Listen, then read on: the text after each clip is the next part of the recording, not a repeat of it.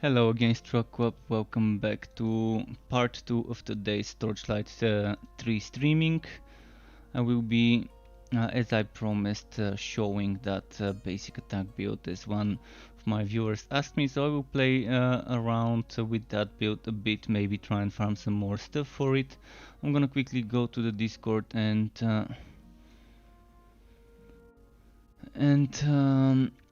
then just notify the channel, the Torchlight channel, that I'm back online.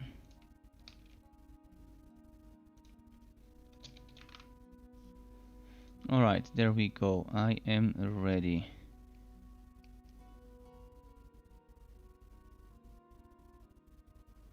So we're good to go.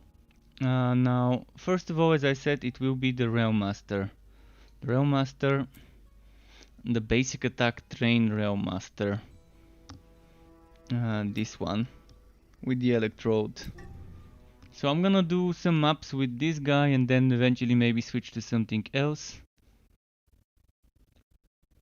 We'll see what's going on.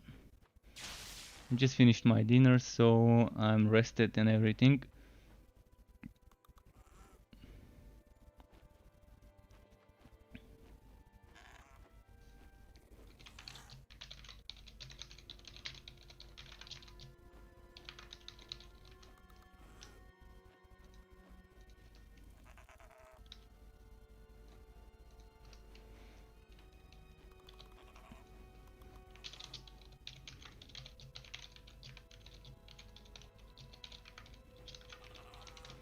Okay, let's see now.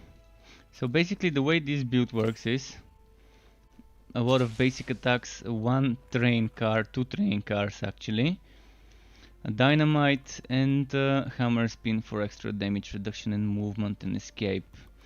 We're getting this maxed out, this one maxed out, this one for more basic attack damage.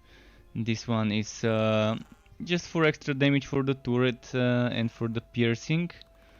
That one's just for cooldowns, this one's just for attack speed for those cars. And this one's for the damage reduction, the relic active skill damage, which we don't use. A relic active skill here. And just for mobility. This one's for endurance recharge, this one's for extra damage to stun binded SWOT. And this one vulnerability and damage reduction and just a stronger version of the skill. That's how that one works. Let me quickly check if I've got maps. I've got one map. Maybe we should run this map now. And after that get some more from the fort. Or actually I can collect some rewards. I've got some uncollected rewards, so I might as well just collect some maps and leave the ones in my stash there for when I need them. So just checking if all my overlays are running. This one's here, this one's here, this one's here. Alright, good to go. Alright, train time. You see, I'm running the basic attack on my left click.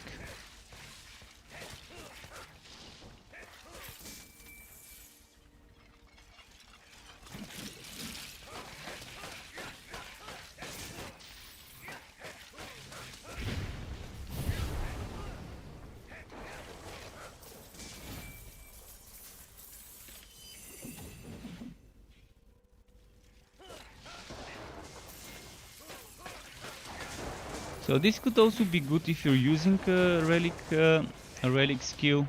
It could also work well if you're using the relic active skill, but I like it the way it is right now. It's fun and I really wanna check the most I can squeeze from this build when I get all the items I want.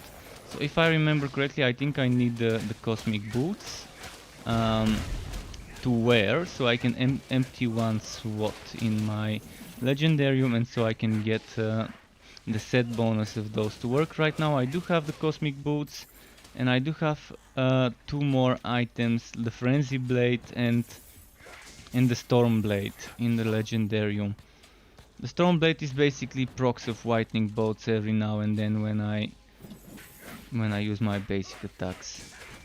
and it stacks with the other procs of whitening from the relic.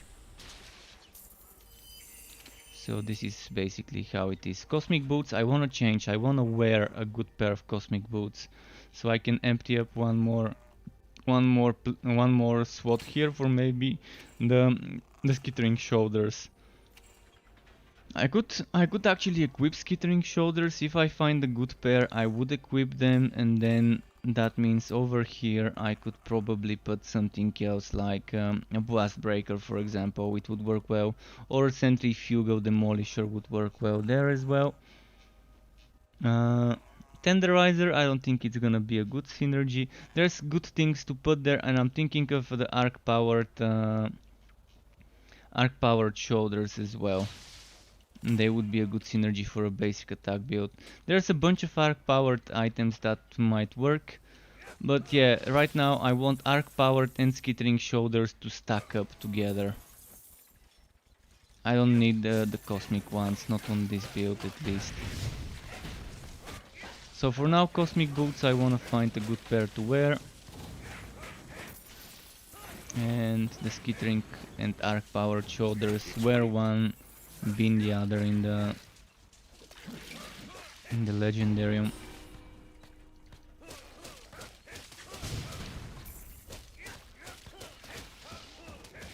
So if I do get the cosmic boots to wear, that means I'm gonna be doing that extra weapon damage, 400 weapon damage, much more often. Because right now I have to wait for 10 charges, 10 basic attacks before I can unleash it. But if I do get the boots, that's gonna be after 5 charges only. Right now my 11th attack, every 11th attack benefits from that extra damage. But if I get it, it would be every 6th attack. And it's definitely a fun build for those who wanna have a train, but also a little bit of boom time with the dynamite, and definitely works well. I just gotta figure out a source of swowing, blinding and stunning. This one does help with the blinding, but ideally you would have a weapon that swows, or an offhand that swows, because it's much higher chance to swow compared to the chance to blind and chance to stun.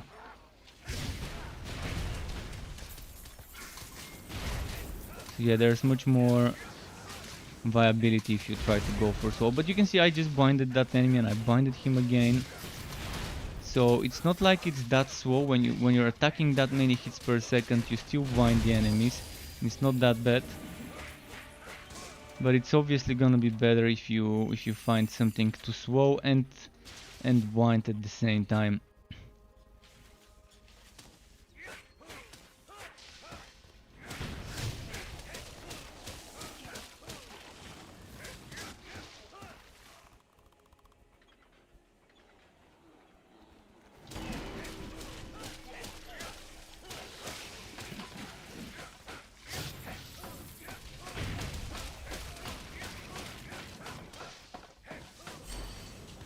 And yeah, people have been asking me for auto attack stuff.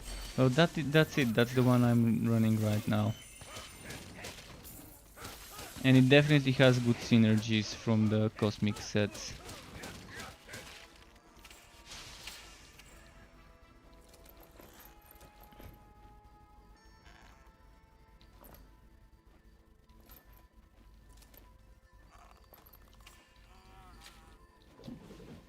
There's a lot more you can get for the build though, a lot more synergized items.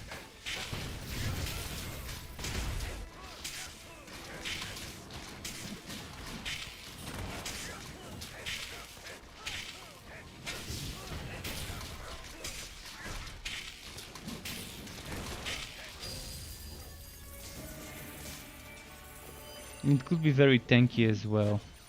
It could be very tanky if you do the rotations right for shield car and hammer spin. You can be very tanky.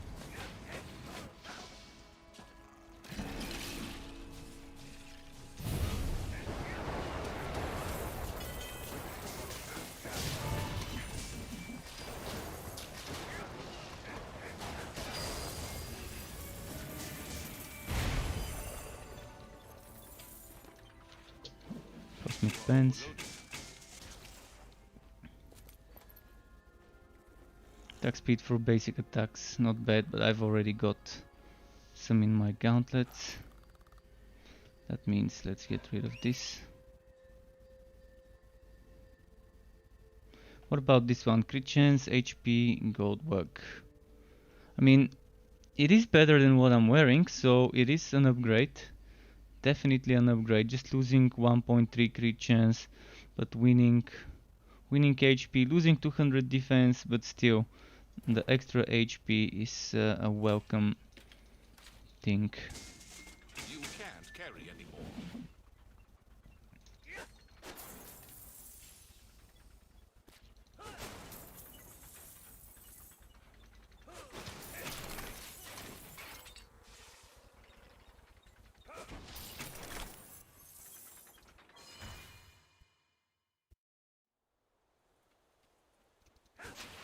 Okay. Is there a boss there? Did we get lucky to get a boss spawn, or would it be another spawnless? Never mind, it's not a spawnless map, thankfully.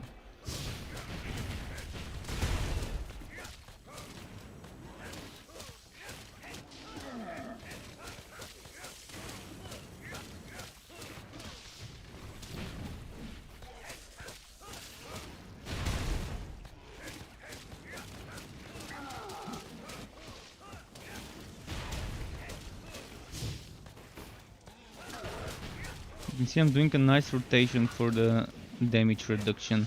With hammer spin and then with shield car, you can do that nice rotation for the damage reduction, and I'm kind of face tanking it. So you only need one at the same time. You either need hammer spin or shield car. So you can use shield car, then when it's over you can use hammer spin, then another hammer spin, and if you have centrifugal demolisher, that's actually one extra charge for it. Your pack is full. 4 seconds on the pad. Let's wait. Let's give it some time to finish his shopping. There we go. Return.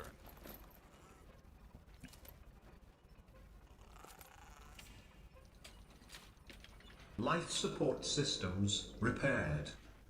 Thank you very much for the Twitch Prime sub, Ice336. Thank you again. Welcome again to the Struck Club.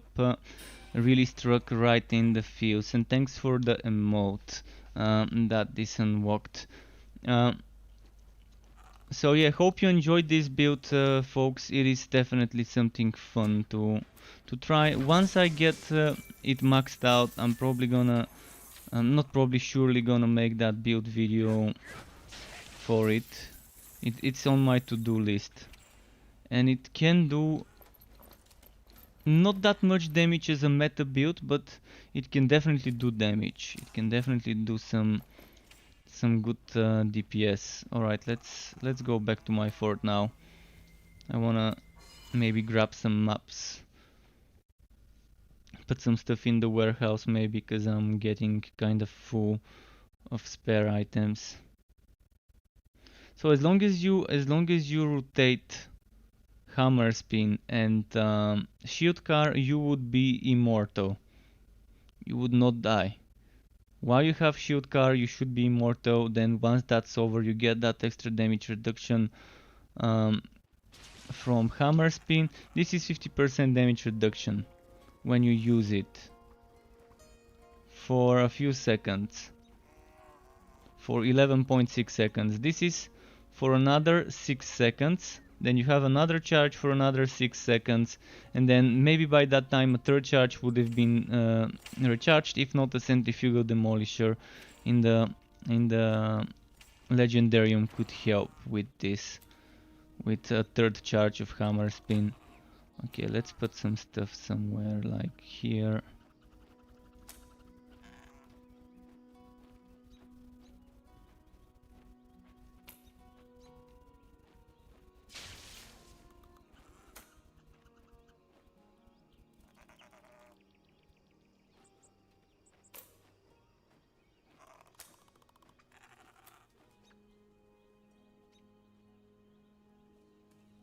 Okay, that's some spare old items.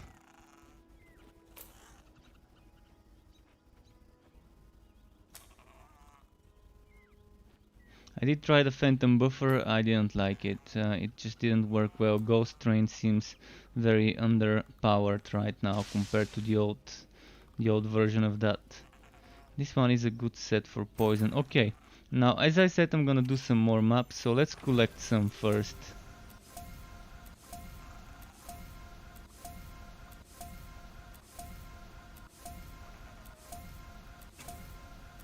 This legendary gear bundle, should I use it? Should I save it for another class? I'm thinking of saving the legendary gear bundle for some other hero that really needs specific things. This one needs mostly armor and armor drops. Armor drops more than the other stuff, so that's why I'm thinking this legendary gear bundle should go into the storage and maybe use it with the sharpshooter. So we're gonna do the yellow maps first.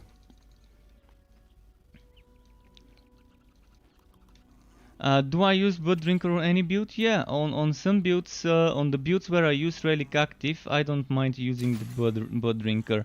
So on Forged, I don't mind using it, for example, on my builds. In general, on any build where I'm using the Relic Active, the Blood Drinker could go well. If I'm using the Relic Active, it could go well. My suggestion is, if you want to be using the Blood Drinker, use it on a Forged. On a Forged you can get 630 damage. 630% weapon damage on a Forged with the Blood Drinker. This is the most damage you can get on any hero with any relic skill. And Forged is the only one that has 2 times 20% bonus damage to relic active skill. So definitely use it on a Forged. Either on a Spin to Win Forged, although for that one I would strongly suggest a Shock, or on another Forged build. On a ranged Forged it also goes very well, because it has a little bit of range. So the Blood Drinker is amazing for such builds on the Forged. You just need 6 points or 6 levels, it could be 4 points as well. You need 6 levels in Fracking Strike, and then you need 6 levels in Ramming Robot. Once you get those, you get the max damage you can squeeze out of that relic skill.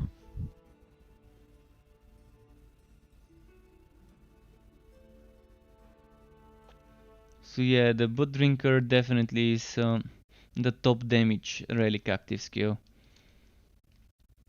And it has the shortest cooldown for relic activation, which means if you want to be using this cooldown, relic cooldown stat on some of your items, and then you want to be using that crit chance while the Blood Drinker is active, it can go very well.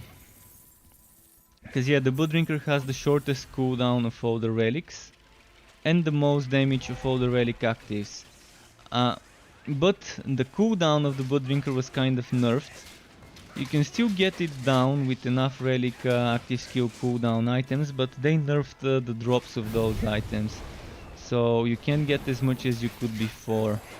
At least not from legendary items. In fact, I haven't seen a single legendary item drop with relic active skill cooldown. But again, relics are getting reworked. I can't give you more details how, but they're getting a huge rework most likely. It has not been confirmed yet, but I'm kind of 99% sure it will be happening. And by the way the things and the feedback they're receiving is going, for those it would be happening. There's some things that they're still tweaking regarding those relics, but I'm kind of pretty sure that the big update, the big change for those would be happening. And I'm pretty sure a lot of you guys would really enjoy it, what they have in mind for the relics. And they're kind of making them be better, be more than what they are, in a way. Be more than just a relic. Because right now they might feel a bit underwhelming, only having a bunch of passives that are mostly procs, and just one active skill and one activation. So they're just gonna be making something without me revealing too much, just a different relic mechanic, let's say. Just a teaser there. Just a teaser.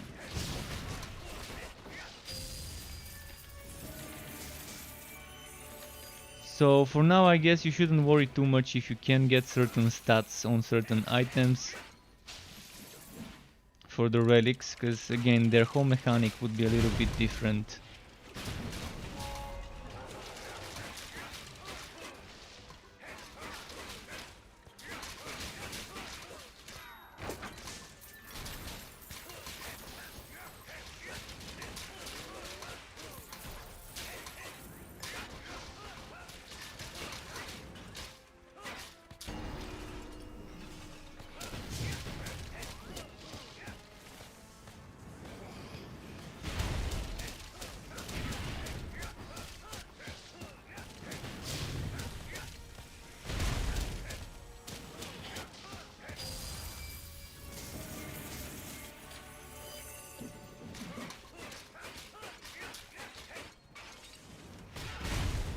Okay. Are we going the right way?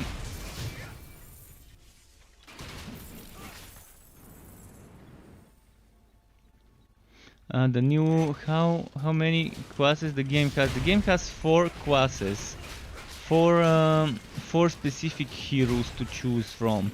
It has this one that I'm playing, which is called the Rail Master. It has Dusk Mage, which is your typical mage nuker kind of class. It has a Forged, which is kind of like a robot that has a cannon as a secondary type of damage, not just weapon damage but a cannon damage skills as well. And then it also has a Sharpshooter, which is your ranger kind of with bow based skills, but she doesn't have to be using bow to use her bow skills. She can be using a staff, a great sword, a one-handed weapon. The skills are bow based, but she doesn't need to be wearing a bow, which is pretty nice honestly, if you think about it.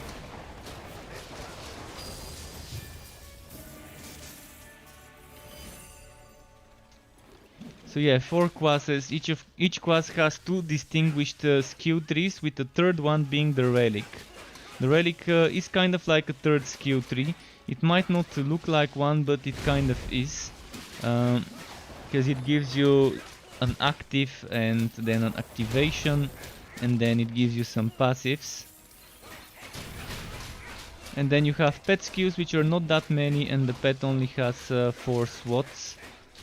But yeah, there are some combos you can make for every class based on your items, your legendarium, which is like a place where you can extract the powers of legendary items and use them without wearing that item, without having the item equipped, but still obtaining the power of that item.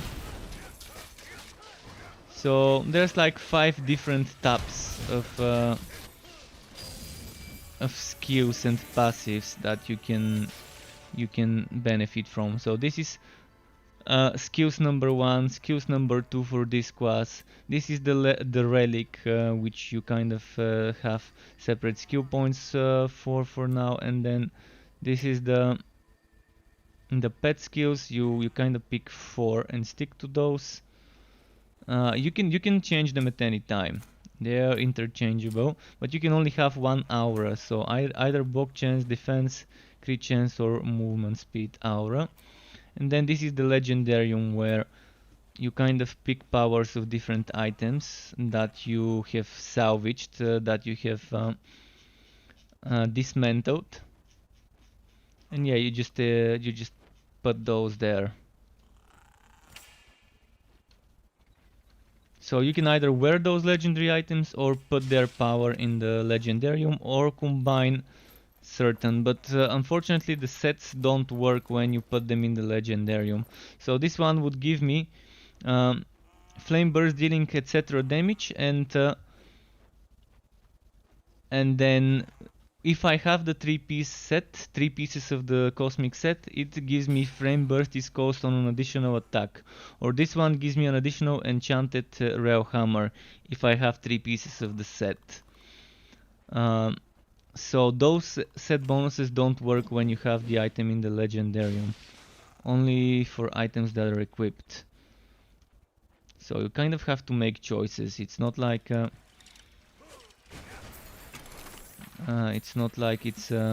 completely synergized yet. I'm hoping they would make it so that the legendarium still procs set bonuses, but I doubt they would make this change.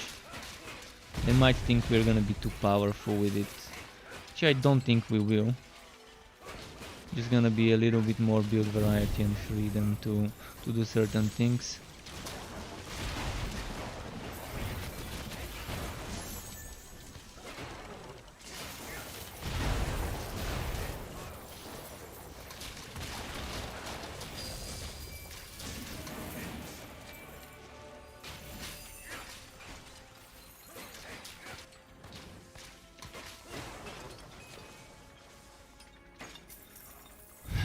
Tanky stuff, definitely tanky auto attack stuff happening, but you really need to rotate your skills well to survive.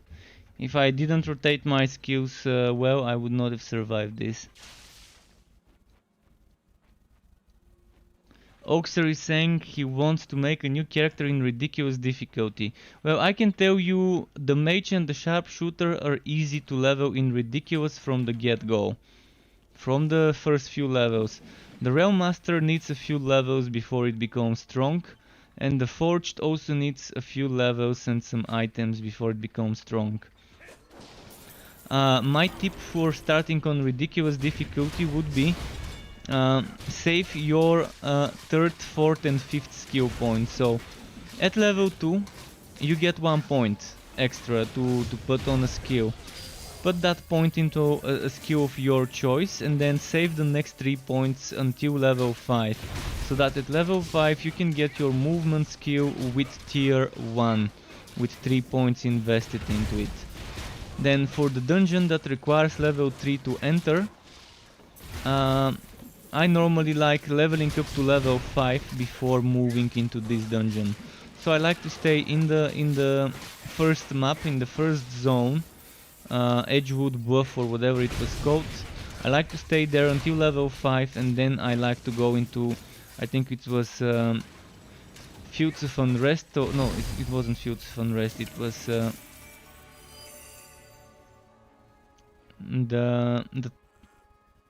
Den of Upheaval. So you complete Hero's Rest and then you start leveling up to level 5 and then at level 5 you go into the Den of Upheaval or Upheaval, not sure how to pronounce it properly. I guess it depends on the country pronunciation. But yeah, you go into that Den at level 5. This is my suggestion for ridiculous. Just kill enemies outside, get level 5, on level 5 spend points into your movement skill, which would be Shadow Step for Mage, Ghost Visage for the Sharpshooter, Ramming Robot for the Forged, and Hammer Spin for this guy. So save the 3 points, the level 3, level 4 and level 5 points. And at level 5 just get 3 points into the movement skill. I think this really helps when I do ridiculous playthroughs. After that it's just getting stuff for more damage and so on. What build is more powerful? In any case you would still need to go for specific mixture, but let's say Holy Bolt and eventually Absolver. So you would want at level 2 Dark Spears. Your level 2 skill point must go into Dark Spears. And you would have Holy Bolt and Dark Spears. Then at level 5 you get 3 points into Shadow Step. And then next... I need to see the skill tree, but I think next you might wanna get 3 points into Holy Bolt. Until level 8. And then save some points for level 10. So at level 10 you can probably... I need to check the mage skill tree, just a second. Mage skill tree, mage skill tree. So at level 10 you probably can go get Spirit Well, or you can get Luminous Run if you want more mobility, or you can start saving points for Absolver. Absolver is pretty solid. I mean, Radiant Blast is not bad either, but I don't know how much it would help you at the early levels. It probably would be pretty strong for the early levels, if you have some damage over time on your items. But yeah, I'd say after level 5 and 3 points into Shadow Step, just get Holy Bolt to have 3 points inside, and then maybe get Holy Bolt actually to level 6 and stick to Holy Bolt until you unlock Absolver. So after Holy Bolt is 6 points, start saving points for Absolver. And at level... maybe you can get Damnation or Spirit Well with just 1 point. It won't be a bad thing to do. And I think if you have problems with mana regeneration, rush Shadow Step tier 2. If you have points with the mana problems with the mana again, just get level 6 Shadow Step, and that should be fine as your first few steps into ridiculous. But if you look at my piercing light build, this would be a very good setup for ridiculous as a starter setup for a mage. You would really need gauntlets. I would suggest when you have money, like save up money and then go to the gambler and keep gambling for gauntlets. You want the celestial gauntlets as soon as you can. This is your most important damage source on the mage. You would want skittering shoulders for the shoulders, but you would want boots and gauntlets from the celestial set. And one more celestial item of your choice. It could be legs, it could be helmet, it could be chest. But first start gambling for gauntlets. When you're done with the celestial gauntlets, even if it's like super low level, use them until you find better. And then get celestial boots as well from gambling. And no worries, I'm always happy to help you folks with some hints and tips on how to optimize certain things. But yeah, save up like 4, 5, 6,000, go to the gambler, get gauntlets. Do that again, go to the gambler, get gauntlets. Alright, now this is a bug, there's no boss again. I'm gonna have to go to character selection. And the new regarding Torchlight 3 or Grim Dawn. Right now, I prefer right now Torchlight 3 because I've played a lot of Grim Dawn and I'm getting a little bored from playing it. But Grim Dawn has mods. Grim Dawn has a lot of mods and it can keep you busy. It can keep you busy. There's a lot of stuff to do in Grim Dawn. So yeah. Right now I probably enjoy Torchlight 3 more, just because it's a little bit more simple of a game, yet it still has a lot of depth and customization when you wanna make a build and just synergize certain things.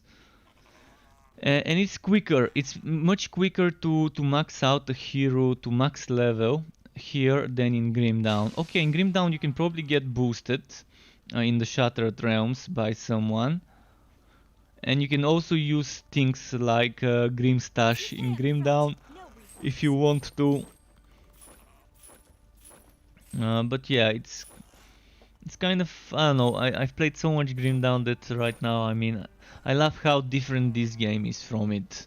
And not just from Grim Dawn, from all other types of games like that out there, all other isometric hack and slash games. It just so much different right now.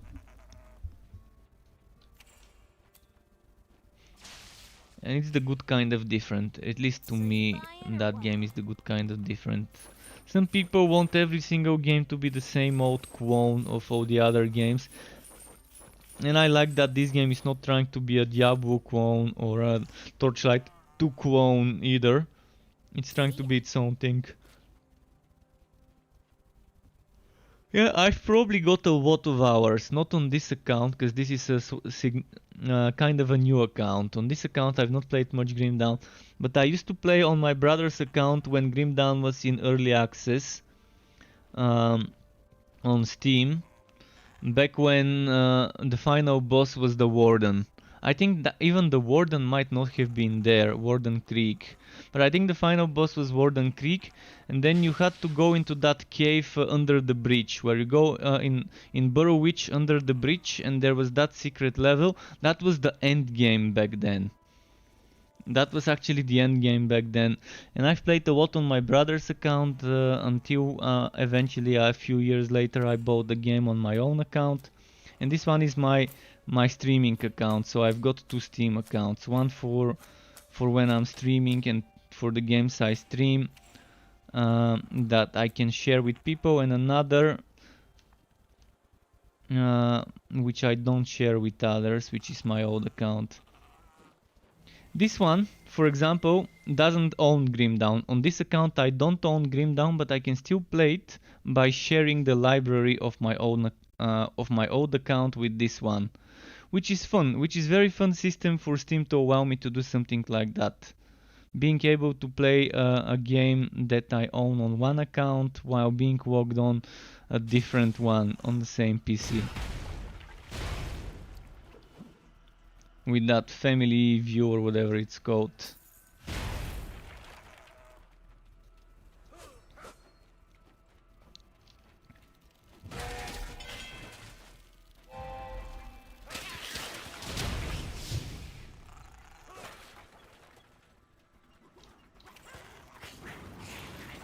This one was my poison armor, if I remember well.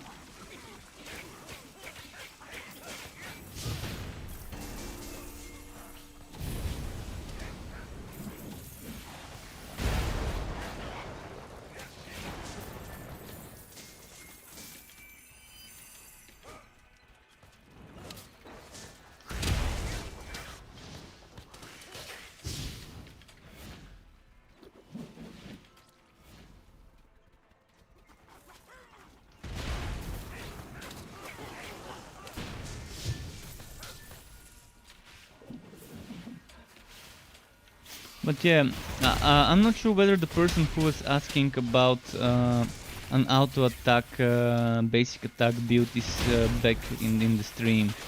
If he or she is here, this is the build I was talking about. I'm gonna play it a little bit more, a few more maps, and then I'm gonna switch to something else.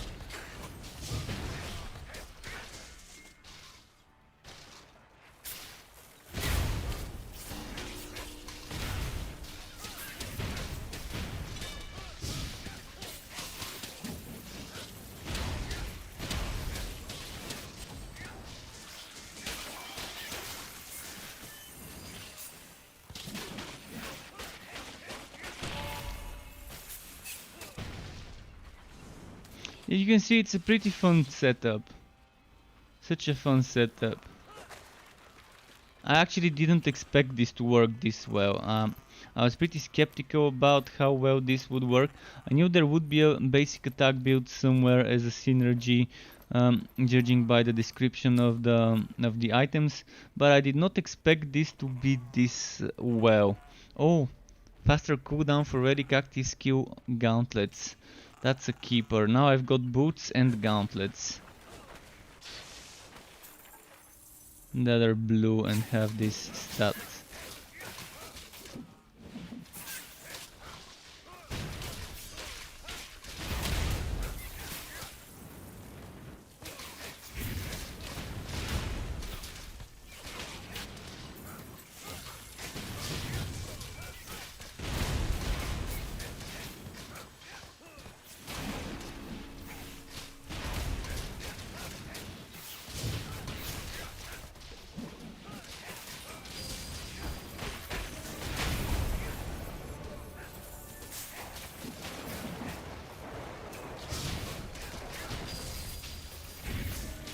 Snaku stick.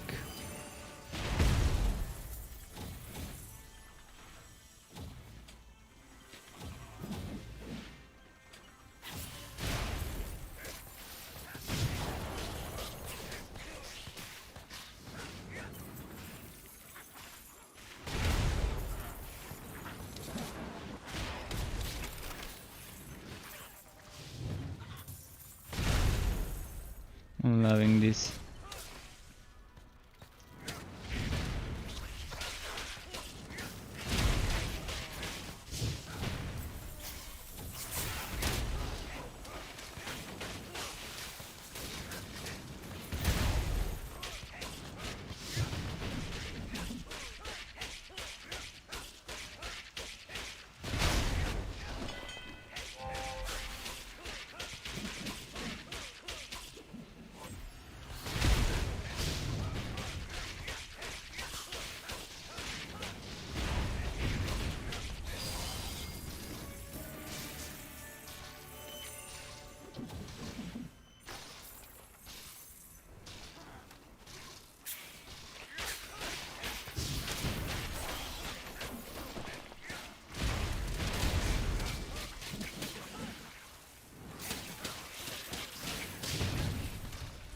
Look at the damage.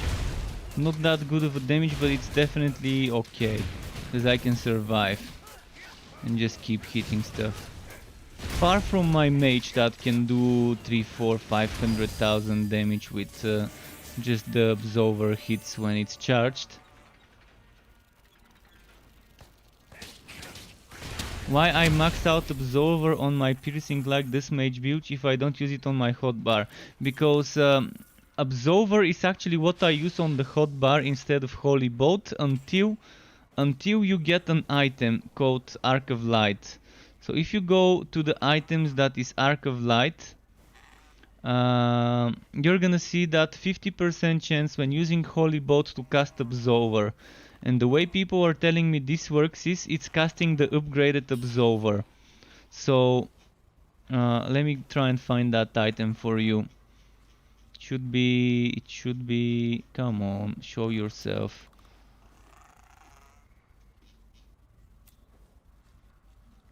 Arc of Light, Arc of Light, Arc of Light. This one, cast Holy Bolt, 50% chance to cast Absolver.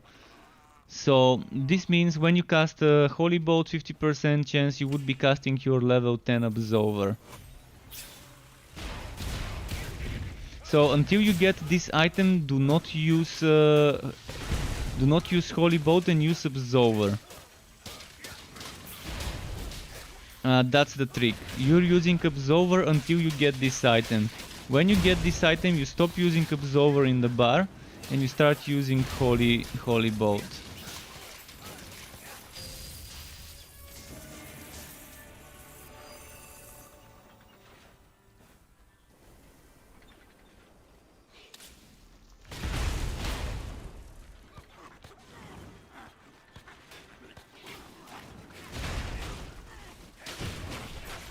And Hixie is gonna level up, gear up the sharpshooter and forged.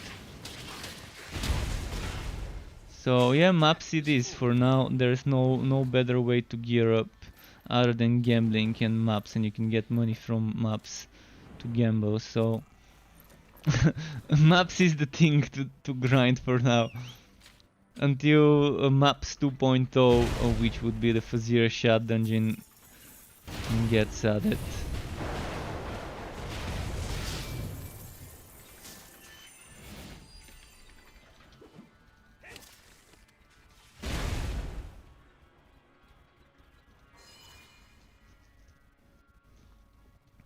I'm not a fan of how long it takes from here to reach the boss. It just seems like unnecessarily serpentine kind of route. Oh, I just lost my bonus damage.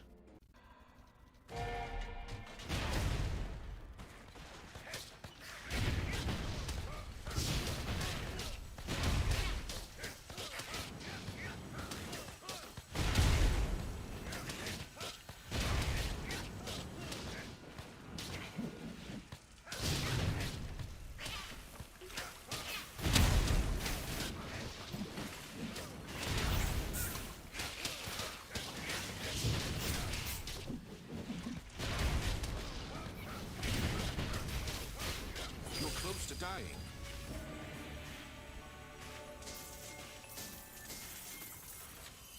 You can't carry anymore.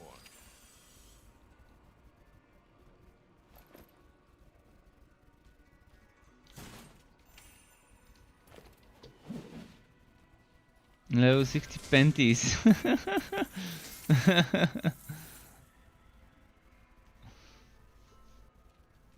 Nice, nice. Skittering boots. Should I use this? I guess not yet. Anything fun drop here? 15 seconds for my pets. In the meantime, let's check what dropped. What about this? Nothing too fancy. I'm gonna switch to this one because the next would be a goblin map, I think. You are overburdened.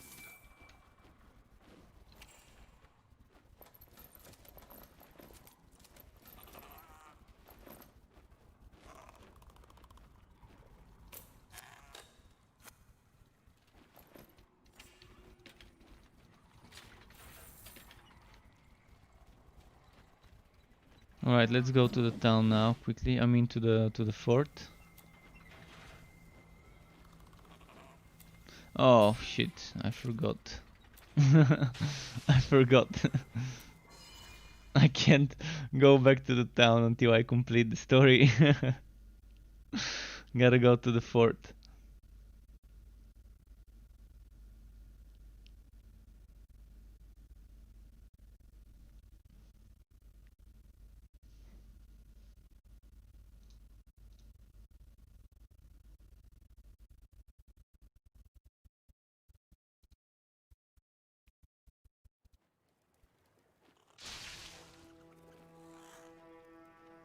So okay, back here, back here.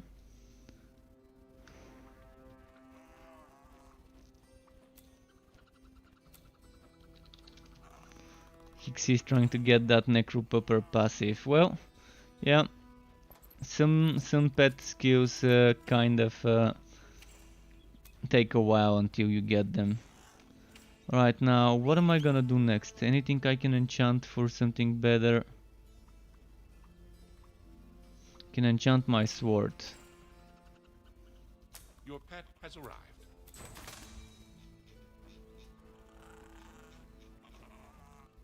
Was there a chance to swow somewhere? Chance to swow. Can I find chance to swow somewhere? Chance to swow, chance to swow. There is no chance to swow here. Well, I can just do that. Critical chance versus swowed targets. Wow, that's an interesting one, but no. No. Enchant. No. Enchant. Come on, this is just trolling me. This is just trolling me. Look at the bed rows. Come on, game. Stop trolling me. From 1, 2, 3, 4, 5, 6 things, I just can't get this shit to drop. Come on. See, I'm now running out of gold. It just can't give me fucking damage. It didn't give me damage. At least it gave me one. On one of the slots it gave me damage. So it's not that bad, but the game just doesn't want to give me that double poison damage roll. It would have been kind of a super strong one-handed weapon with double poison, because it would have been 6,500 damage there. Anyways, let's see what we're doing now. I said the goblin map, right? Goblin map. There we go, goblin map.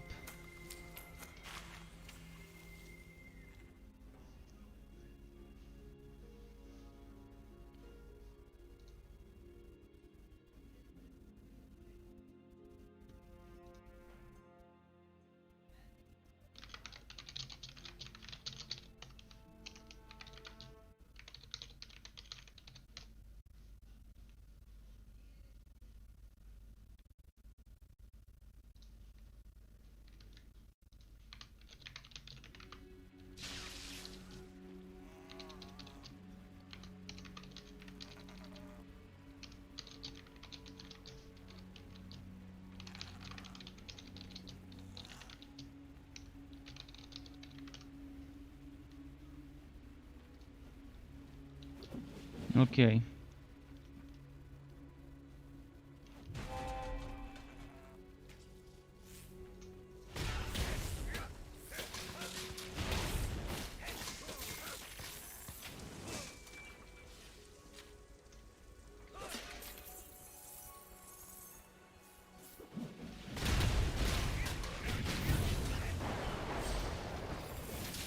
I'm gonna quickly write on the Discord to the person who... There's someone on my Discord who was asking about a similar build, so I wanna tell him to know that I'm playing this build.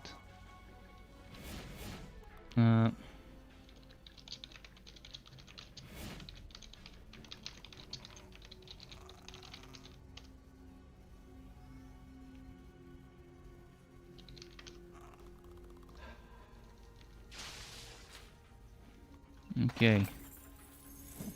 Let's keep going.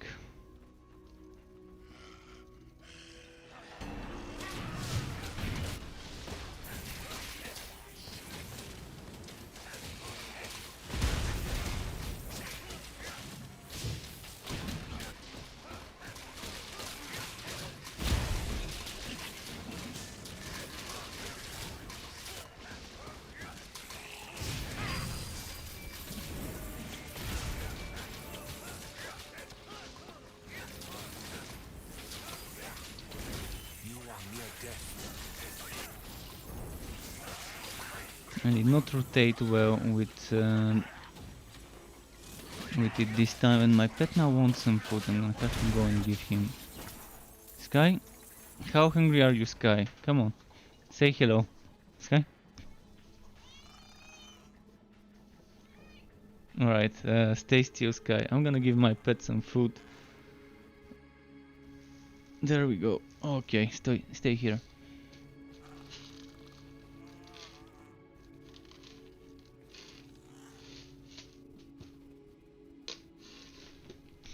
Sorry for that, but if I didn't give him food now, he would keep bugging me.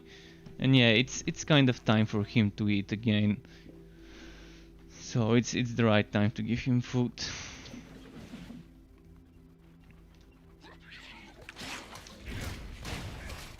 Kitty's gotta eat.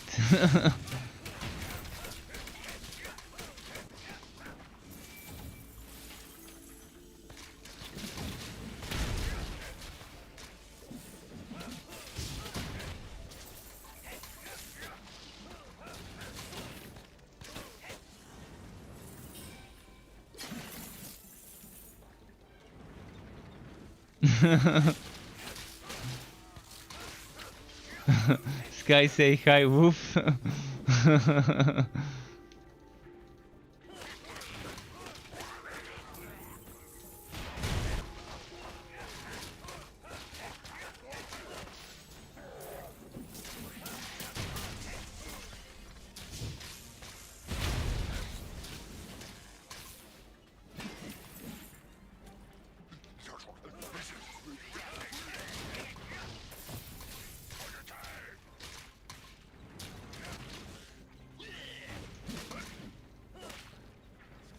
Okay. Let's get this. Oh, I forgot to restart my PC earlier when my antivirus updated. Well, I'm gonna have to do it later.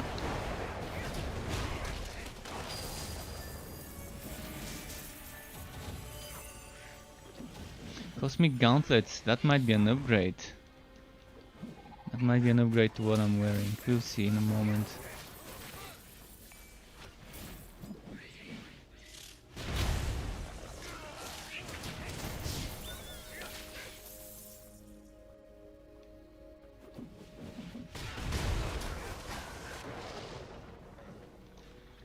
Okay, the relic ended, let's check.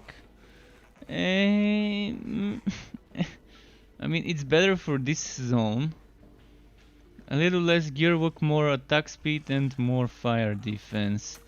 So I mean, I could just rotate. When I'm doing fire I can use this one.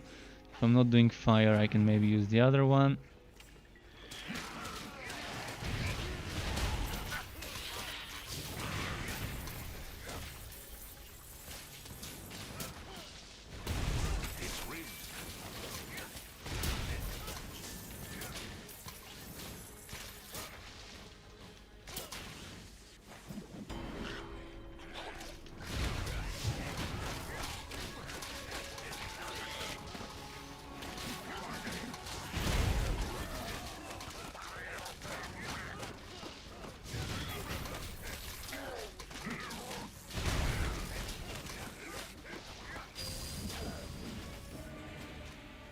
Anything I missed? I don't think so.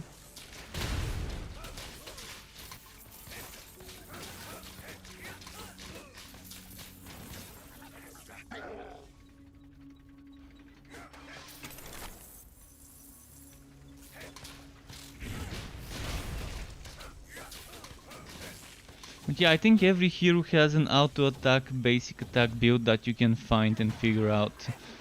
If you follow the signs, if you follow the synergies in different skills and tier 2 bonuses and items. You're definitely gonna be using things like Stormblade and Frenzy's Blade though. Those two are kind of a given for a basic attack build. It would be kind of, I don't know, it won't make sense not to use those two items. Even if it's just in the Legendarium. So I can open up a slot in my Legendarium as soon as I find good boots, good cosmic boots. And then that's one more socket for the Legendarium where I can probably put Skittering Shoulders. Unless I find Skittering Shoulders. I want ideally, as I said, Skittering and Arc powered shoulders. The Arc shoulders for extra damage when I activate the relic. The Skittering for that extra damage reduction, for even more tankiness and survivability. Even though right now they're not really needed that much. What am I missing? Silky webbing again? Really? Really? This map, every time I do it, there's not enough silky webbing. Oh boy.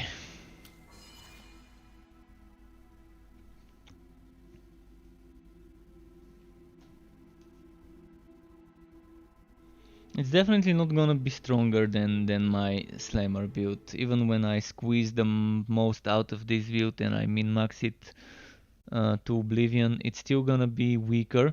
But it's a fun setup. If you want auto attack, that's probably the best synergy you can get for this hero.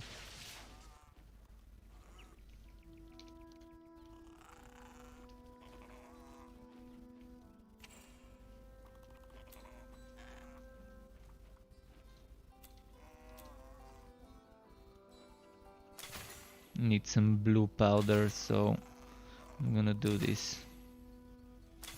Anything in the pet? Okay. No stuff in the pet.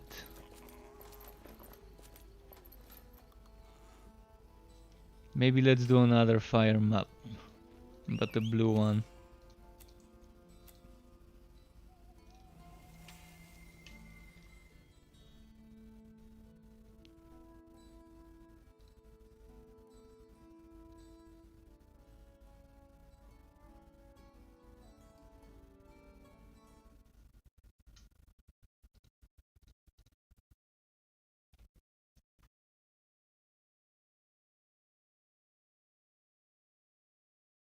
Come on, load up. There we go.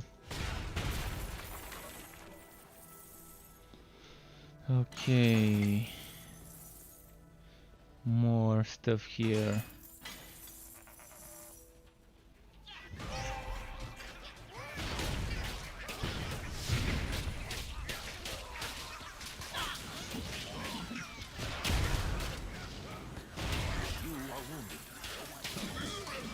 Okay, this fire is a little bit too much when I'm not stacking all the damage reduction.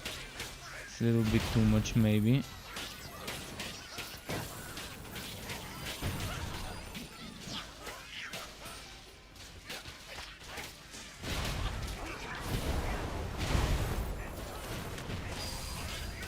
Train?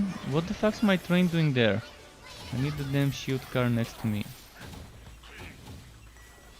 See, the train sometimes gets brain dead as well.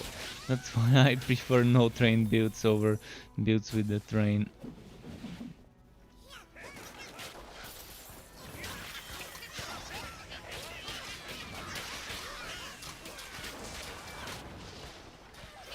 I would much rather have the train be a spirit train, like the ghost train. Just a smaller version, every car being a spirit car. and it being like a pet that follows you around, similar to the other summons and pets. It would have been so much better if it was like that. Instead of having to lay those tracks and have that track laying skill toggle on off.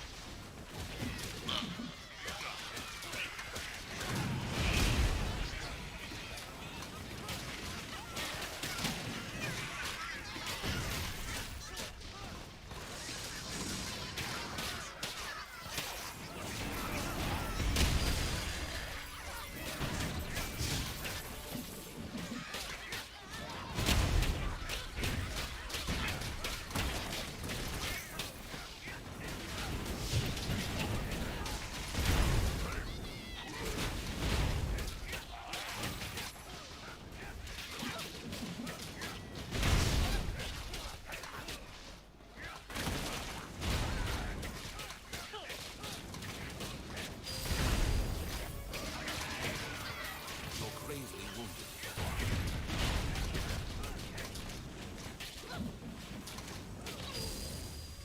Okay.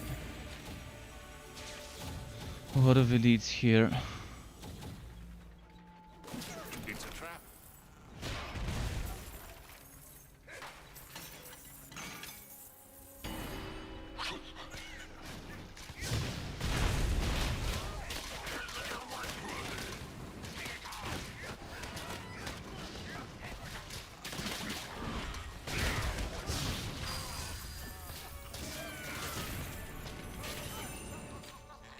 Okay, let's keep moving.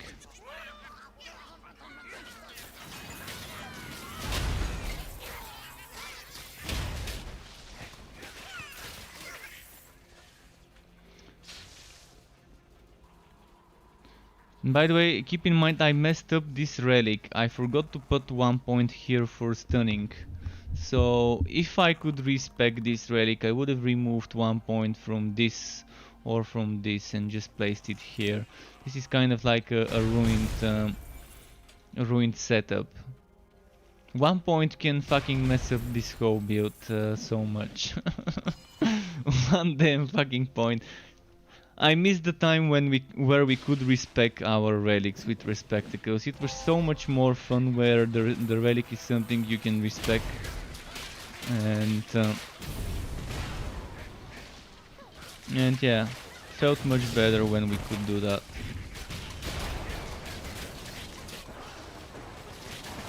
Cause now I have to level up a new relic just for one stupid point that I forgot to spend with the final. With the final 1 point, with the level 50 point.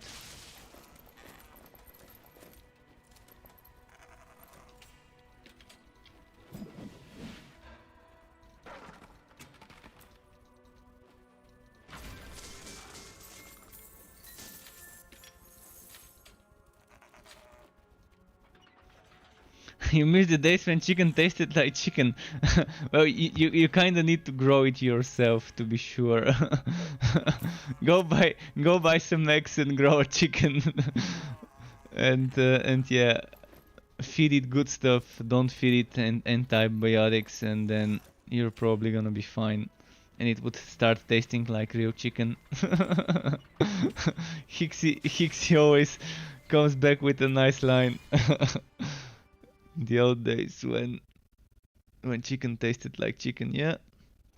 Those were good days. That's what I like about in my country, when you go to like a small village where some of the old grandmas kind of grow their own chicken and stuff in their backyards. You can get some nice, tasty, succulent chicken.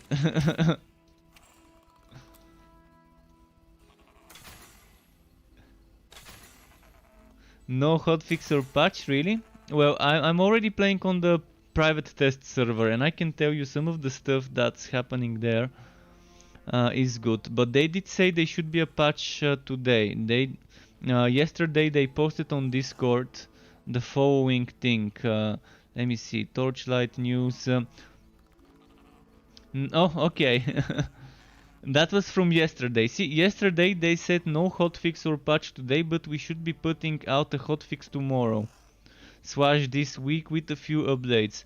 More info about the big upcoming updates coming later this week. So basically, either today or later this week there should be a hotfix. And also a post about more info regarding the big updates that are coming. I know about those updates, I'm not gonna tell you, but believe me, they definitely are big.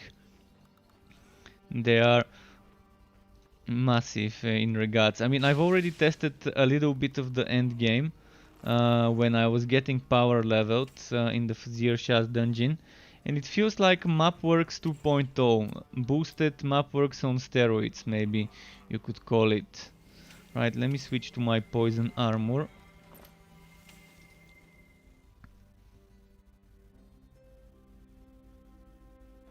But today no hotfix or patch is a bit too early to say.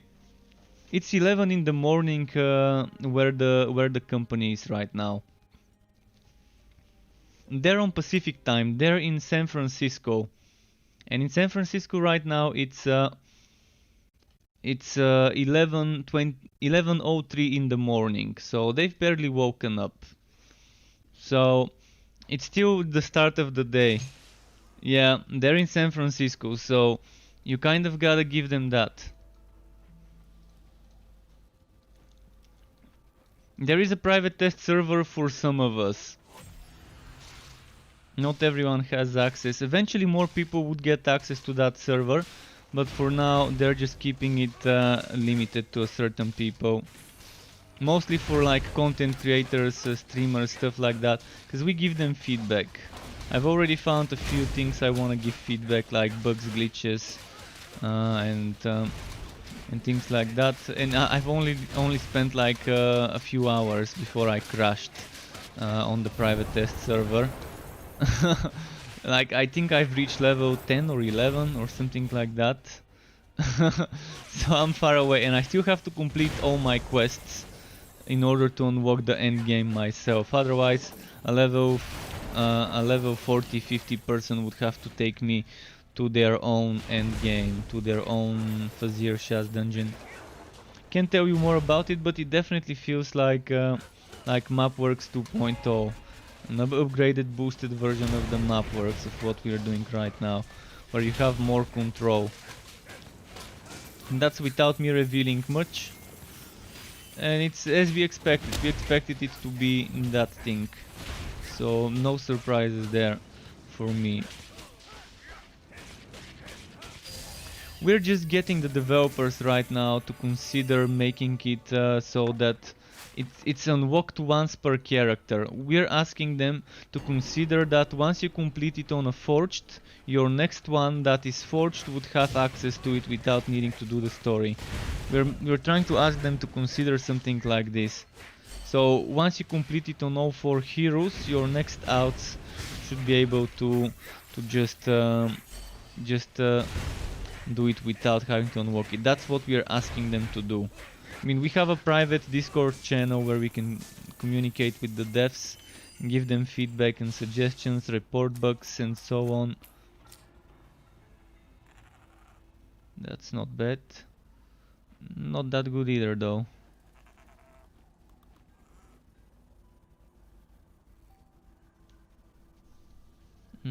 That's pretty solid.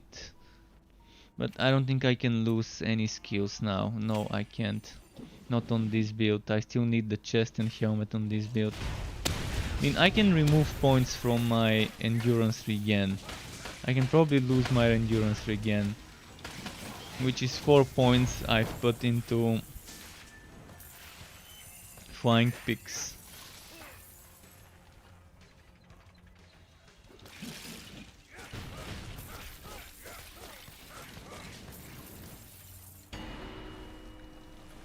Marauder says hi Struck, hi Marauder, welcome back Marauder.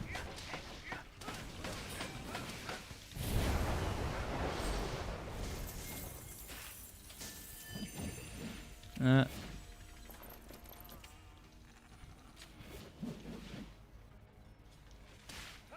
see this and this and this.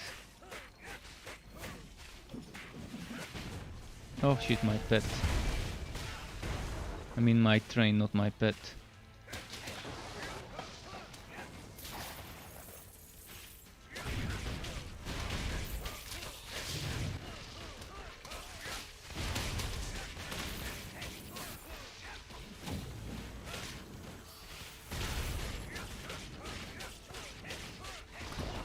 First place, server stability and rubber banding solution. Yeah, I guess that's super important. Super important to fix right now. But I guess it depends on how deeply rooted that server connectivity problem is. How much they would need to change their netcode. Pretty sure they need to change something, and not just one thing, maybe many things. But definitely hoping that they would improve this soon. And I do agree with your priorities. Content should be second place, and then balancing third place. Balancing can always be done eventually, but I think it's different people who are working on all of those things. Different people are working on server stability. Different people are working on content, and different people are working on the balancing. So I guess those can still have the same priority because they're different teams. At least that's how I see it. And didn't see what just happened. Just a moment, one of my overlays was missing. Thank you, JH Iana. Thank you very much, Gianna, for the follow on Twitch. Welcome to the Struck Club. Hope I pronounced it well. If I mispronounced it, apologies.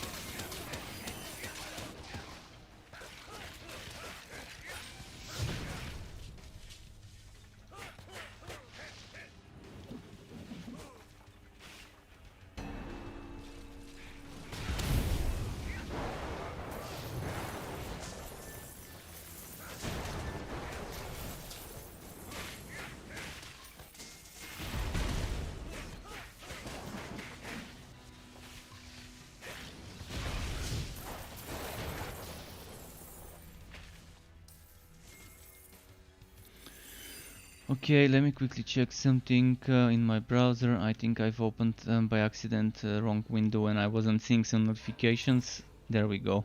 Now, the pet needs a few more seconds. Just gonna skip this wood here and just keep moving.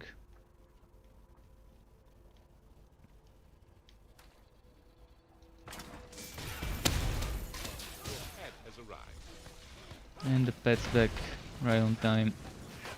Before the boss fight, or is that? Yeah, that's before the boss fight.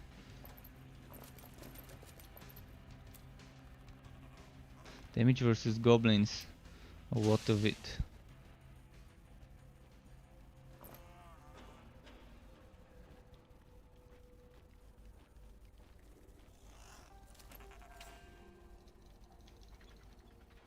Oh, I mean, look man, there's 35 people in the team. 35 developers, a little more than 35 people in the team. So they're doing what they can do. You mean there's so much they can do in so little time. A small team of like 35 people with few things being outsourced. They are outsourcing every now and then certain things. I'm assuming when it comes to art maybe, or certain other things, I'm not sure. Maybe prop creation, whatever.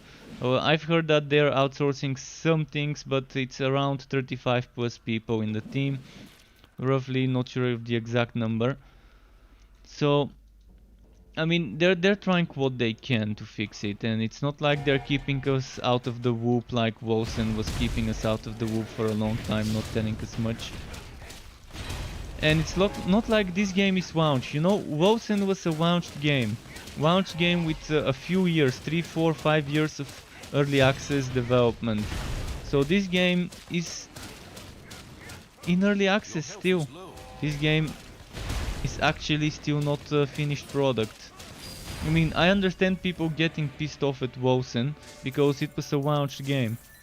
that was supposedly in its final product, the ready product, the thing that people can buy at the supermarket. And not something that's still cooking in the kitchen. It was something you are getting served on your table when you go. That's what Wolsen was. Whereas this game, as I like saying many times, is like an unfinished dish that the chef is still cooking.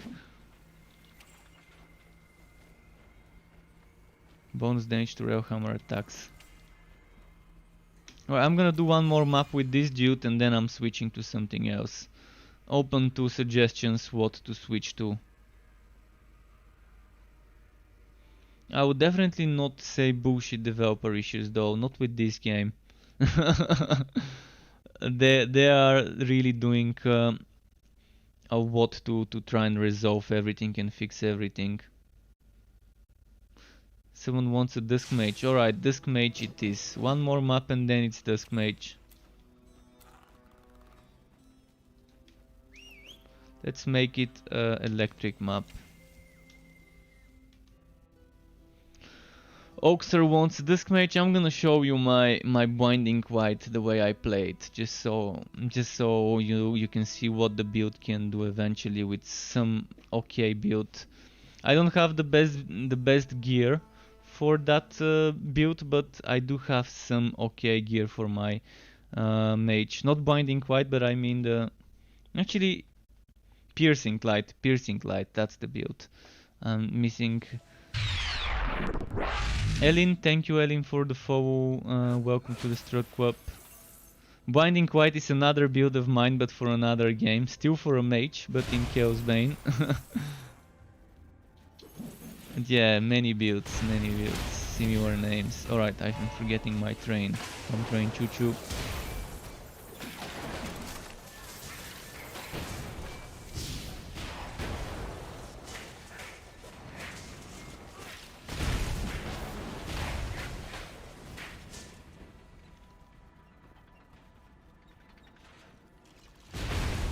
I'm trying to kill as many as I can before my relic runs out. I guess I shouldn't have pulled the trigger this early on that relic activation. Wish I had some more cooldown for it in my setup.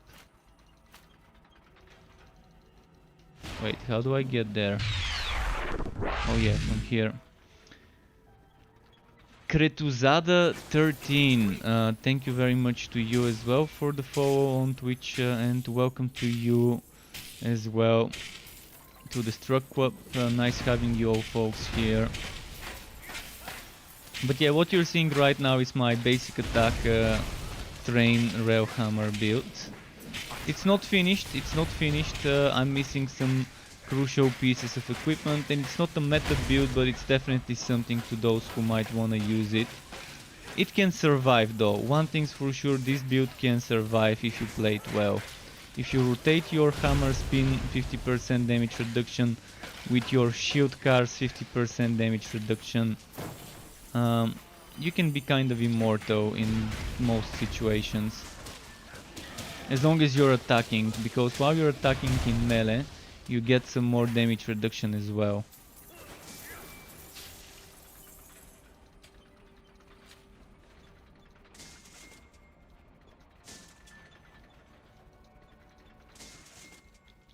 Right, which way? Let's say this way. 30 seconds until I can activate my relic again.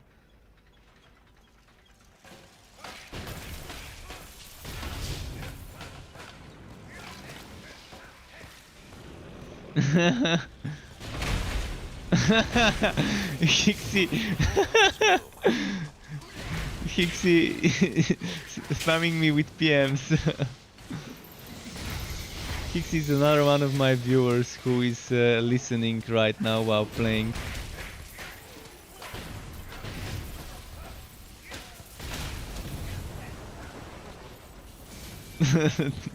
Transforming life since 2019 April in Torchlight. Back then it was Torchlight Frontiers when I started playing it, but yeah, it's been a while, it's been a minute since I started playing this. Let's see this, and let's see this, and let's see this. Right, not much dropped. Where's those elites? Ah shit, my relic activation ended. I wanted to get an elite at least before it ran out.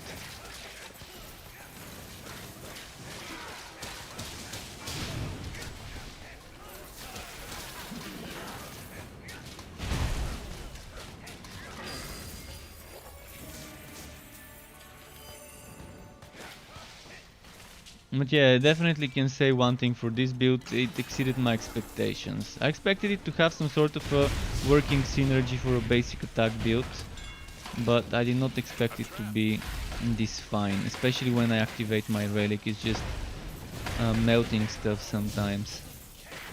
Oh no no, look at how many damage fields are on the ground.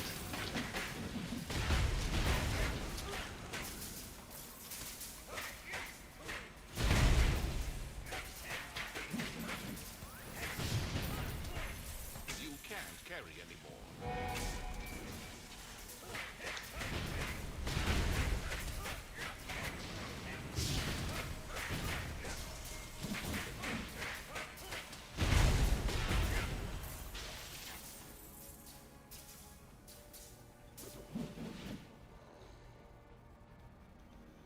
What's here? Boom. Your pack is full. Again? Alright. Need to do a little change here.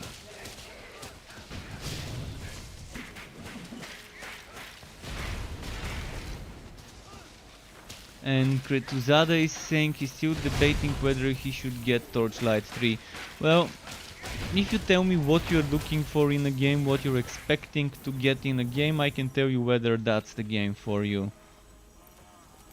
Like, keep in mind, this is early access, and it's early access for a reason. It's not ready yet. There's things that are broken, things that would change, and keep that in mind when considering this game. 4,800, 3,000, 5,500 to... Okay, let's just do something easier this way. 2.7, 27.8, 28.1.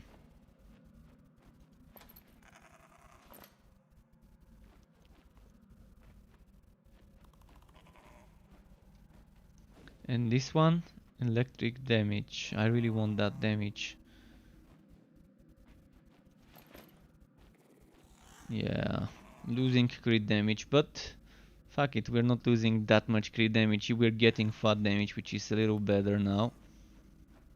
But I'm losing skill levels. This is the biggest problem with that one. Yeah, I can't afford losing those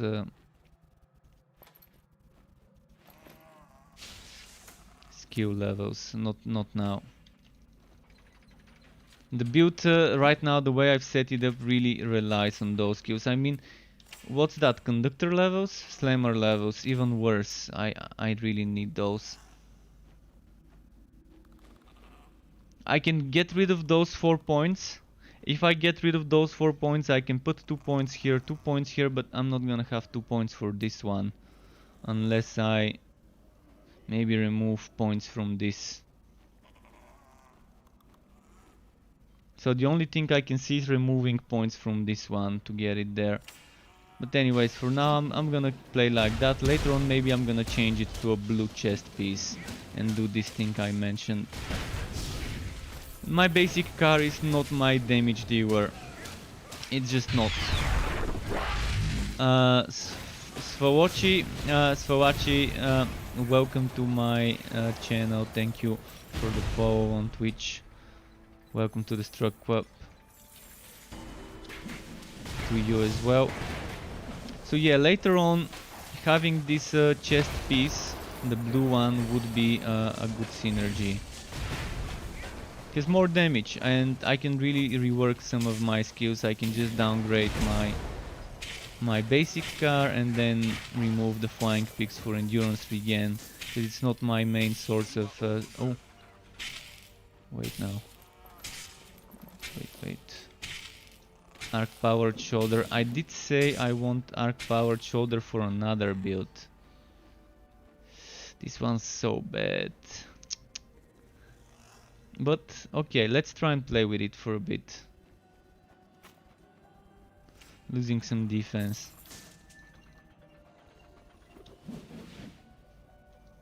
Let me catch up on chat.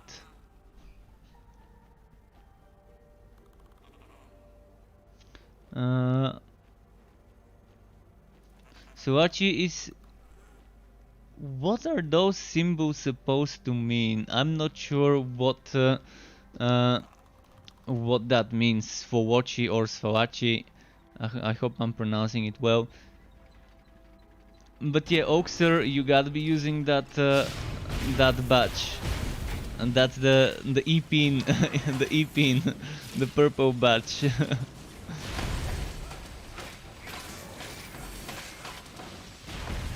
When you start a character, the lowest difficulty you have played on is that badge. So, if ridiculous is the lowest difficulty you've played on, you're gonna be seeing the ridiculous badge. Not really, it's not like it really matters. It's not gonna give you any bonus other than cosmetic bragging rights, and yeah, you can say, look at my badge is amazing, give it a lick. It tastes just like raisins. If anyone knows the song I was quoting here, then you've been through some online stuff back in the day. Used to be very popular song, if you know Look at My Horse. You can look it up on YouTube to see.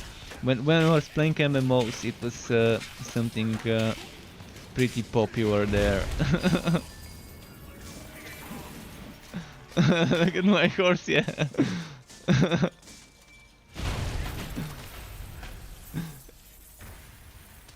I'm gonna fucking find it, you know. I'm gonna out and tap after this fight and link to Look at My Horse.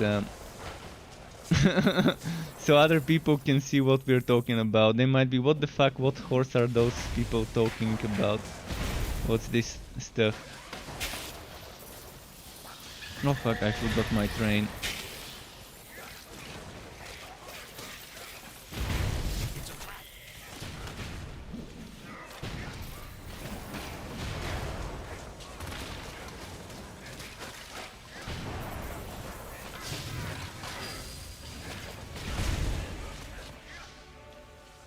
Alright, oh, there's some more.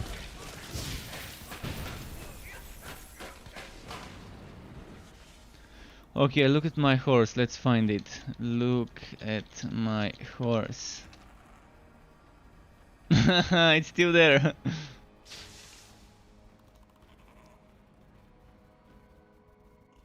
I wanna find the original one from 2009. There we go.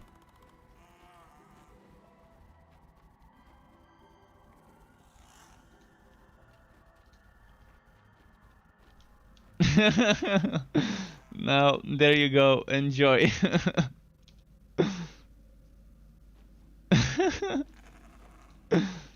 Yeah, to those people who love bragging online about the items they've got, that's the item horror song, or more like the item bragging person song.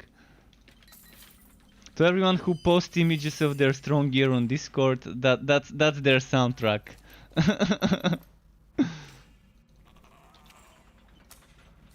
That's everything I hear and think of when someone posts some images on Discord, trying to show me or show everyone else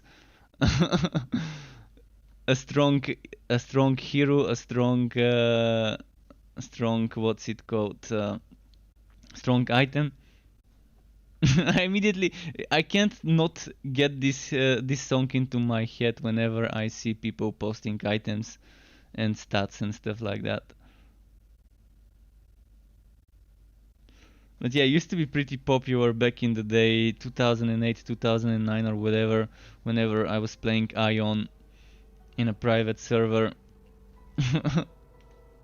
and we used to have a translator for Ion where you would type something and then it would translate it in such a way that if you type it in your chat, the enemy faction would see it. Basically, there was some sort of reverse alphabet or whatever, that if you type something in the chat, the enemy would see some mumbo jumbo stuff. By the way, I need to Alt and F4 the game because that's an infinite loading screen. And the enemy faction would see a mumbo jumbo, and you have to kind of know what to type so that they would read the right stuff.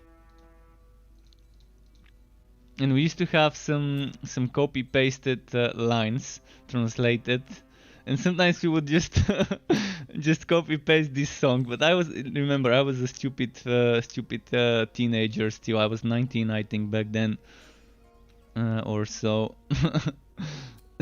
So still wasn't too grown up. We were posting stupid shit like this song lyrics one by one to the enemy faction, trying to word them out. Because when we go rifting, we would be in their zone and trying to like not camp, but walk around certain parts where we would know enemies normally come. And we would be kind of trying to word them in. And since they wouldn't know it's us until they see the names. They actually learn the names. When they see the name, they'll be okay. I know those guys. Those are the enemy faction. Because it wouldn't sound like enemy faction language. By the way, that's that build. Oh no, that's the wrong build. My bad. Wrong build. Oxer, you wanted to see that Absolver build with Absolver, White Spear, Holy Spear, and so on. Right now you're gonna notice I'm using Luminous Run instead of White Spear. That's just when I'm running maps it's a little bit faster to have a second movement skill, but that's it kind of. And I'm using, keep in mind I'm using Frost Blast. Frost Blast is the relic I'm using.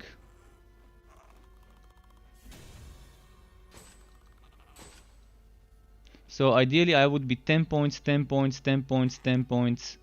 Of course 5 points here before 10 points here. So 10, 5, 10, 10, 10. And then the other 5 points either here or whatever. They're just optional. And that's the relic I do suggest with this build now that they changed Bane. Either this or a Blood Drinker. So let me just start a map like this.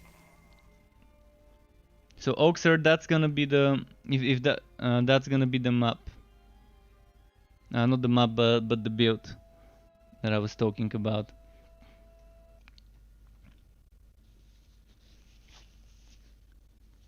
And I said, Struck, I'm stuck looking up builds and I can't decide what I wanna play. Same old story. Well, just pick one. I mean, it doesn't take too long. It's like what, 10-12 hours to completely level up a character until like 50 something, until you finish the story, Act 3. If you do it with story, if you level up with story, not with maps. With maps you can probably do it maybe slightly quicker, depending on how you're doing that rotation. So this build is not that strong at first, but when you build those bars, it becomes super strong. I can hit for like 500,000. And my weapon is not the best weapon you can get, and my items are not the best you can get. But yeah, when you build those buff bars, you can get so strong in regards to the hits you get.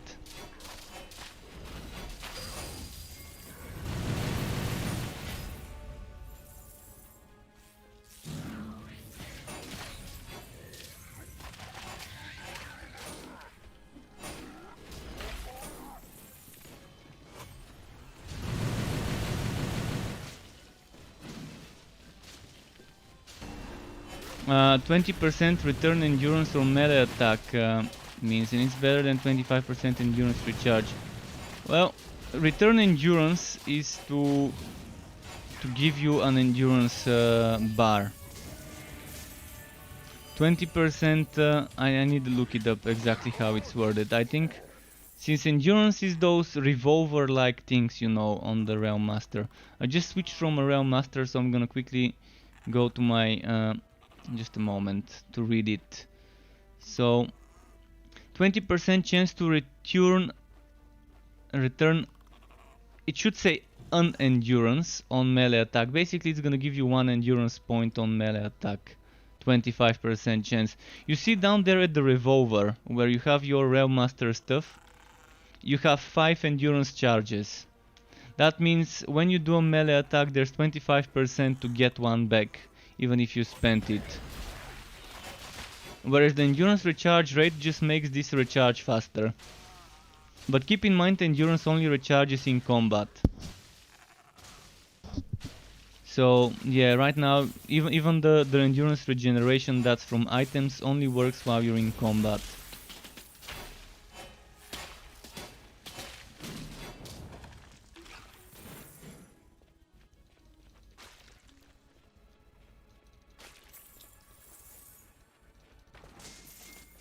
Alright. Boom.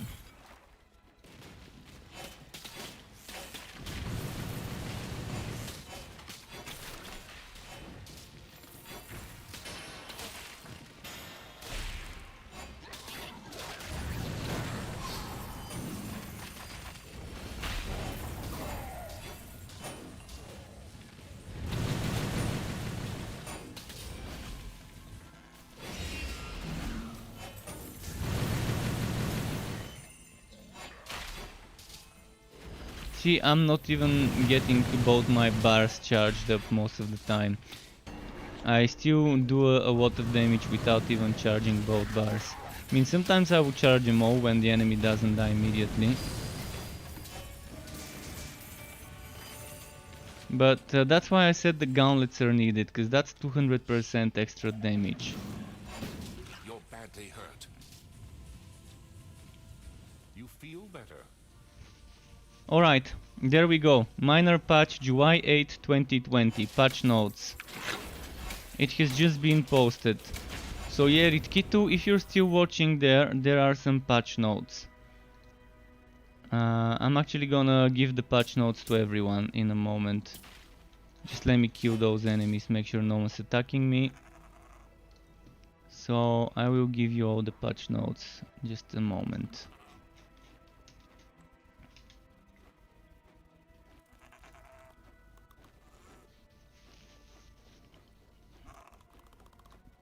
And there we go. Patch notes, link, enter. Feel free to read. A fix for 2 issues, one that should hopefully reduce some rubber banding / lag.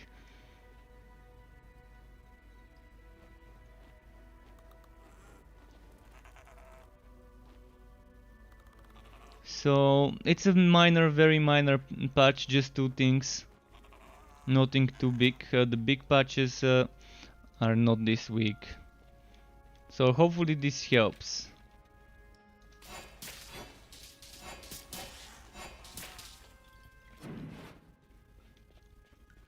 I'm gonna have to exit and update the game, I guess.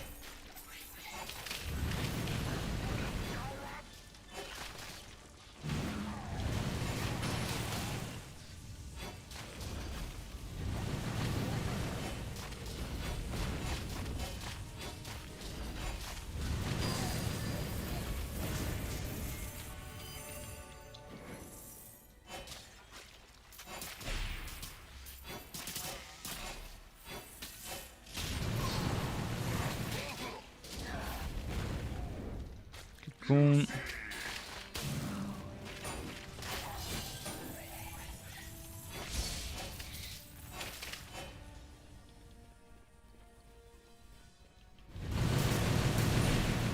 $616,000. That was a nice damage.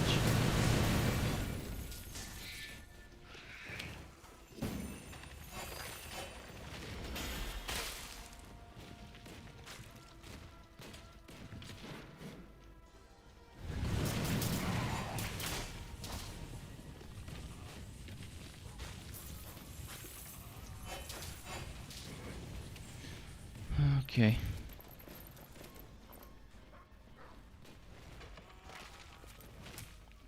solid piece of equipment. For 2 socket and a flat damage bonus built in and 2 types of regular defense.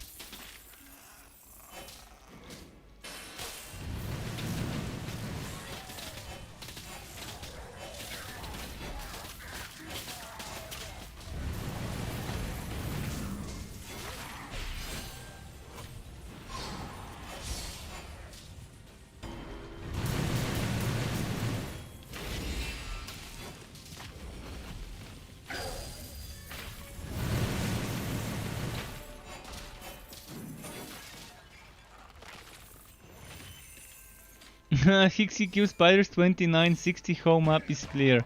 RIP Hixie. 849,000, alright, I love that damage. That was with energy spike, by the way, I think. If I'm not mistaken.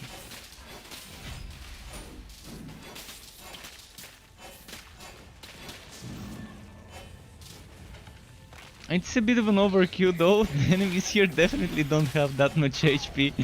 If they get one shot with 40,000, 800 is a bit of an overkill. But on bosses, that would be a fun one to have.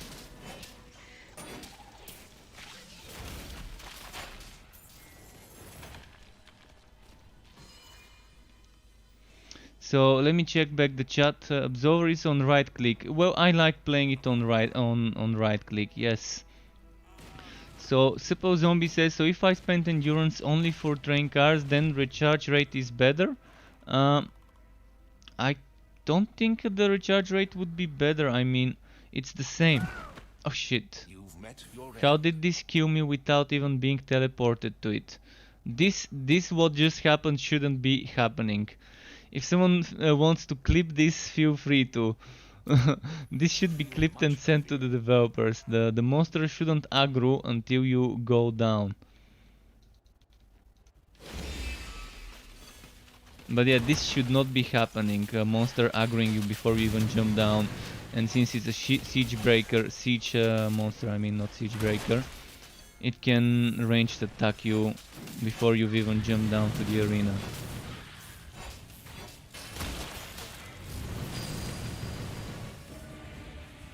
It's just silly. You're just chilling out there, taking your time, and then boom, headshot from above with the rock. The one headshot that can't miss. Yeah. So yeah, suppose zombie kitten. I'm gonna quickly try and see what you mean by this. You're saying, so if I spent endurance only for train cars, then recharge rate is better.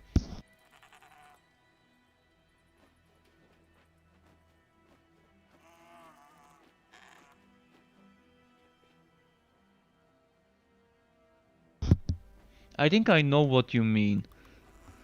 Basically, if you don't do melee attacks, any sort of melee attacks, like a basic melee attack, like for example the build I was using earlier was using basic melee attacks, which means 20% chance to return an endurance on melee attack would work. If you have fast attack speed, it would work, but if you are not using melee attacks at all, any type of melee attack, regardless whether it's a basic or a lineage skill, I mean slammer skill, if you're not using any of those types of melee, then yeah, definitely get the recharge rate.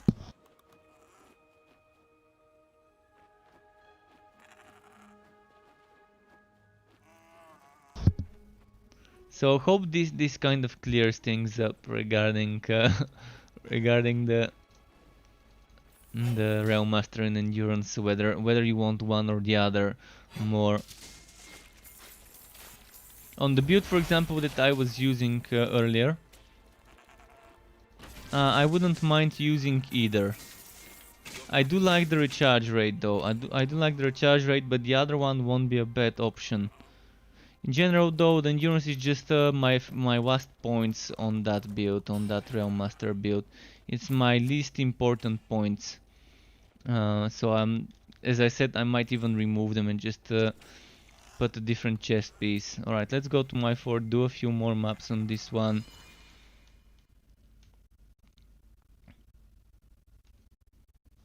And yes, you can give different leveled up relics to another character.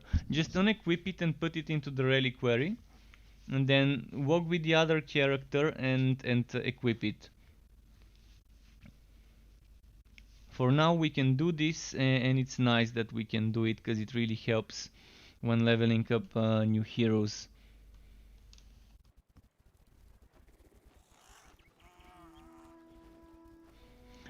Basic attack does not spend endurance, but I still think it could regenerate endurance. I still don't know how this works, because it doesn't say melee attacks that spend endurance, it just says melee attacks. But yes, it does say endurance. So again, I have no idea exactly how this would work, whether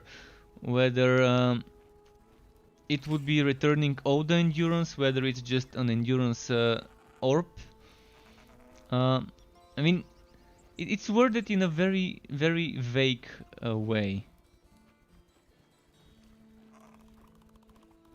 Does it say to return endurance or to return unendurance? Because on the calculator I'm watching, it says to return end, which I'm assuming is a typo, and Papi probably wanted to type unendurance without the D. But that's also been before the patch. So I don't know exactly how it's worded. If you type exactly how it's worded right now in the current version of the game, because they reworked endurance. Endurance has been reworked in a way, so it works slightly differently than it did before. Well, let's do this map. So if you write it word by word, I can kind of see what they might have meant with it. It could only work as you think. It could only work on skills that already use endurance, and just to be able to return all of it, not one but all of the endurance. It could be like that, but again, it's kind of weird now because all of the endurance gets spent. Before, every attack had a certain endurance cost, but now you don't have endurance cost for attacks. You just have charges for most attacks, and then if the endurance is full, it just uses all of it, which is kind of weird how it works now, but I think it's better the way they made it to work. Wow, okay, something hit me without me even noticing.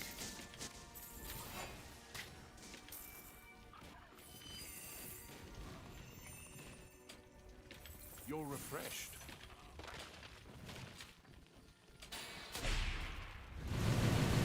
20% chance to return unendurance on melee. Okay, if it says an, then it definitely should mean just one, not all of it. So it should be 1 out of the 5 revolver bullets or whatever it looks like.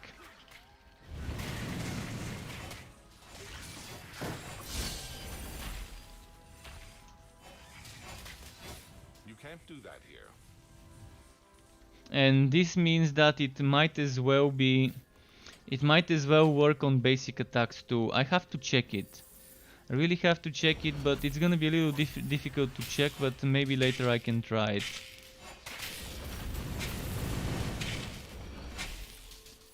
With my basic attack setup to see if it works. But the problem is I don't have the skill points, so I'm gonna have to use Respectacles to test it.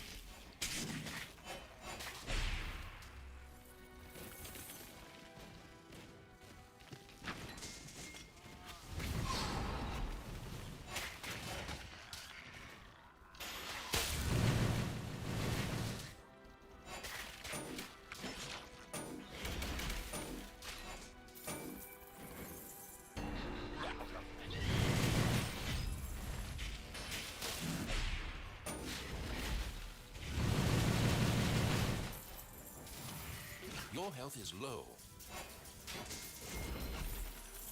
Your pack is full. Okay.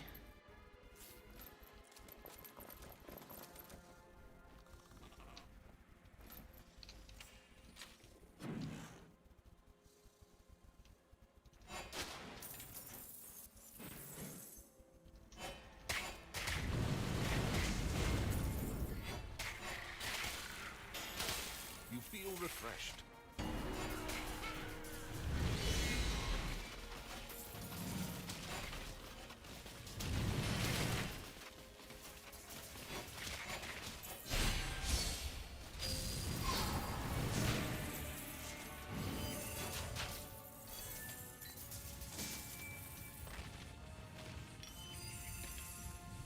Let's see what's here.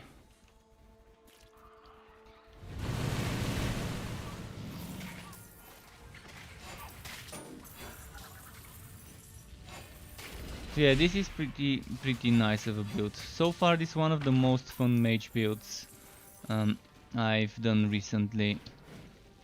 The one I did today and yesterday, the summoner one, also is pretty fun. I can actually switch to that summoner build in a moment. But maybe a little bit of forged. After this map, maybe let's do some forged. Because I haven't played him today. Might be nice to give him some screen time as well.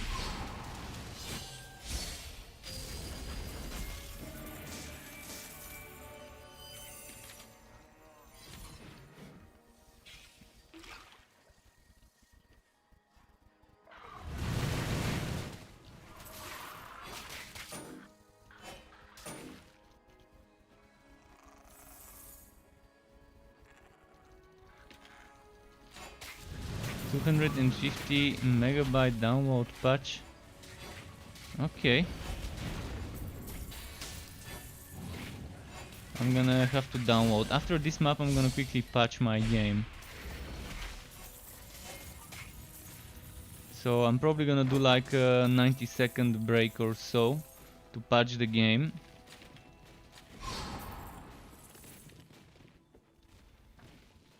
Hixie ordered KFC. Nice. Kentucky Fried Vultura.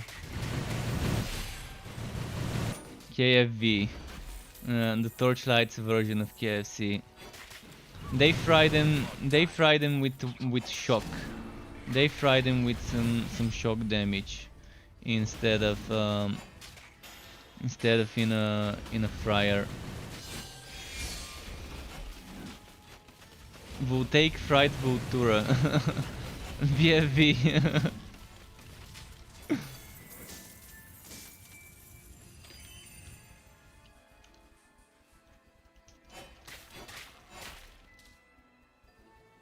Alright, let's get this.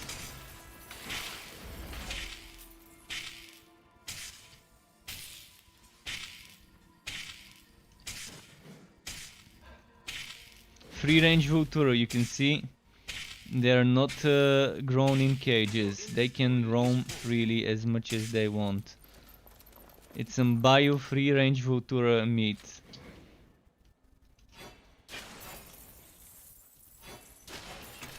By the way, speaking of food and stuff, what do vegans feed their pets? If they have a cat or a dog. If a vegan has a cat or a dog, what would he or she or it feed the cat or dog? Or any type of carnivorous pet. Do vegans feed their carnivorous pet non-meat stuff? Can't fix that here. I mean, I guess if you're a vegan, you shouldn't get a pet or a dog as a pet, and a cat or a dog, and you should probably get a hamster or anything else that eats like grain or vegetables or whatever, like some sort of a pet that isn't carnivorous. Because I don't think it might be good for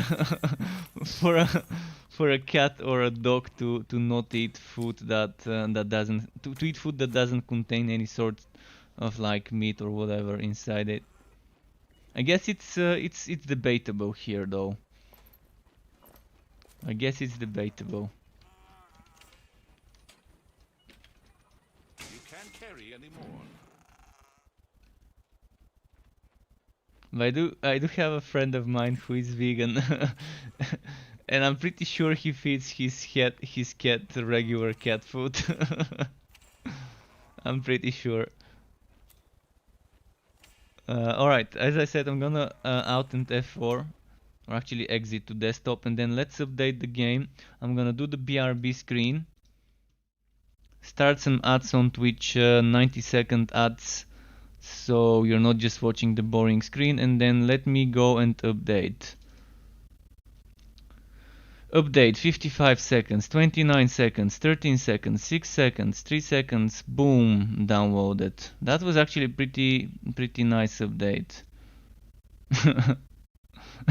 I think I skipped ahead of time with this update with the time remaining. 3.1 megabyte. Yeah, probably that seems like a small update. I mean, I downloaded it in like few seconds and my internet didn't even reach its peak speed. It seemed like a small update. Let me quickly check.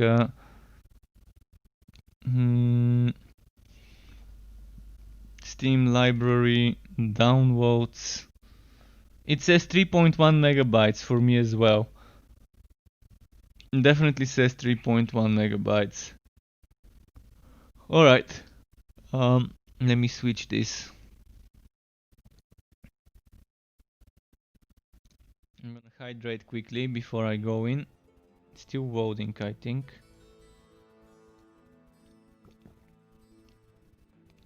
Okay. Do we have image? We have.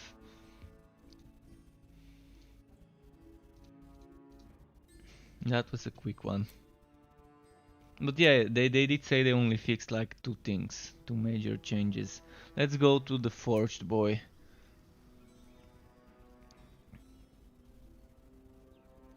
That's actually not my main forge, this is my main forged. Funnily enough, I didn't level up my main forged, I leveled up my outforged. So the badge is different on this one.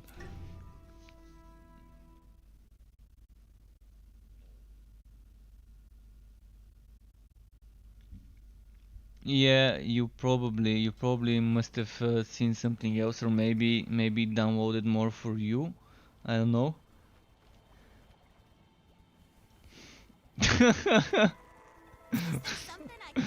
Some of the names.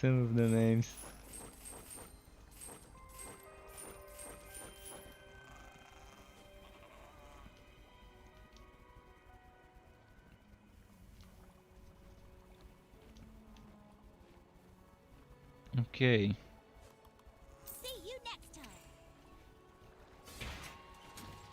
This could give me pretty decent damage, by the way, this Mega Blaster. I can't check it because it's cannon damage, which is the worst part. But extra crit damage and extra crit chance.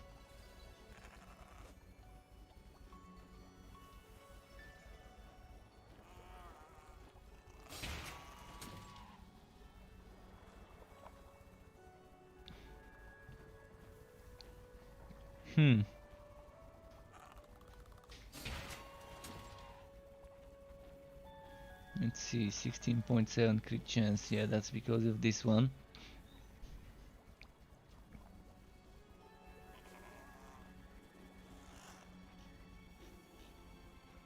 $62 electric damage only? What? Why? This seems broken as fuck. This one is 735. This one is 62. How is that even real? Does it mean that this one is only 62 electric damage more than this one? I think that's what it means. But it shouldn't, I mean... Look at that. This is 5736, this is 5503. Terry the Tank, welcome back Terry, nice having you here again. Alright, let's do some maps on this dude.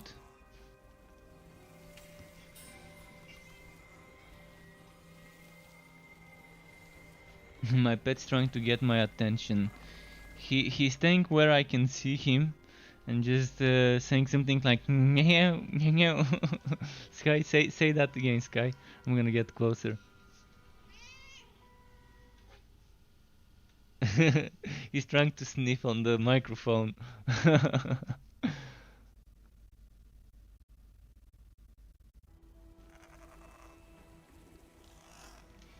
Yeah, the patch didn't change much apparently, as people are saying. We'll see. Sky, stop, Sky. I'm gonna quickly see what my pet wants. He ate earlier, so he shouldn't be hungry. He's probably just gluttonous and wants more than he can handle.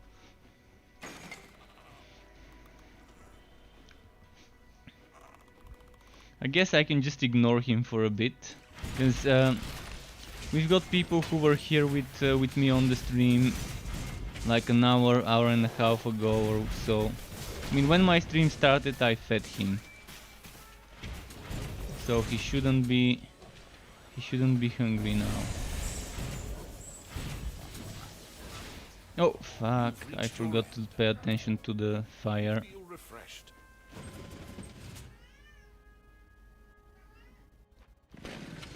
Sinful Duck, welcome back, Sinful Duck. Torchlight 3 is shaping up, but it still has problems with some server related issues like rubber banding monsters and stuff like that.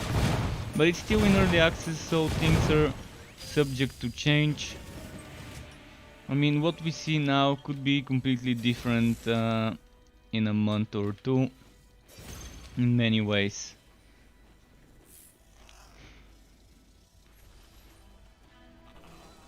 But yeah, Sky wants to be in the spotlight. Shit. I keep looking at my cat and then then before I know it I'm dead.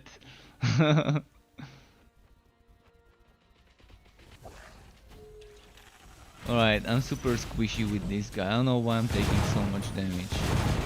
What did I change with this guy to take so much damage?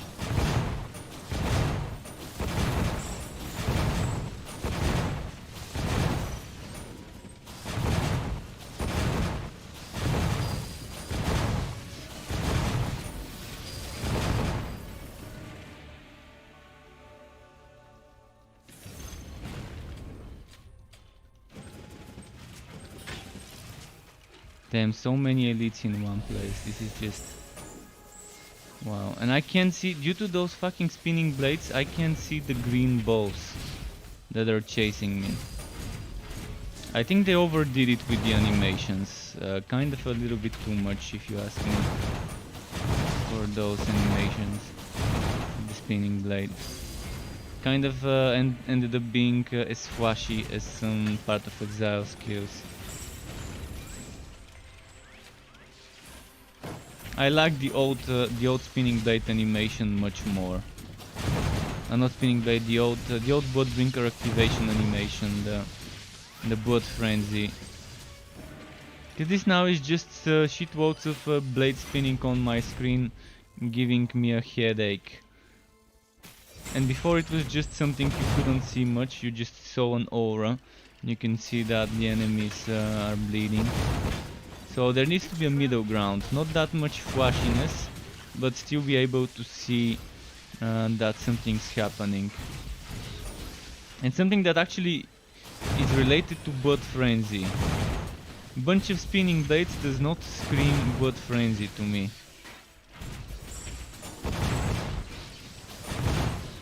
I would really like to see my character changing, becoming a bit red. Glowing red or something like that, like if it was a human it would have been easy to make it like a berserker going into a blood frenzy when he blacks out and hits randomly in every direction. But yeah, for a forged I'm not sure how that could be reflected, but I'm assuming just make everyone slightly red, maybe. Or rename it.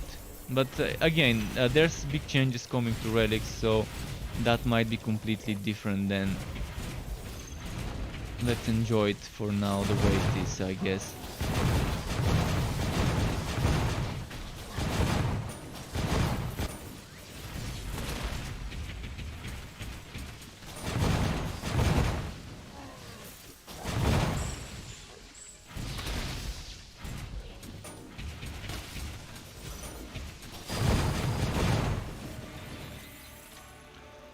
Okay. Your life is slipping away. Then why do I die so fucking quickly here? What's my defense like? 43%. That's with defenses up. What about without it? 30. Okay, that means yeah, I need some upgrades on my items. In general, this needs an upgrade. This needs an upgrade.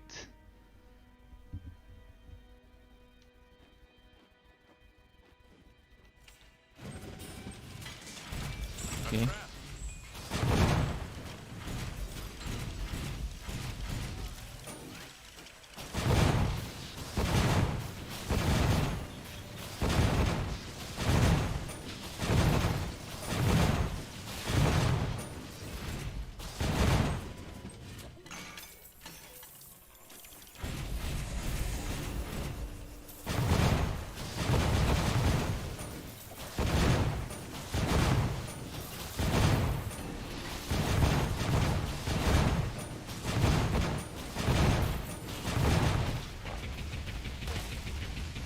Okay. Oh no. Dodge. Oh, and there's a charge book as well. Legendary one. And that.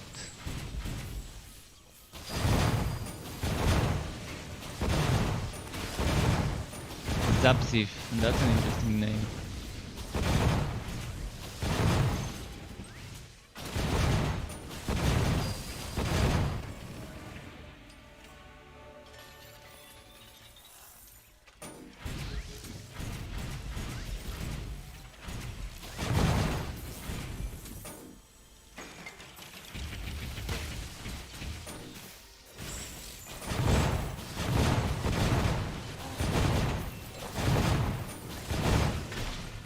Really need to get a better weapon. Better two-hander. Or a one-handed slash offhand maybe. This one just doesn't give me enough damage. I can get more damage than this on a bloody one-handed weapon sometimes. But the faster cooldown for relic active skill is the main reason why I'm still keeping this. But the thing is, I did find a few blue items, and the problem is they're not for forged. The forged cannot wear them. I found gauntlets and boots that give me faster relic cooldown that are blue already. At level 60, and it should be nice if I could wear them on forge. It would have been nice.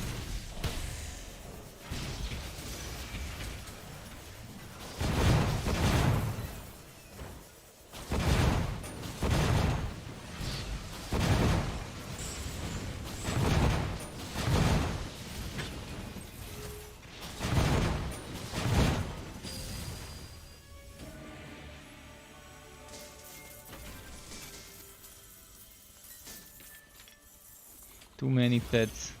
Did you hear that, Sky? Too many pets. We don't need Sky meowing on the stream while there's too many pets in Torchlight 3.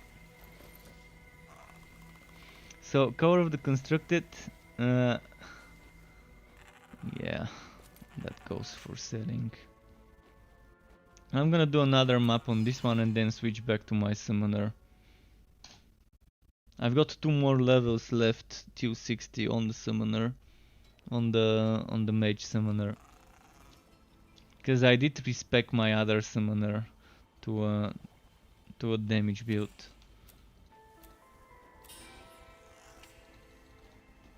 You can't use that skill. Looking for some gear? Well, it was good seeing ya. So let's do this.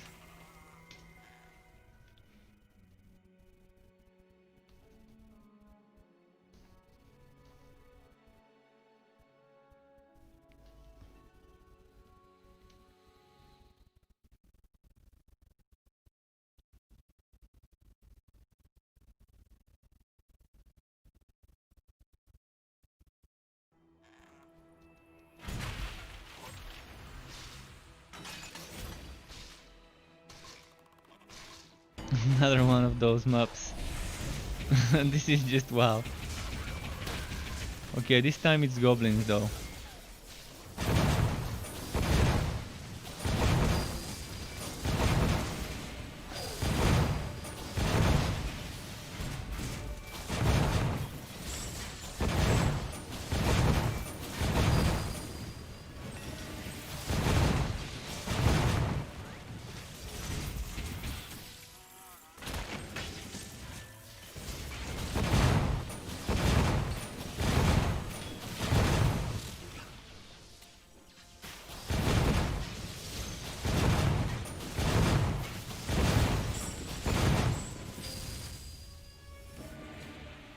Okay.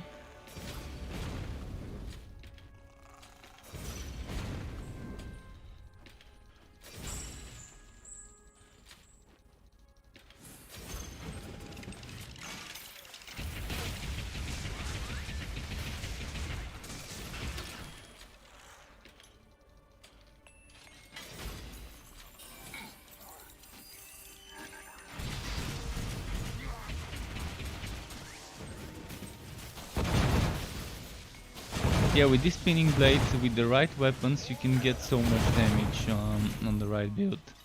When it crits, you can get like 500k damage probably with just the spinning blades, the relic active on a forge.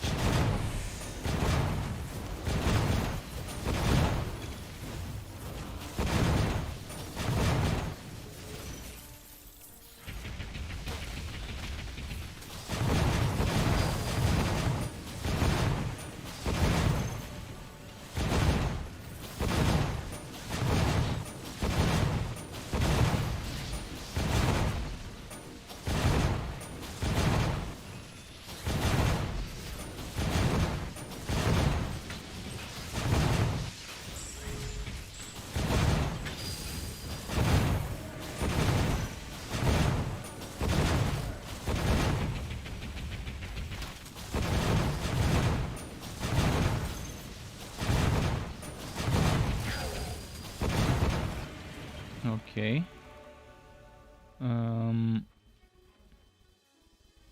Let's check here.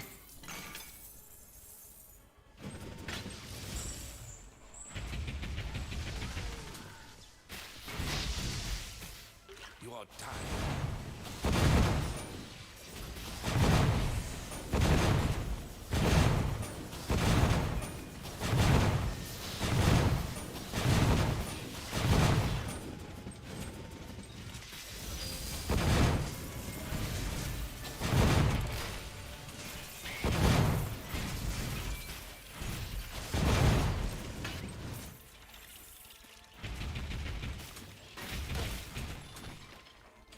A lot of stuff.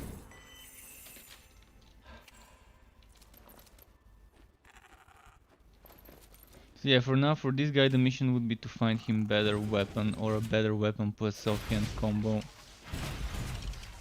Preferably would be something with relic active skill cooldown. Anything would be acceptable.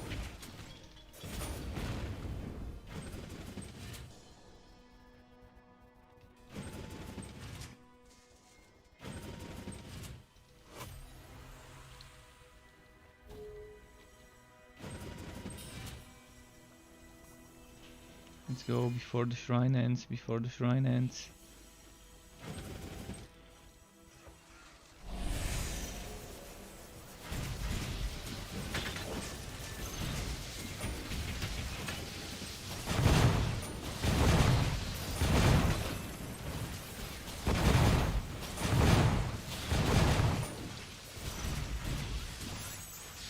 Don't stun me.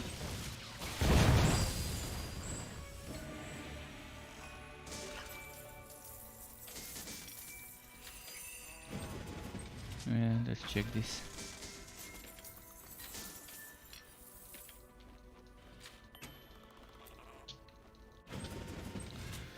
Okay.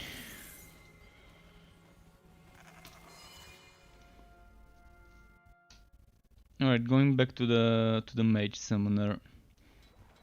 It's 58, I need to get it to 60, so 2 more levels on it. Whoa, you look like you could use a drink.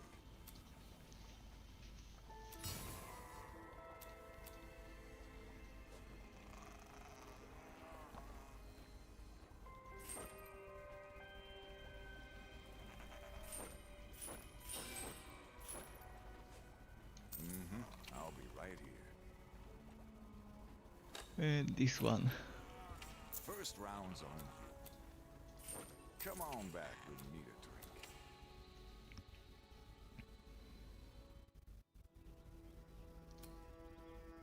drink.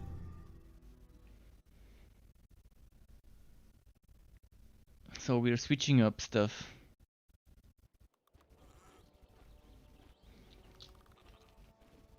Quest complete. Potions for your little friend?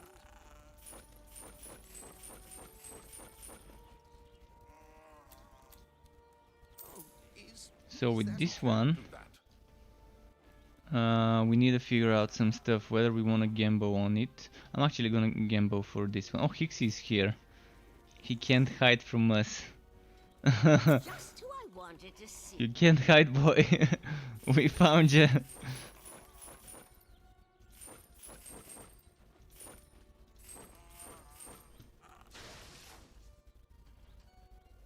Someone tells me to do Skya petting. Alright, be prepared. I'm gonna try and sneak up on him so you can hear his respawn sound. Did you hear this sound? Brr.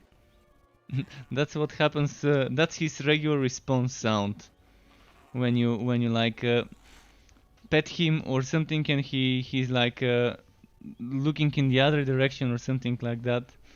I'm not sure whether you heard it, because I think my mic might have been a bit further. To those on YouTube who are wondering what I'm talking about, my Twitch viewers can redeem with my content creator points in Twitch, or content points or creator points or whatever it's called. I've called them boats. As you watch the channel, you gain those points, and my viewers can redeem for me to pet my pet, to give him a petting. And he just did that, like. This is probably too quiet to hear it though. That's a nice chance to shock weapon. If only this had 2 sockets, it would have been perfect. Boy. Someone's telling me to hydrate. Oh fuck. I gotta hydrate 4 times.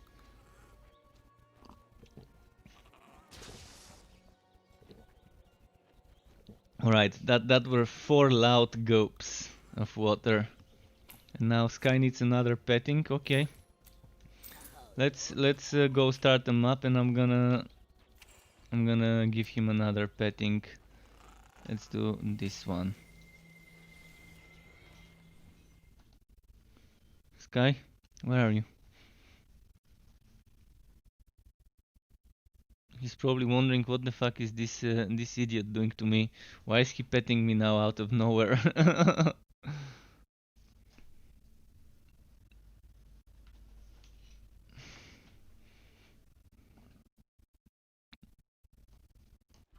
It's a little dark here in the room because I don't keep my lights on when I'm streaming in the evening. So he's probably wondering what's going on, and I can't see his face.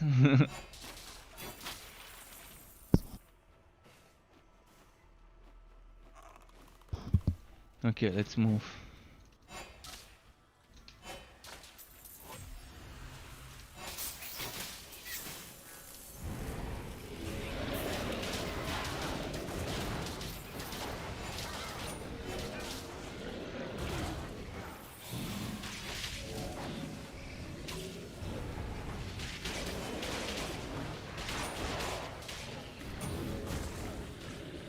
Yeah, I like the lights off.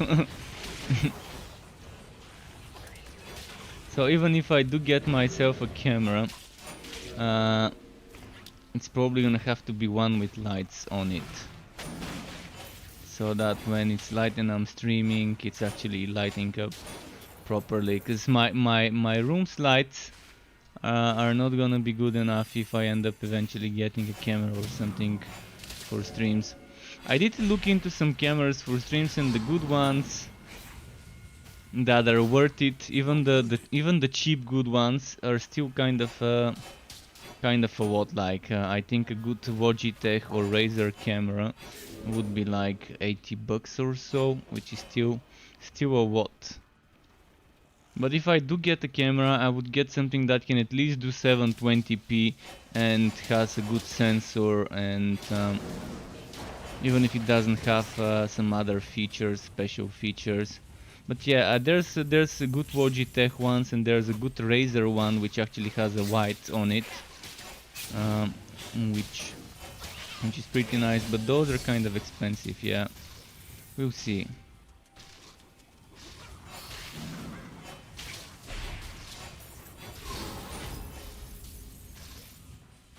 But if I do get a camera, it's probably gonna be after renovating my room in the autumn, I think.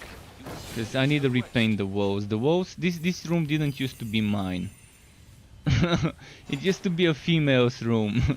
And the fucking walls are painted in pink. The fucking walls are painted in pink.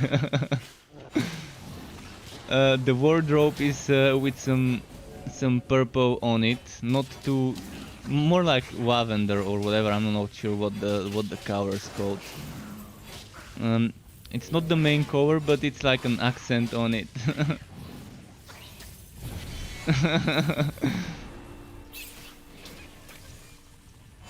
But yeah, I'm probably gonna repaint the walls. I've got something I wanna paint myself on the walls. Like I want 3 different types of colors, like white lines.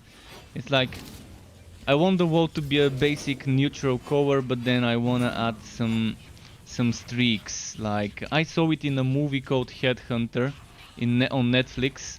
There was this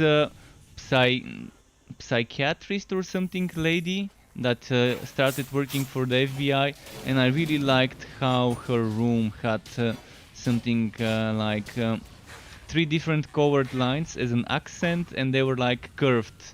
Like it starts from the bottom, then in the middle it starts vertically, then in the middle it starts being horizontal, and then it stays horizontal for a bit, and then it curves upwards again. So like an S, but not really a full S. And I want to maybe make something like this on one of my walls.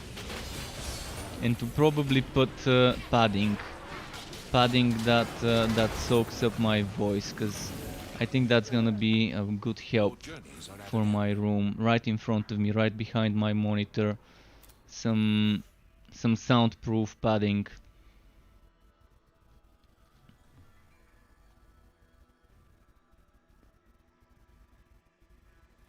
But yeah, I wouldn't mind getting a kitty cam, but the problem is he keeps going in one place and another. But there's a Borderlands 3 official streamer, Tess Achka, and she has multiple cameras set up that she can even control remotely and stuff like that. And one of those cameras is around where her cats normally are. So that's actually pretty fun, pretty nice setup.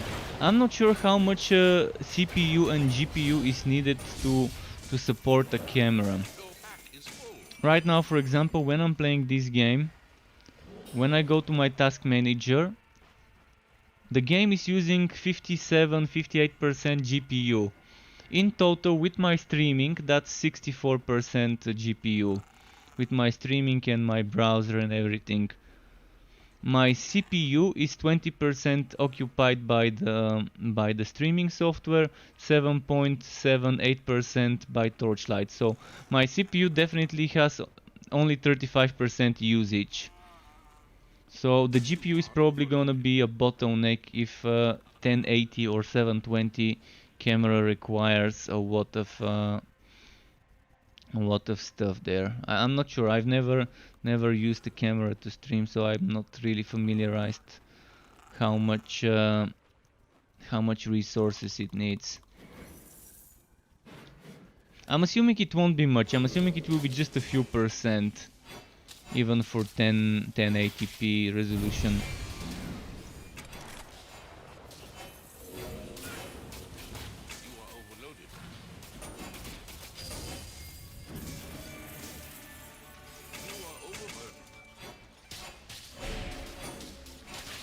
But yeah, definitely if I'm getting a camera, I wouldn't get something blurry and bad. I mean, I just don't like it. And even if I do get one, it's probably gonna be only for streaming. I don't think videos when I'm making content requires my face attached to it.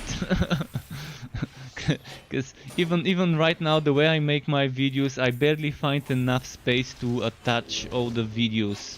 Because I make picture in picture when I'm showing skills in builds, I'm showing footage. So even now I'm sometimes struggling to figure out where to put the picture in picture combat footage while showing the skill trees and showing other things like the gear. So one less thing to worry about would be if I don't include my face on my videos when it's YouTube builds and stuff.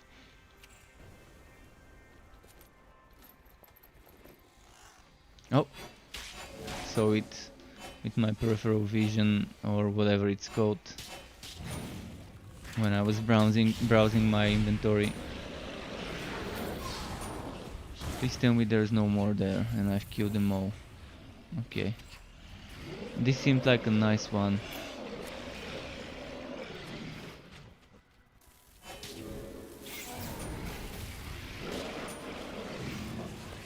So yeah, this summoner build, as you can see, is pretty fun.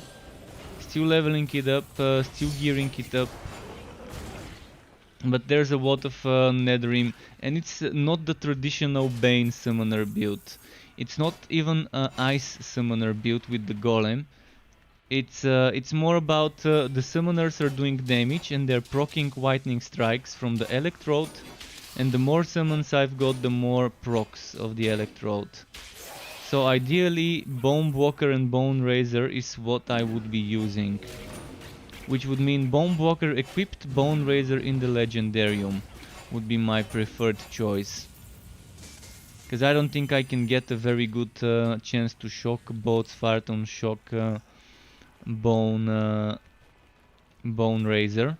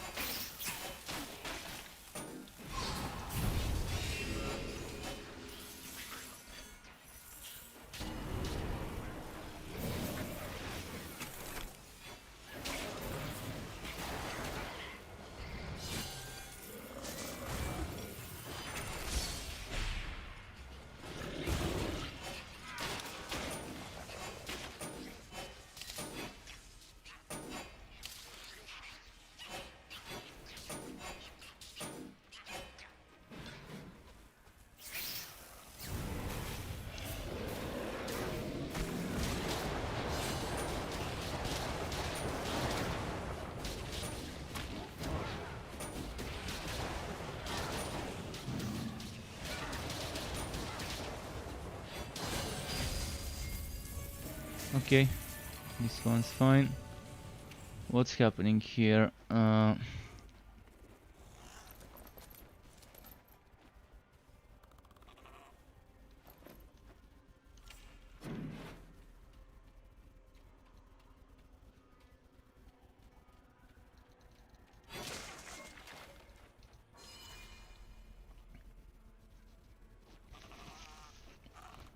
Oh, and my relic is ready. So let's prepare the toughness and the roughness for this boss. You're all ready to do a full burst. So summons first. And then do this. Wait, where is it? Alright, there we go. I'm gonna do entropy, entropy, entropy. He's dodging a lot of my pet's attacks because he's running away from them. It's a bit of a quick boss. We couldn't burst him properly, but it still got bursted decently quickly. And as you can see, I'm not using a relic active skill. This is my relic setup.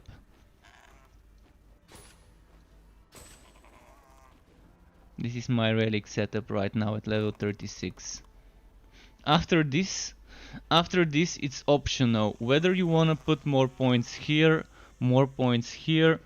That's 14 points. So at best you can max this one out, and you can max this one out.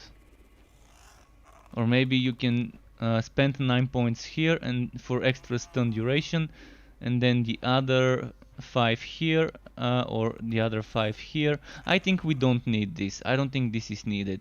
I think it's gonna be best if it's 10, 10, 10, 10, 10. That way I wouldn't need that much crit chance, but I would need more relic cooldown. Right now my weapon is kind of okay. It gives me relic cooldown, it gives me chance to shock, decent damage, then more chance to shock here and more damage and crit chance, and here physical damage, and then electrical damage here.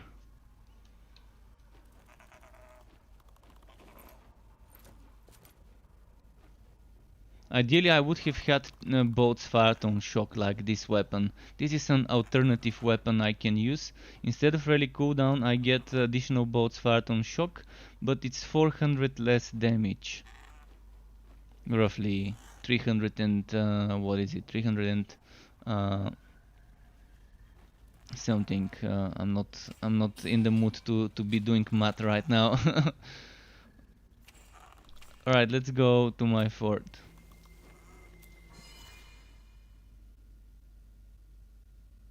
But the idea is to have a lot of shock bolts. If you're lucky you can get shock bolts on your gauntlets.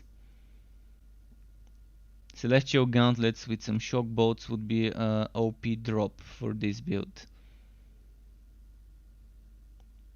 Crit damage, shock bolts, and some defenses. This is what we need.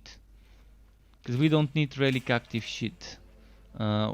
So here instead of health regen and gold work, I would have preferred maybe more defense and bolts fired on shock in those gauntlets. That's actually level 38, so keep in mind I need to be gambling for those later. Might as well go do it soon.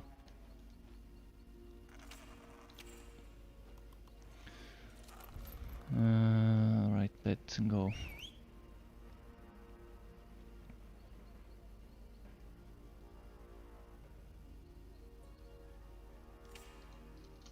Your pet has arrived.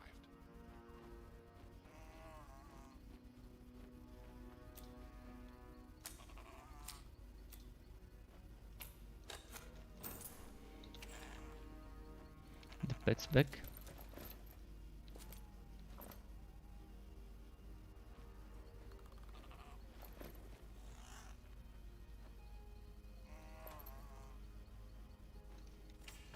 These bolts fired on shock, maybe another build might need it.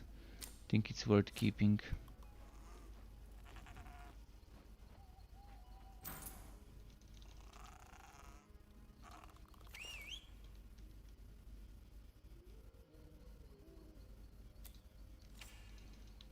Let's go. Oh no, Your pet not yet. has returned.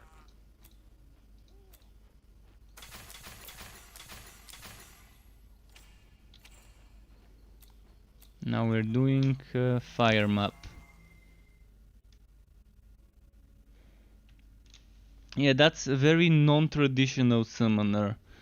Non-traditional summoner which still works pretty fun.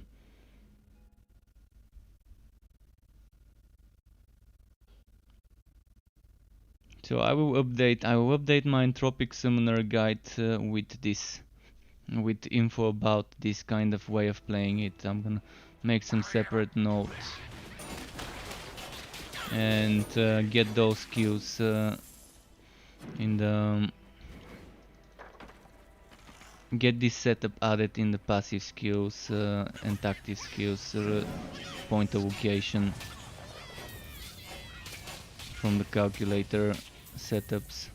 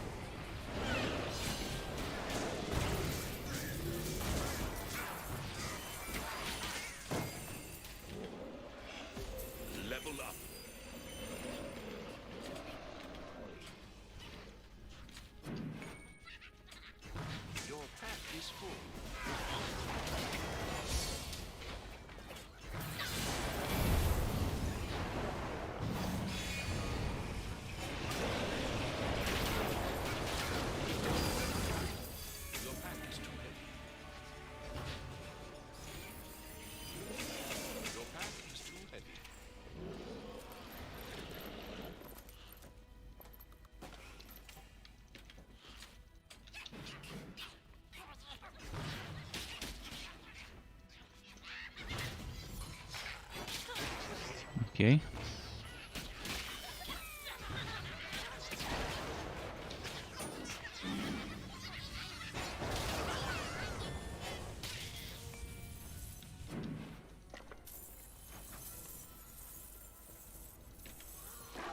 It's completely optional whether you would be using entropy or absolver more when you play this, by the way.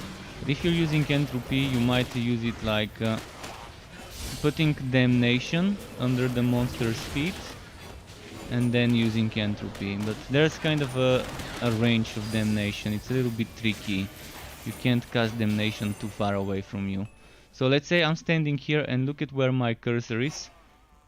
Damnation can be only this range. This is as far as it goes compared to you. So you have to be kind of pretty close, and then entropy to hit the enemies inside the damnation works well. I mean, it works well with Absolver too, because damnation is still mana return per hit. But it's 1 second cooldown, so every second you're getting up to 5% mana. Kind of a interesting nerf there.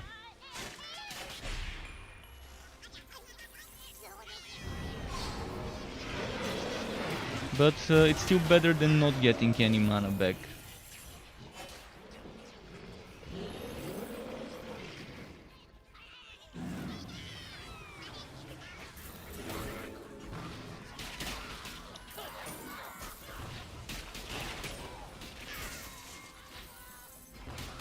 You can't carry anymore.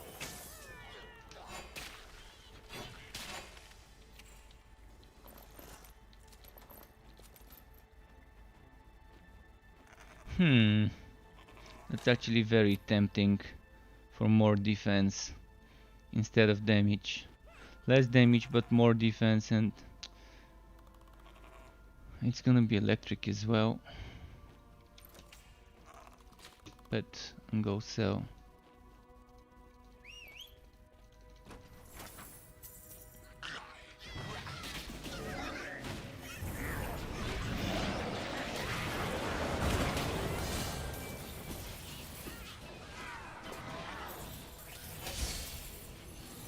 So you can see how this build is so different from the other mage build. Yeah, both are using Absolver, but they're kind of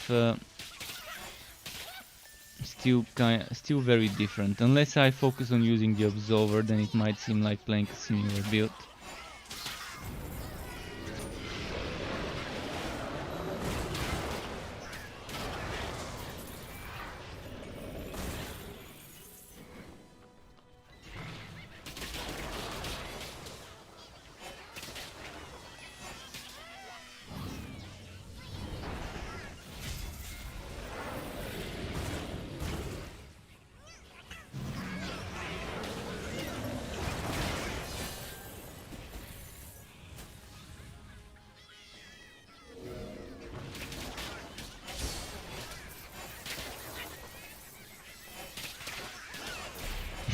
Can attack them from here.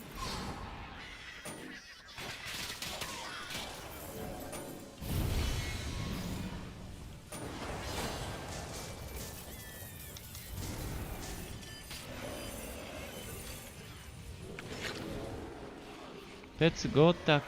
Don't go after me.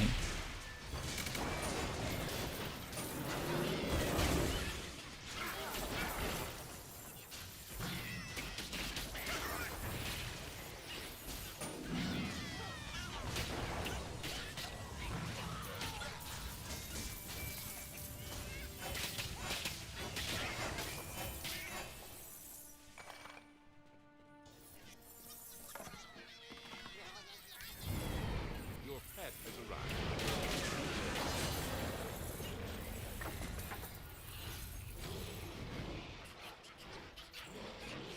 Uh,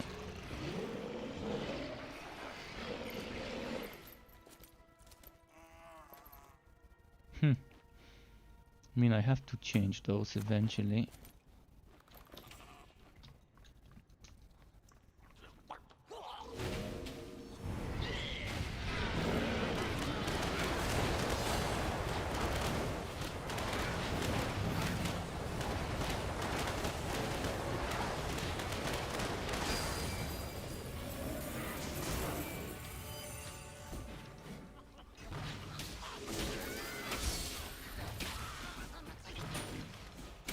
see here now.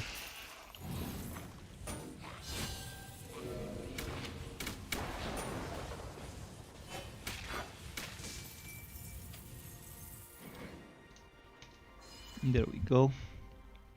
Boss fight.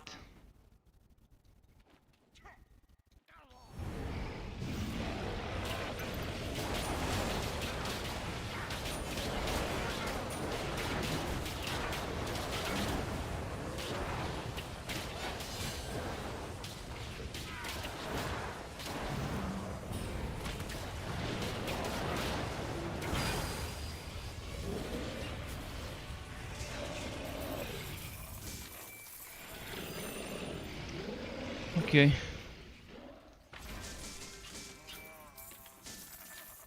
You can't carry anymore. Hmm.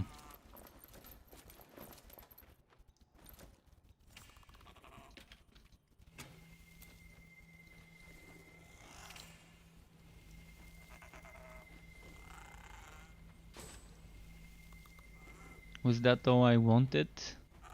I mean, ideally I would get chest or helmet with good rolls. Actually, I would get a good chest ideally. But if I get a good chest, that's 2 more extra points on white skills, was it? Yeah, white skills. Is it gonna be worth it, 2 extra points on white skills? That would mean I can move 2 points from here into this one here and get the level 10 bonus, and right now I've got 1 point I can spend somewhere. Oh, I can rework my skills, my dark skills. I can actually do it right now and get maxed out on my without using the chest. Yeah, I forgot I had extra points on my dark skills. I was about to do it, then I forgot, and then I switched heroes, and yeah. So I can squeeze a lot of points there and put them into You have completed a the quest. white skills. Max out Absolver, for example. How's my respectacles? 12, perfect. More than enough, I think. So 1, 2, 1, 2, 1, 2, 2. This one gives me duration. I'm wondering if I should keep that one leveled. 1, 2. Should I keep this for additional charge? Probably. 1, 2. So 1, 2, 3, 4. And I wanted to maybe get this damage. 1, 2, 3, 4, 5, 6. And then 1, 2. I can't get the 10% crit chance for white skills, but it's alright, even without it.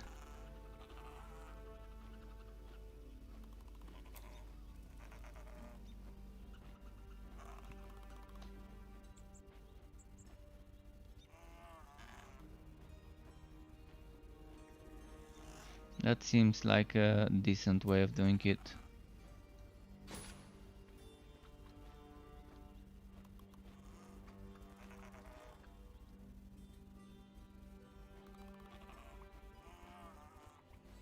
That's gonna be 2 seconds stun if I max it out. Fair enough.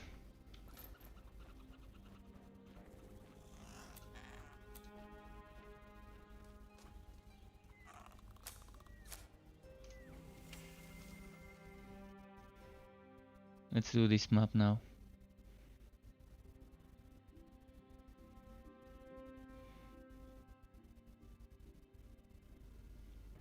Which raid would you recommend on a sharpshooter scatter shot build? Either the ice or the whitening one.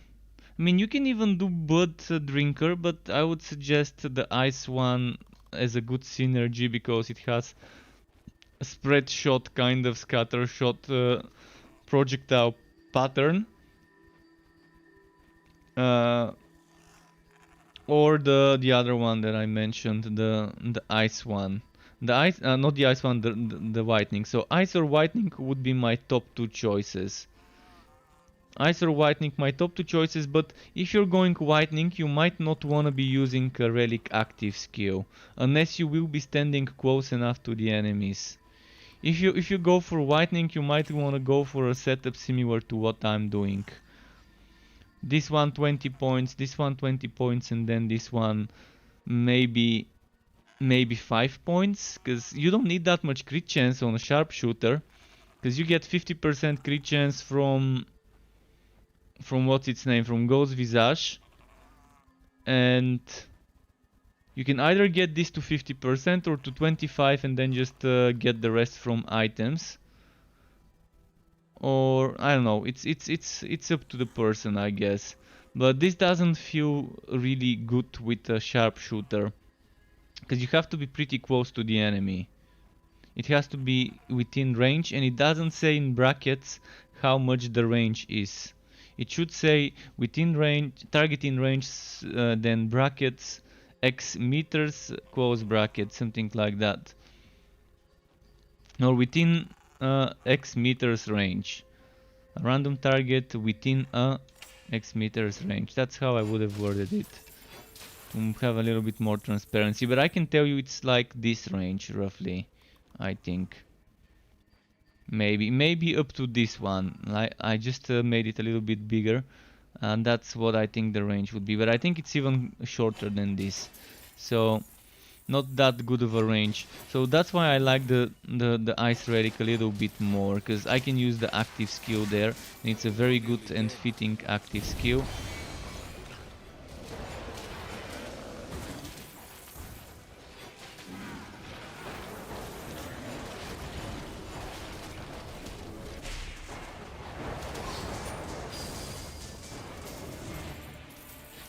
This guy is wagging a lot.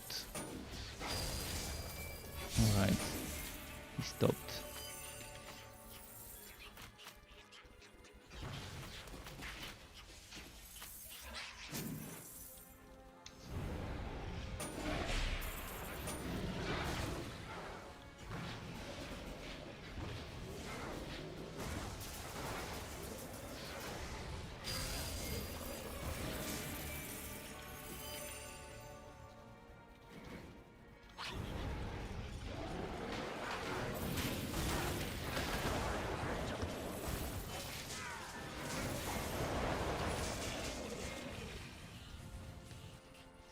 Wow, this wagging, this rubber banding, it's not fixed, definitely not fixed.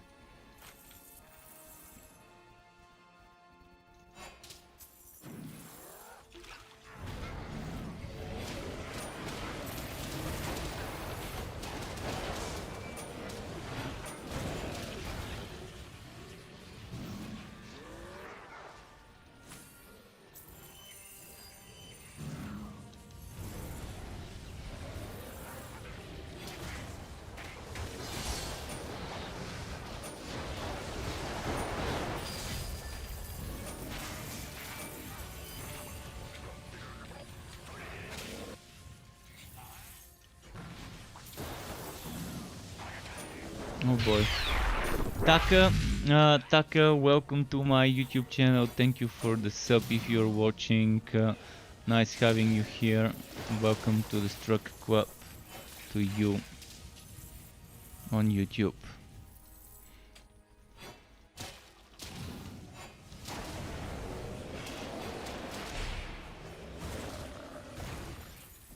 So yeah, as you can see, I played one mage build earlier, and now that's the other one, which is still a work in progress, still 59, still not perfectly geared up, still missing some items, but it's still working.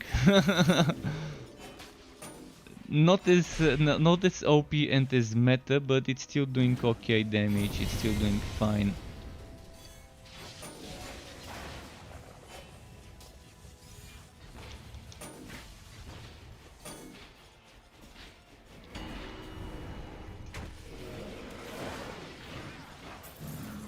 Damn rangers, I need to kind of back up a little.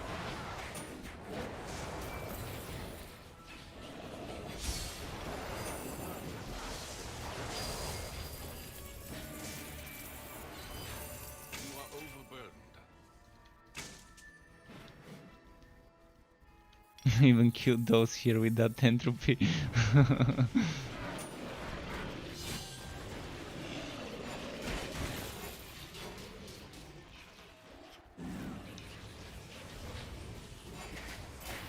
My pets are kind of staying behind me. Why? If I may ask, are those pets not attacking? I mean, they now expired, but still, earlier they were just standing there, not doing anything.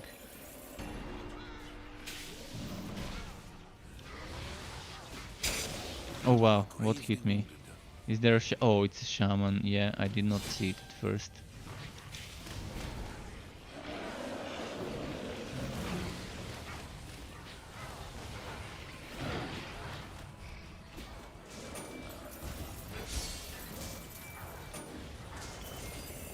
Your inventory is full. You can't carry any more. My pet stopped hydrating. Probably, yeah. They must be thirsty. Too heavy. And Hicks is saying to hydrate. Alright, let's hydrate after this battle. Let's grab a drink.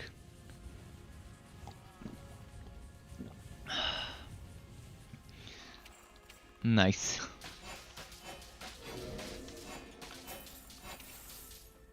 Let me just send the pet.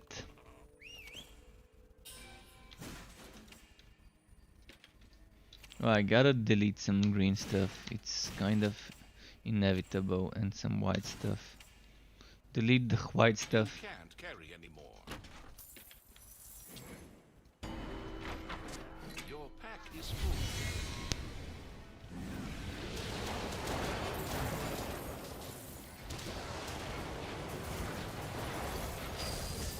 There we go.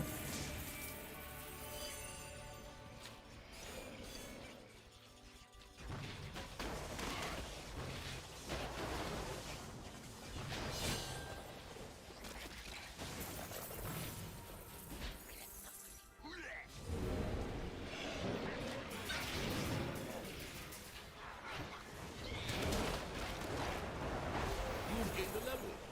Alright, 60. Schwixty. Ah, fuck.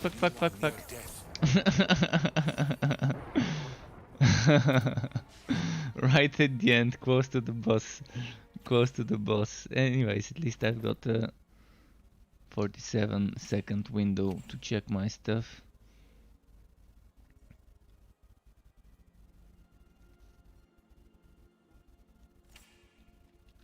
So what would be the shortest route? Like this. Then like this. Then like this. Oh, there's an uncleared part. Let's clear it. Or maybe wait, where I was not the end of was not the boss zone. So I gotta clear those elites there, get my revenge, and then go towards where the boss is. Your pet is back. We gotta get our revenge. There's no corpse to collect like in Diablo and Grim Down, but we gotta go get that revenge there.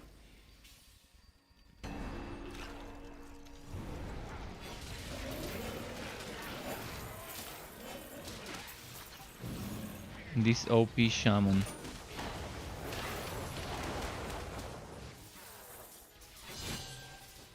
Did the shaman die? Alright, now we can kind of rest a little.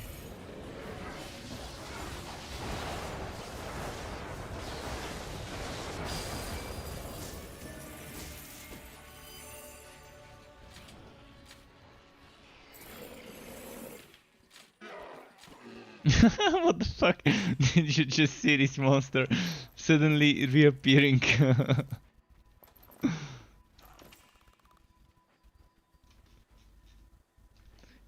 He died fabulously.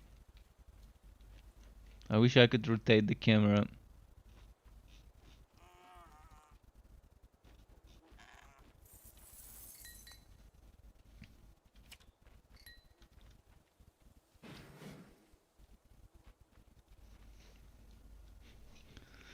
Shamans definitely are OP with their shock bolt Pack is too heavy. throwing.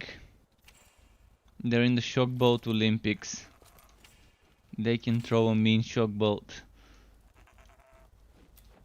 Now I'm probably gonna get Damnation Duration. I don't think there's anything else I can get that's gonna be better for the build.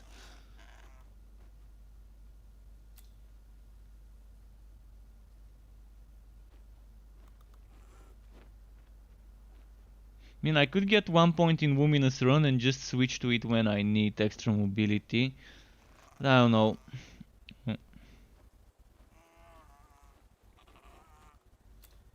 Let's just get duration for this shit.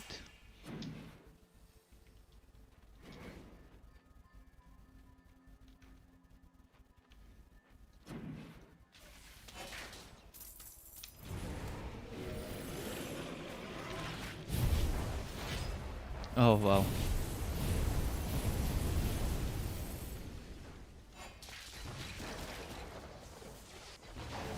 Did you see how it was wagging? I was able to activate the relic a few times visually until the game actually realized I've activated my relic.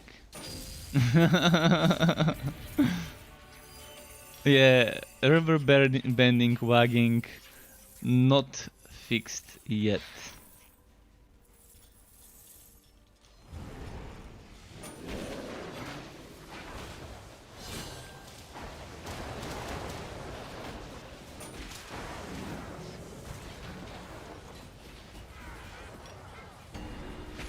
Oh boy.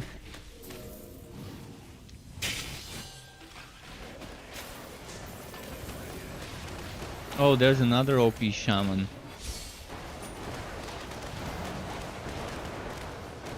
He's getting melted by the pets.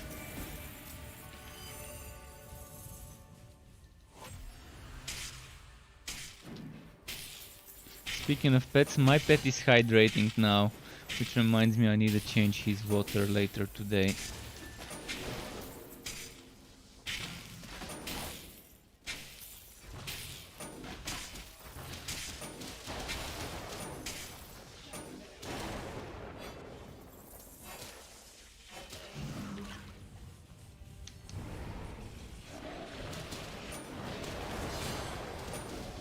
He drinks fancy water. He drinks water that has been filtered by a Brita can, by a Brita pitcher with a filter.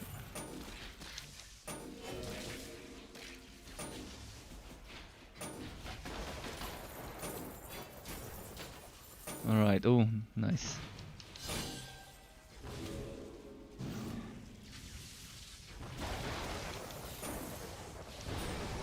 Fancy water, yeah.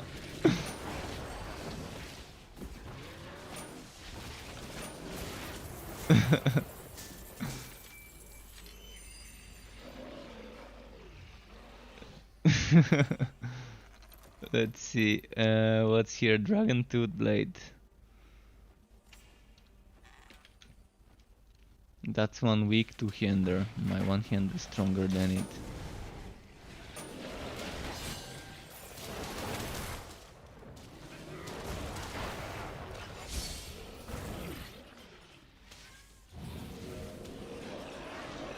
Sky, what is it? What do you want? He said meow meow.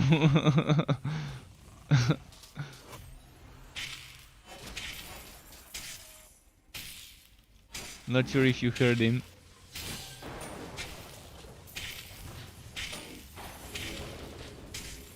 He's trying to communicate sometimes.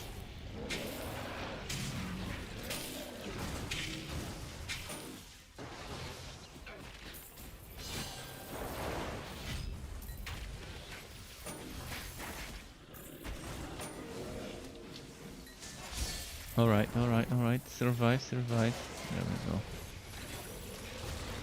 Your pack is full. Oh, there's some more life.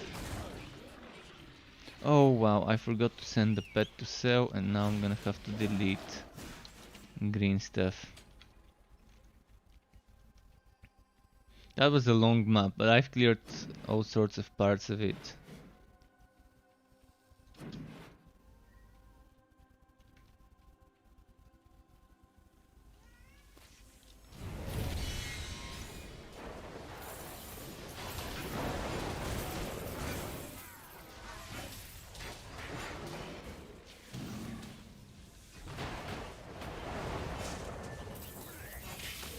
this electrode, so fun on a mage.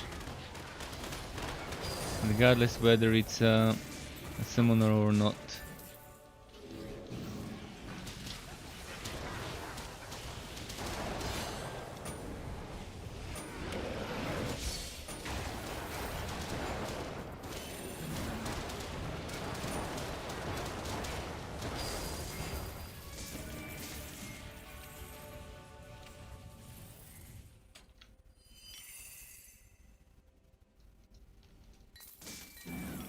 You are overburdened.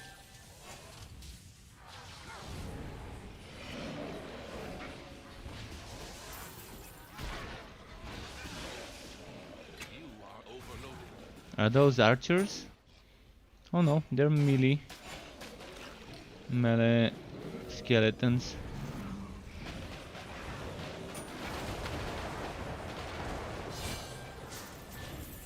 Your pack is full.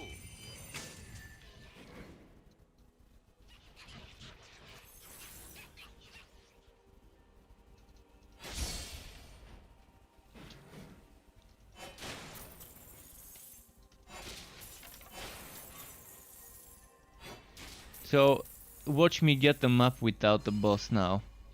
Your pet has returned. Would it be yet another bossless map?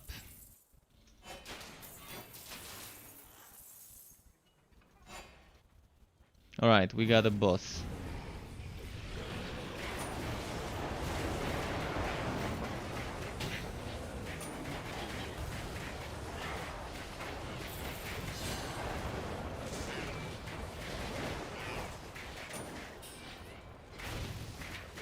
Quest finished. Well, my shocking burst kind of Inventory cooled is down when it was too late. When she was like 20% HP left. Oh, 4 additional boats fired on shock. Okay. Now, this might be interesting to try later. And this one, 4 additional boats fired on shock. Okay. The game's feeding me shock stuff. I need a crop that cockroach from that anime called Doru Hedoru where it says shocking. I need to find it. Let's see if it's on YouTube.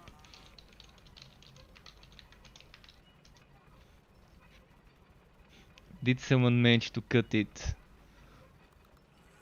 Shocking Johnson. Shocking by Johnson. That's it. That's it. I'm gonna paste it. Look at it. Shocking. And since I was on the subject, there's a compilation.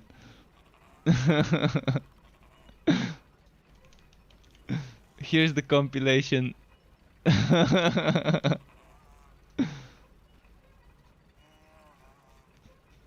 Yeah. This is the best shocking kind of line. I need to actually cut this and put it as a notification on my Twitch. For things like follows or something like that. Maybe for follows it would be nice. Yeah. It's fucking the best for okay, level 5 items. Getting those level 5 items. At least this hero's now level 60. But yeah, I should crop this. I should download an episode with good quality and then crop this. I think Netflix allows me to download, doesn't it? And Dorohedoro is on Netflix, so I should probably download it. One of those episodes and just crop those few seconds, 2 seconds, and put it as a notification for follows.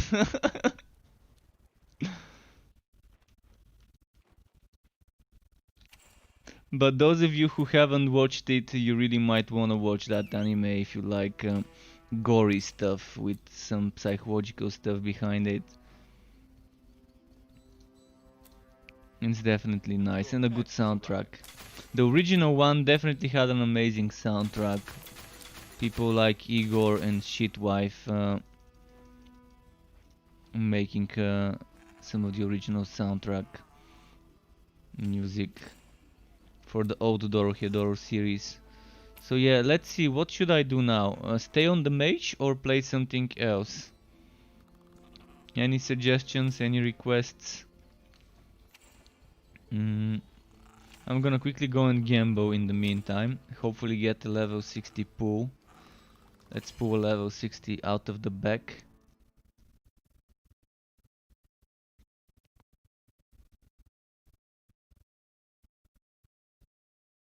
I probably shouldn't be gambling in Act 1, but okay. I mean, guess it doesn't You have matter finished much. a quest. If you have money, I got gear. What am I trying to pull now? Gauntlets, right? Celestial gauntlets, better than those. Gear for coin. Gear for coin. Fuck! I pulled them, but it's attack speed for basic attacks. Really? Really, game? You're gonna throw me in this way? It feels bad. It feels bad pulling the item and then seeing the rolls being so bad. I really don't want to lose the crit damage. But I guess 35 crit damage for the price of gearwork and some defenses might not be that bad of a bargain for a summoner build.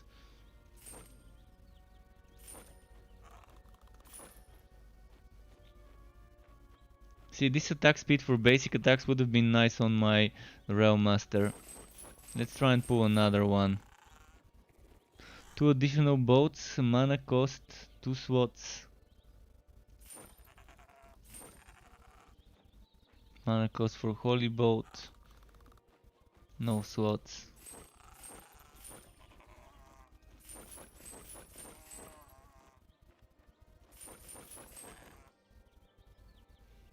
More basic attack stuff, gearwork, defense. So this one I can actually use on other things. But my basic attack requires the Cosmic Gauntlet, so no. Alright, few more.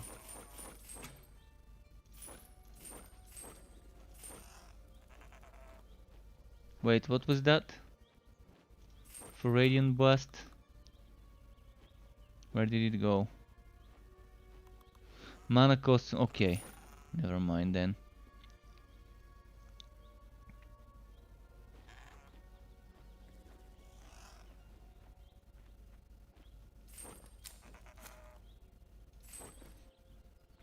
Well, we couldn't pull it. A good rolled one. Oh, attack speed for basic attacks, bonus damage to sword basic attacks. Damn, boy. That's actually pretty neat.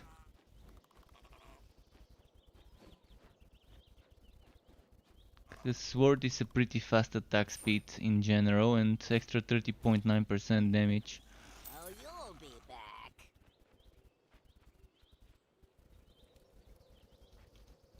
Oh yes, potions. Okay, let's see. I mean, See you next how time. does my DPS suffer from this?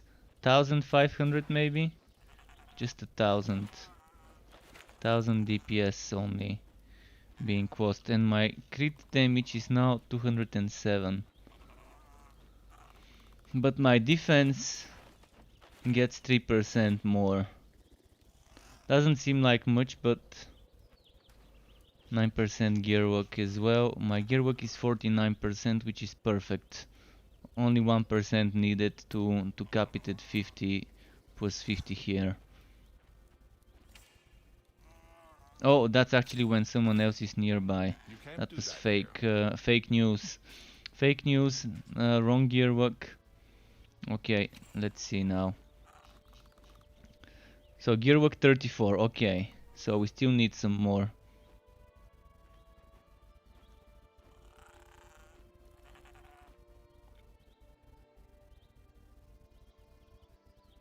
So we need to upgrade this.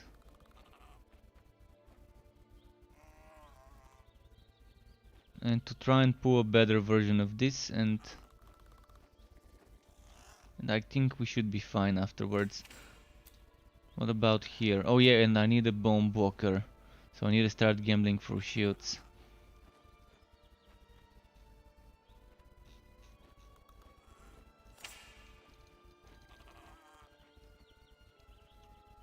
Alright, I'm gonna do one more map on this and then switch.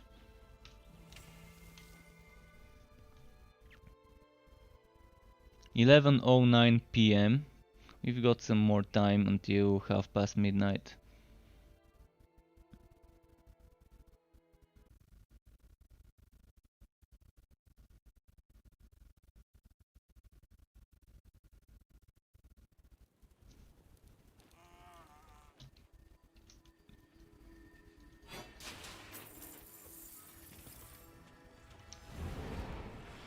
Oh boy, they are not messing around. They wanna eat it in the first round.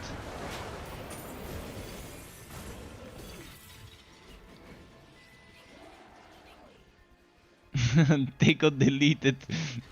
They got control out and deleted immediately.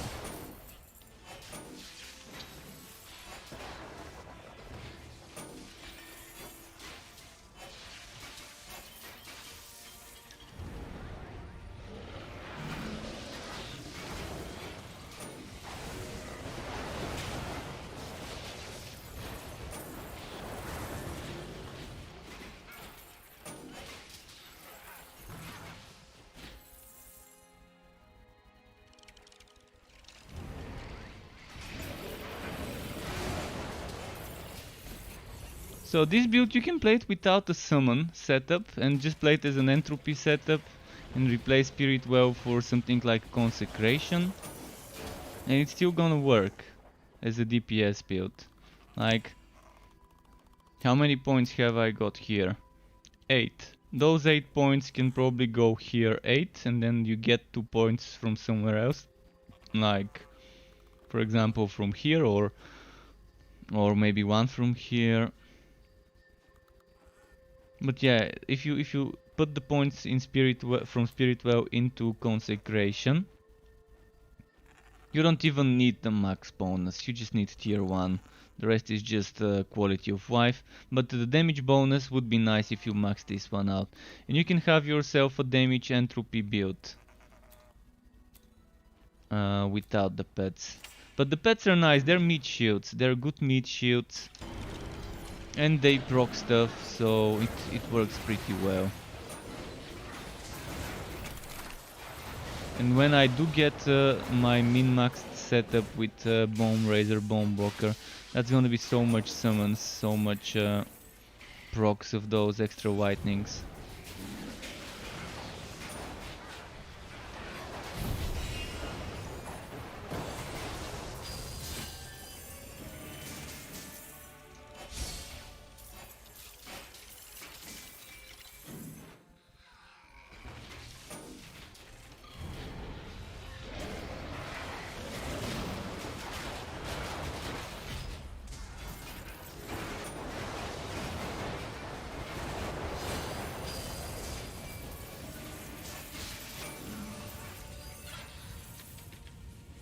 Power Conduit. Not bad, but I do prefer a Bomb Walker there.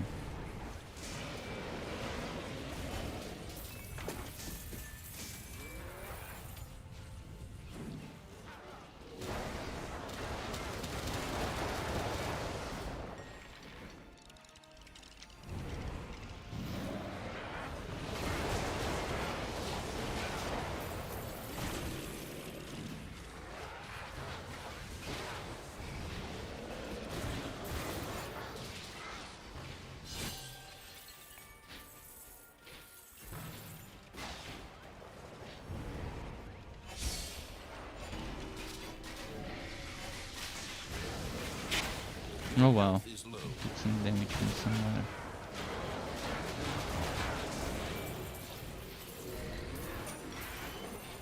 You can't carry anymore.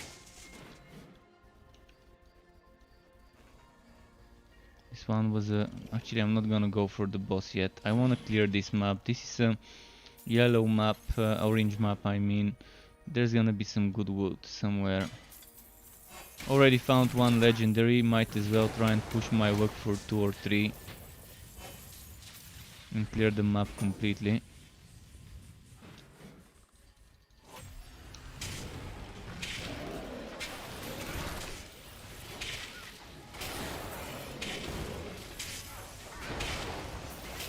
What ping do you usually have in Torchlight 3 servers? Well, usually before the game launched it used to be 40 something, 50 something. But now sometimes it goes to 70, 80. I can check right now how much it is. Just a moment. To make sure I'm not attacked. Control and D. Notepad. Control V. Right now I'm at 59 ping. Let's try again. Control D, Control A, Control V, 77. So you see, it's not static. So it was 59, then few seconds later 77. I used to have like 41, 42, something like that, to the EU West server. But I used to play back in the day when there was only American West server. US West, and I had 150 ping and it was running smoothly. It was okay back then. Still got some old streams of me playing on those servers. It wasn't that bad. When there was just one server, no EU servers, not even a second American server. Back then in the old alpha days.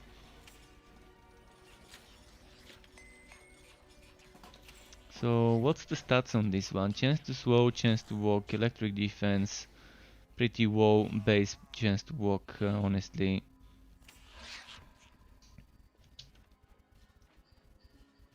That's a very small map. Watch me get a no boss spawn.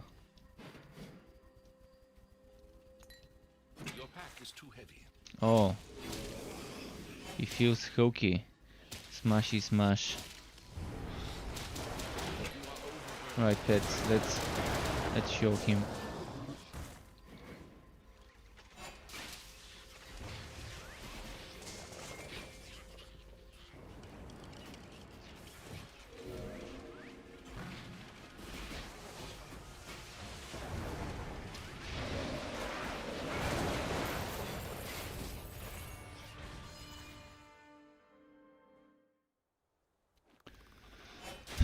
Let's keep moving.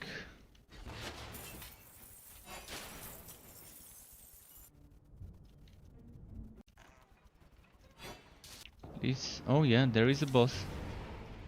But my relic's not ready, so it's gonna have to be relicless fight.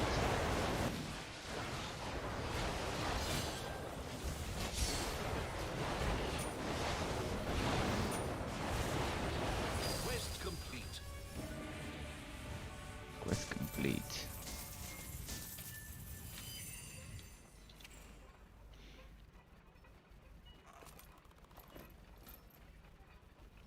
Okay.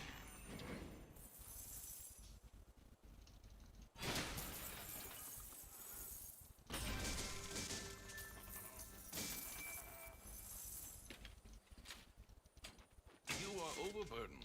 What level is the wood this time? Oh, this time it's 60. Okay.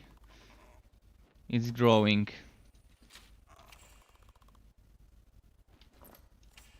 Alright, I said I'm gonna switch and I will. Just one moment.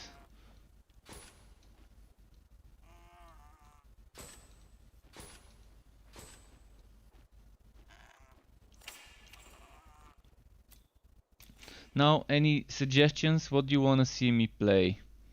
You saw me play anything but Puffing Billy today. So we've not played Puffing Billy. Might go on him for a couple of maps. Maybe on the sharpshooter as well. And Marauder asks me if he can join. Alright, Marauder, you can join. Invite me if you want. For leveling you up, this is the better option. It's a good choice to level up others. Was Marauder Maniac? I think Marauder might have been Maniac. But yeah, you can join me now that I'm on this hero, that it's not something squishy. Alright, well, invite me and we can group up. I'm on a hero now that can kind of be a little bit safe for power leveling, for boosting defense wise. Let's see. See you next time. Let's see. You want level 60 maps, I'm assuming. So let me go and grab some from the stash. How are we gonna do that? Full clear of the maps, or just clearing only on the way to the boss and the quest? And trying to get more maps.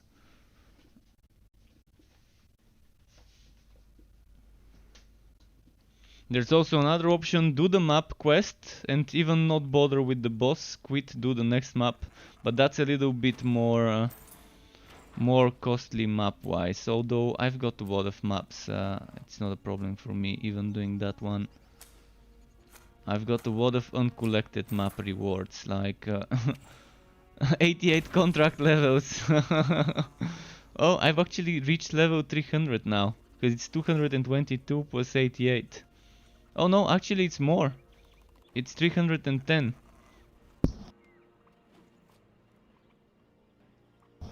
On my Mapworks contract. That's a lot though, that is a lot, but yeah. I'm not gonna collect them right now. We've got some maps here we can run. In fact, I'm even gonna use some respectacles maybe. Make some more room. So alright, I'm gonna use the map and you can enter. Starting with this one. And if you're on Discord, let me go there as well. Alright, I'm here.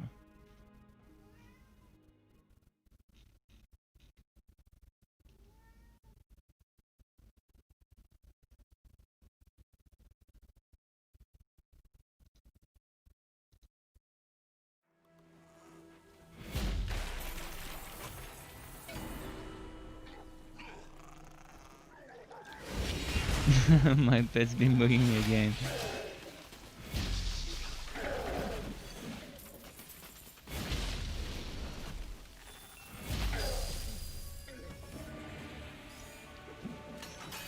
So yeah, you can teleport whenever you're ready. I'm gonna wait here.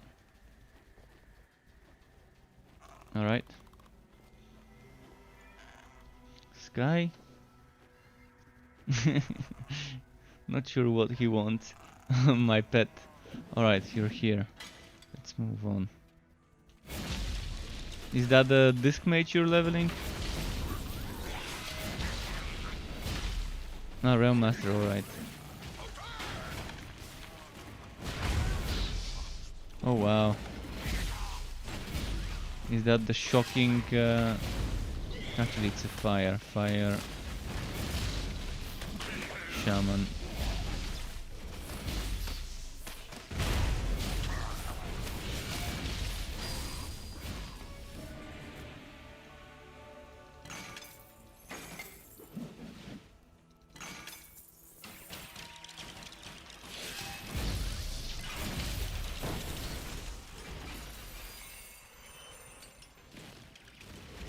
Okay. A lot of automatons.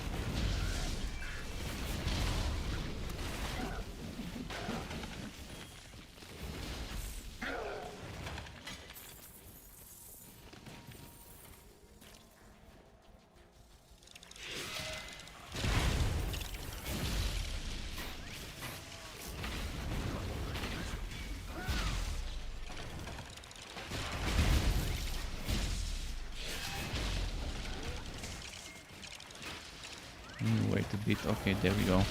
Trying not to kill them before you res up. Because it's XP. Even those little guys give okay XP when it's like a bunch of them.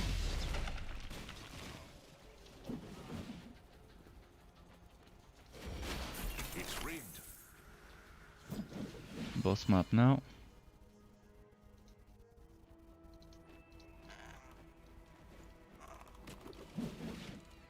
But yeah, the hotfix so far is not working for the rubber banding. Just letting everyone know, such as Nevostrius who's asking. Definitely not seeing any major improvement or anything like that when it comes to the rubber banding, desyncing and all of that. So we're gonna have to probably wait for the big patch for changes to this. Hopefully there are some major changes with the big patch. You are overloaded.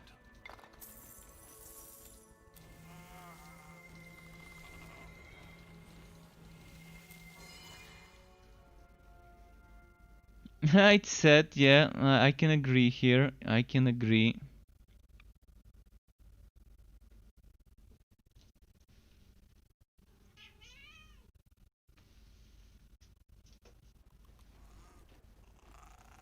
Alright.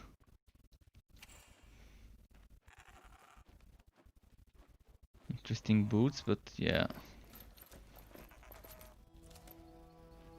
Oh, 2000 damage versus high weight.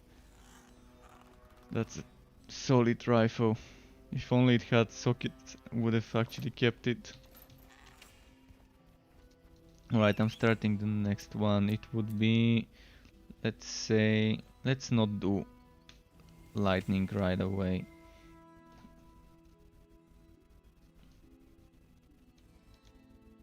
Ah, really?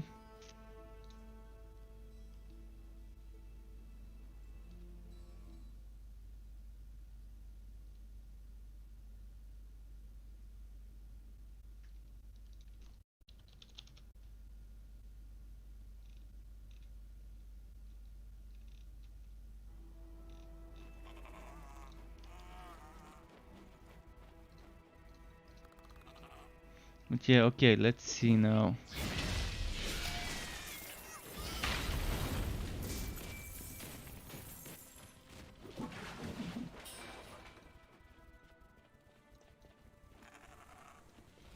So, Woeful Enclave.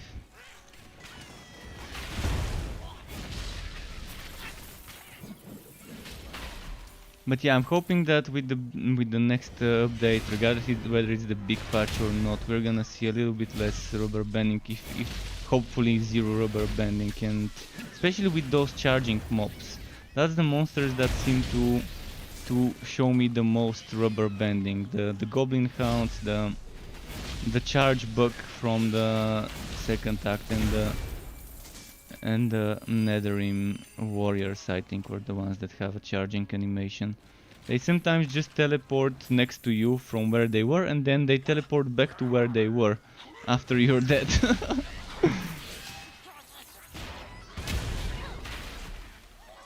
It takes you to the first one. All right, let me just go to the login and let's rewalk. Might be better.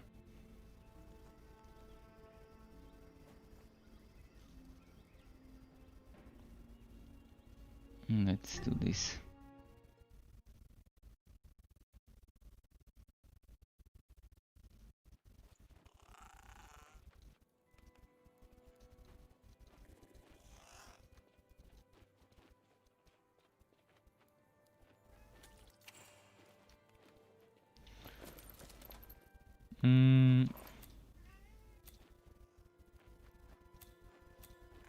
I don't know why my pet keeps bugging me. I gave him food earlier.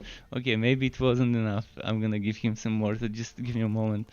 Sky, come. Come here.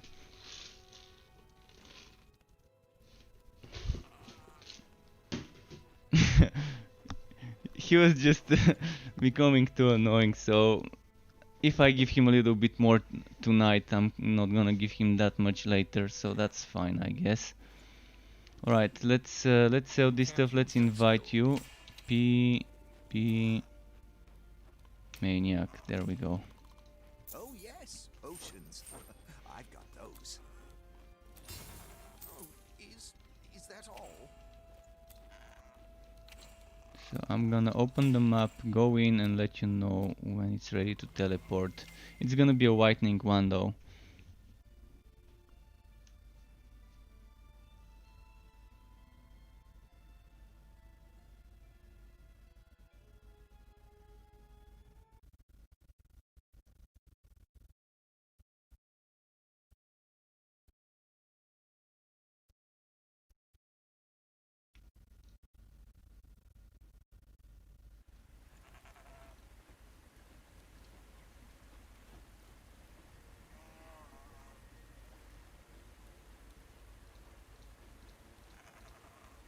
Oh, yeah, there should be a port to there should be a portal in Travel, but I'm not sure whether it would put you in the same Travel. It should put you in the same Travel I was though. Oh, you're here, never mind. Let's start killing stuff. Your character probably would get XP now, even though you might not have fully... Oh, never mind, I actually see your character model now.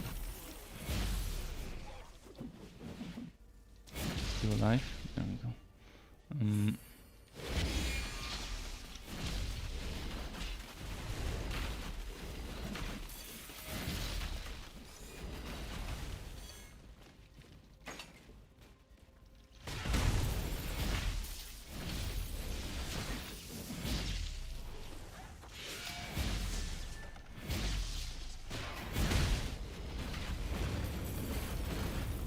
Okay. Boom. Quest done. That spell can't be cast. Yeah, I think when I'm power leveling, this is my safest hero. The others can die pretty quickly. My basic attack Train Rail Master also doesn't die that easily, because I can rotate shield car with the hammer spins, but it's still missing a lot of items, especially the skittering shoulders and the boots and the cosmic boots. But it's definitely a fun build. Basic attack, no relic active skill build on that Train Rail Master.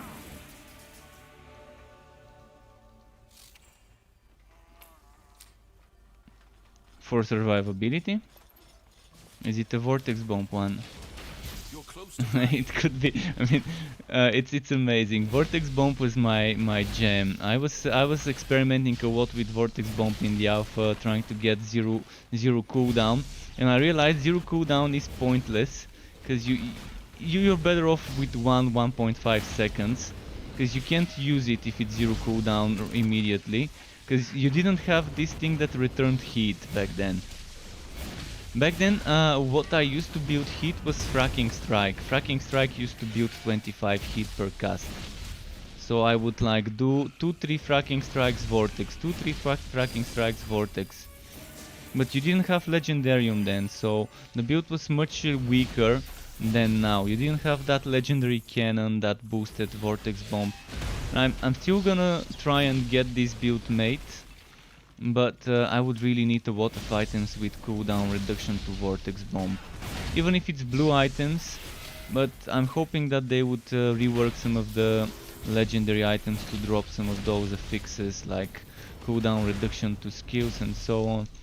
Because I really want to be using with a Vortex Bomber setup maybe some spin to win stuff and maybe some of that, what's it called, the gauntlets. I think the gauntlets were the ones that gave you 20 crit chance with the set, if I'm not mistaken. The Mountain King ones. The hatch for auto casting sonic pulse would be nice. But the hatch I wouldn't mind swapping for a blue one if it gives me Vortex Bomb cooldown reduction. The legs I also wouldn't mind, even if I don't generate 50 heat back when venting. That's fine. I can try and just build the heat by spinning more.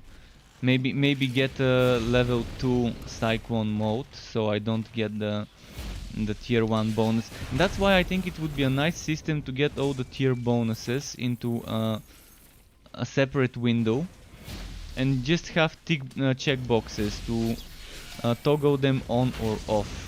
So if I want my Cyclone mode to not benefit from the heat cost reduction, so I can build heat quicker for Vortex Bomb, I can still have a level 10 spin to win Cyclone, but to have it cost more, so I can focus more on Vortex Bombs rather than on the spins.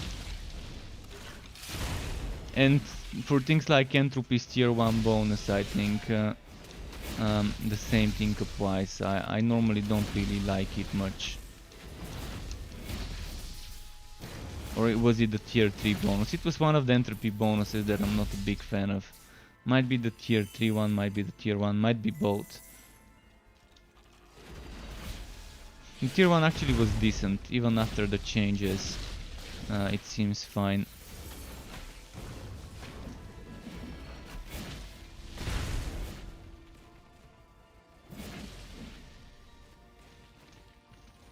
But yeah, with the way they changed Bane right now, it seems much less attractive to summoner builds, because the spider just needs to be ranged. The relic active spider in Bane just needs to be ranged, and the little spiderlings also need to have like some chance to spawn as a ranged one, even if it's 30-40% chance.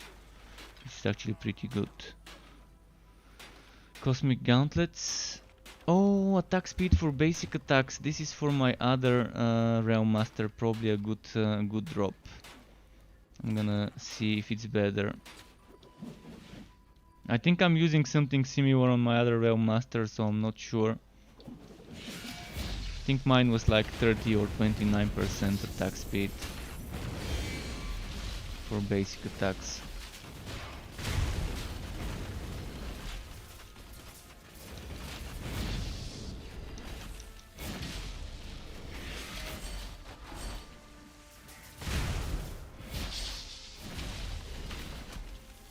Alright. Okay, that's so many of those whitening thingies. Did they kill you? Okay. I'm gonna go back and not kill them. There's some more we can get to spawn here probably too. Let's see in the meantime what's here.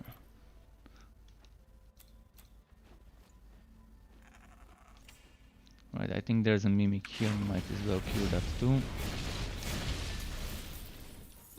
Oh, blue. Scroll. At first excited, then okay, at least it's 60 gold.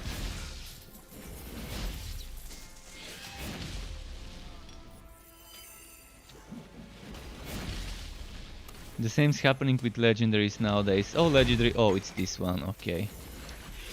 Never mind. Snake stick, fire starter, armors. I tried Snake stick with Maestro sword to stack different types of projectiles for basic attack. And I didn't really like it on my Realm Master with basic attacks. I'd much rather have my basic melee attack and to keep proccing whitening bolts and other stuff with it.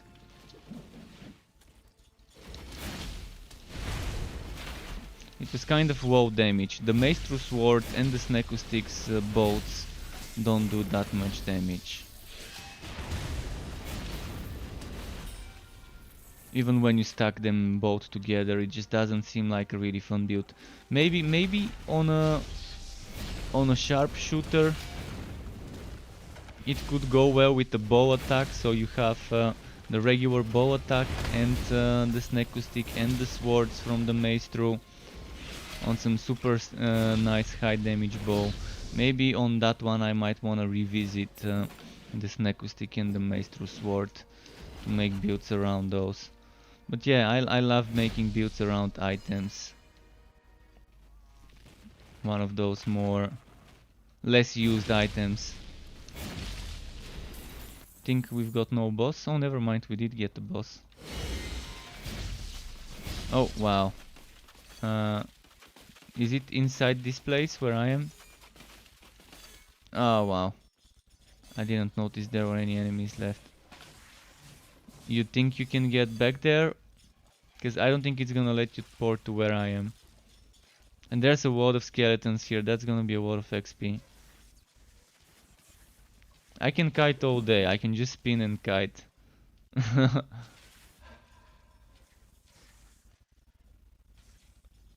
That's a lot of XP for you there. I'm thinking that this counts as XP, those ads for the boss. Alright, then that's nice. Should I send my pet away so it doesn't kill them? Let's see. I don't think it's killing them quickly though. So it's fine.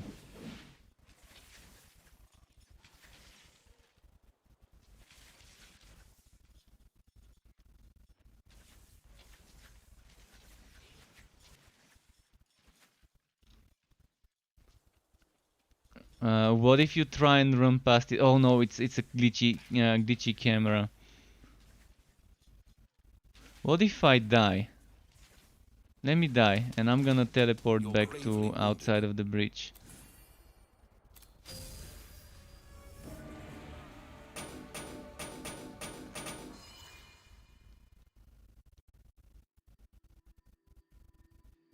But I think it despawned the monsters.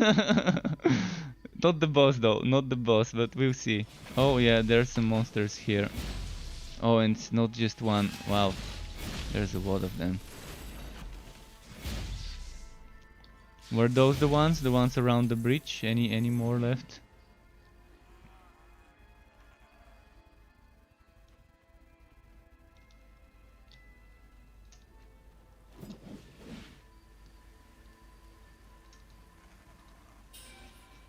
This one shouldn't happen. We need to get the environment turning in not invisible, but what's it called? Transparent when we're behind it. Because now I have to zoom in and figure out where to click. There we go.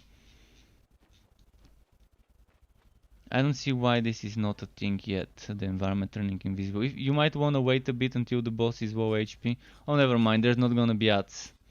Yeah, they've already been desummoned, so let's just gonna go for it. They're just the ads he can summon, I guess, with the illusions.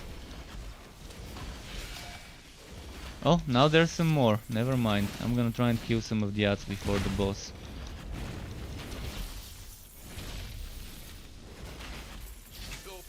Yeah. Should I look for more ads on this side?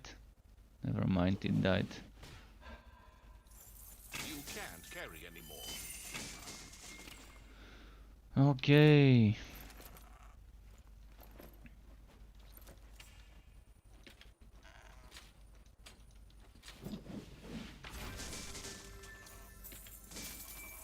Your inventory is full.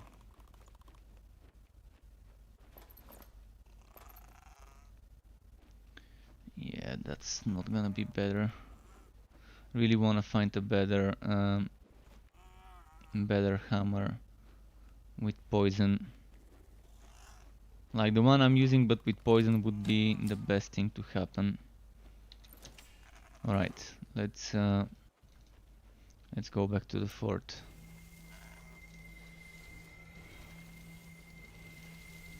Oh, it's not letting me. Come on, come on. I can't click on my fucking portal. I have to zoom in again. Okay, I normally get it to when I click under the portal. No, not this time. There we go.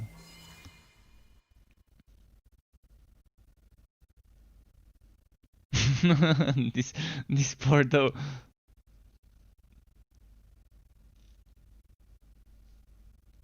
Is defense boost quest supposed to be active at all times? What does defense boost quest do? I can't remember them by name. I'm not wiki. I really can't remember what this quest was like. Which act and what does it? Oh, the nether boom one. Oh, the side quest. I probably haven't completed this one on this hero. Yeah, defense boost. You can still complete it probably if it's not glitched in the crystal passage. But yeah, I've just disabled it. The problem is, right now this is a bug. You can't track untrack. So normally you can click on the red flag, it turns green and you're tracking the quest. You click on the green flag, it turns red, it's untracked. I've skipped some side quests because I couldn't be bothered to do them for the end time. Okay, I'm gonna wait for the pet to return and then start the new one. Your pet is back. So I'm gonna open this one here to make sure they're not in the same play now, same place. It's another electric, because I've got electric ones only on this hero.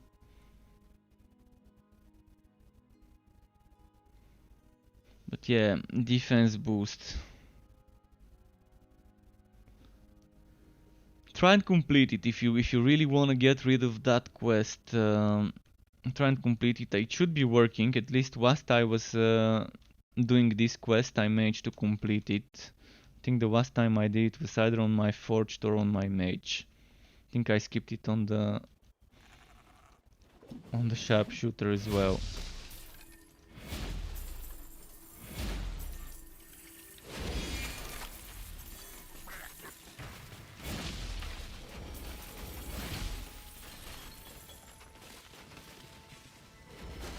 It's trapped.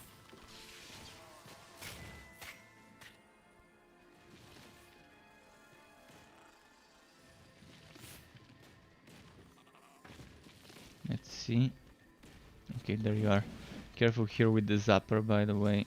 You're hurt. You can't do that.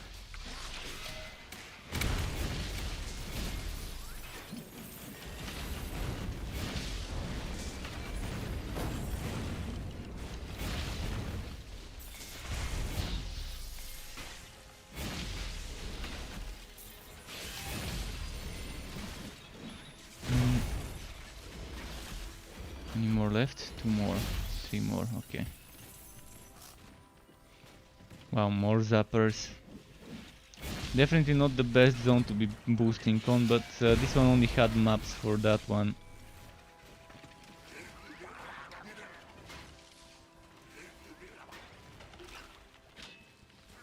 Your health is low.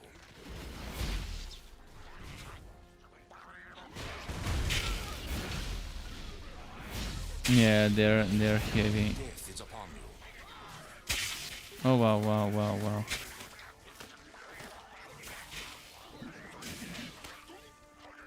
My train one could face tank this.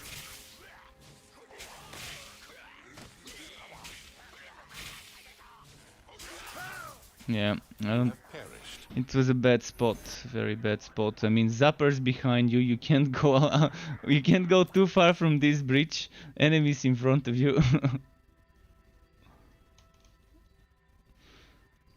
Oh, speaking about traps, I don't want to say much, but yeah, I love traps, and this game might get some more. I mean, it already has some traps. It already has some traps, like those fire traps and those shock traps, those stun traps.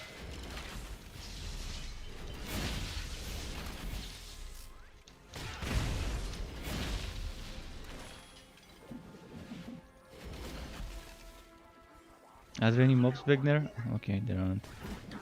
So yeah, I'm gonna try and pull in here.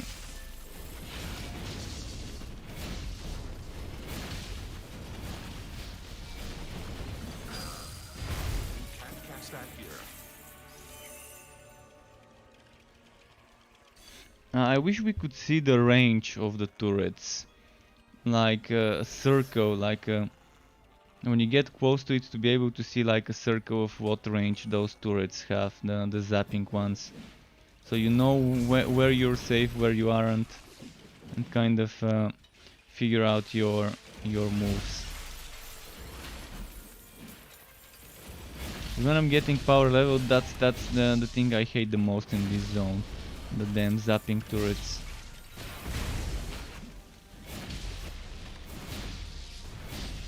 Even when I'm not getting power levels, when I'm just leveling up and doing a hero, that's also something that I'm not a big fan of. Not being able to tell what their range is. I wish I could just destroy them. That would have been the best thing to do with those. To just destroy them. It feels weird to have something that can attack you, but you can't attack it. It's not like we can smash it with a spell or a hammer or a sword or something and just get rid of it. It's logical. Something's hitting you, hit it and destroy it.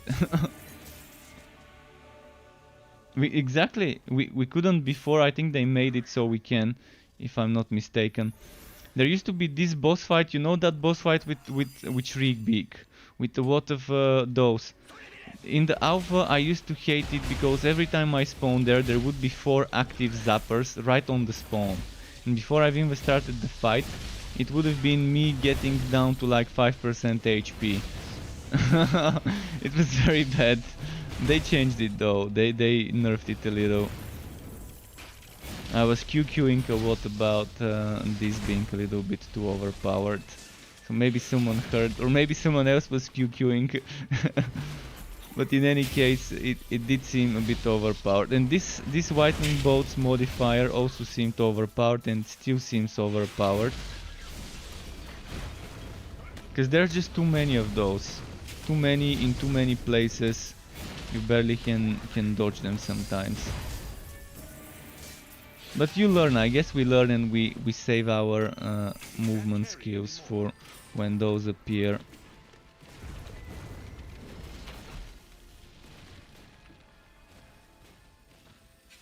Your life is See slipping this away. one, even at my level, this one took me down to like 20% HP. This damn zapper.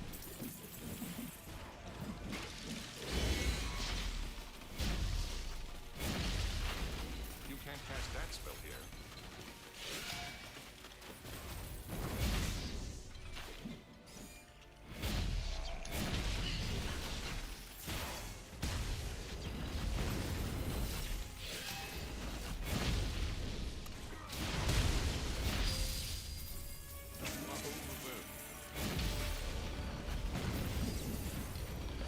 Not just abilities, even basic attacks. Any type of damage you do. Anything. Any sources of damage, like skills from each tree. All tier 2 bonuses are like that. If you've noticed, tier 2 bonuses are general bonuses for the whole hero. Whereas the tier 1 and 2 are just for the skill itself. Your pack is full. So that's 65% extra damage to all sorts of DPS you do. Relic skills, relic activation skills, skills from each skill tree, basic attacks as well. In general, you're just doing more damage when the enemies are under either of those 3 elements. Or status effects, maybe it's better to call them.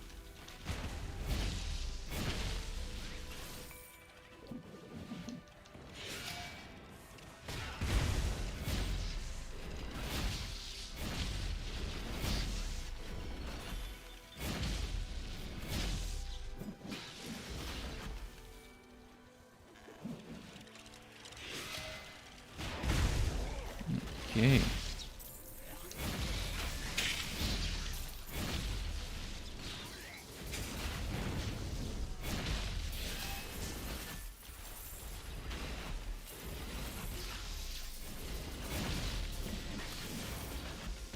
I'm wondering how much quicker I would be boosting you if I switch to my other Realm Master.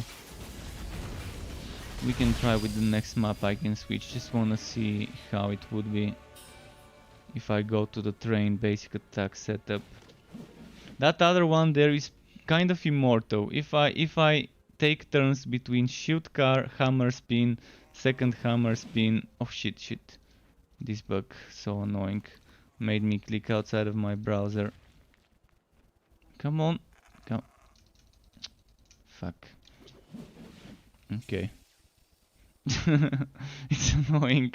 It's annoying.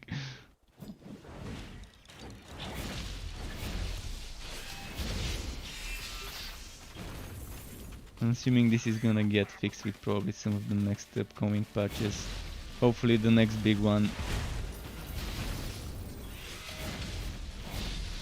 But I'd rather have server stability, and I can live with bugs like that for now. As long as there's not much of that rubber banding sometimes, especially with the charging enemies.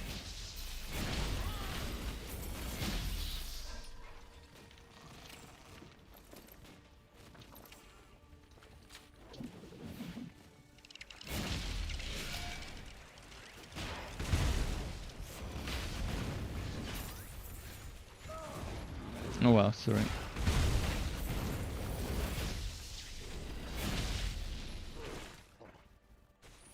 This one's sword.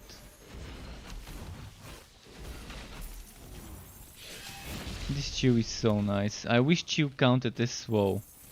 If chew counted as enemies being slowed, it would have been so fucking OP for Realm Masters in this relic. Because I mean, it does slow them down when they're chilled.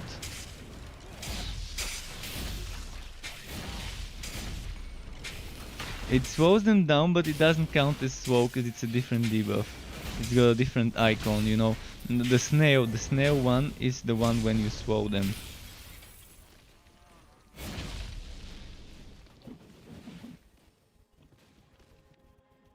But slow is OP as well, because it decreases attack speed, not just movement speed. So it's pretty good of a debuff too.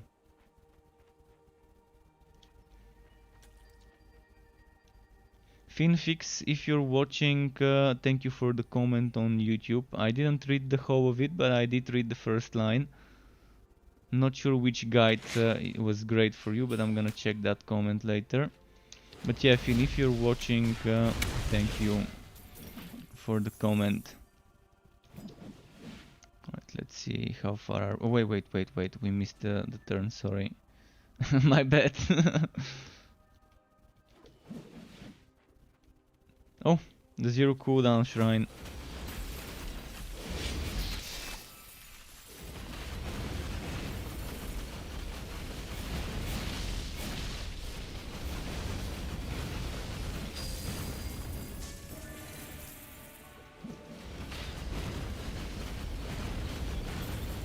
Let's abuse that zero cooldown until the shrine is over.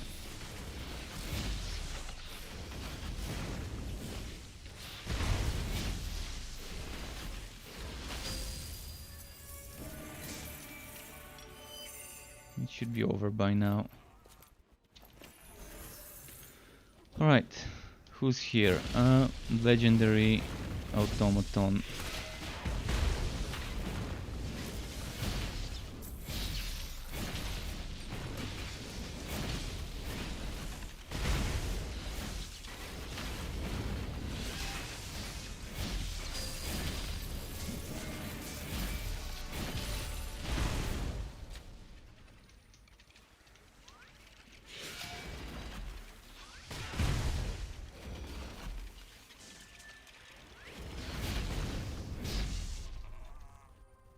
That's the end of the map, finally.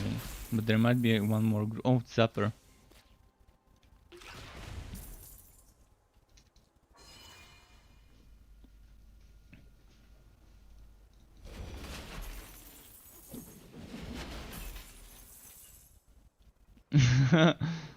I've got 94 uncollected.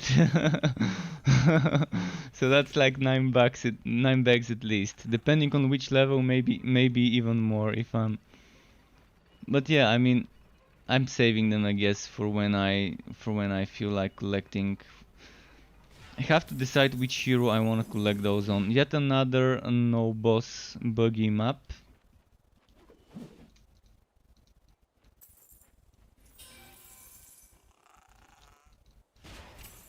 Okay. Gotta go to... Oh, we can't go to the fort now, because it doesn't allow us to use what's its name? It doesn't allow us to use our portals until the boss has been defeated in those places. Character selection. Well, at least I can switch to the Train Rail Master, so we can see how much quicker it would be with that one.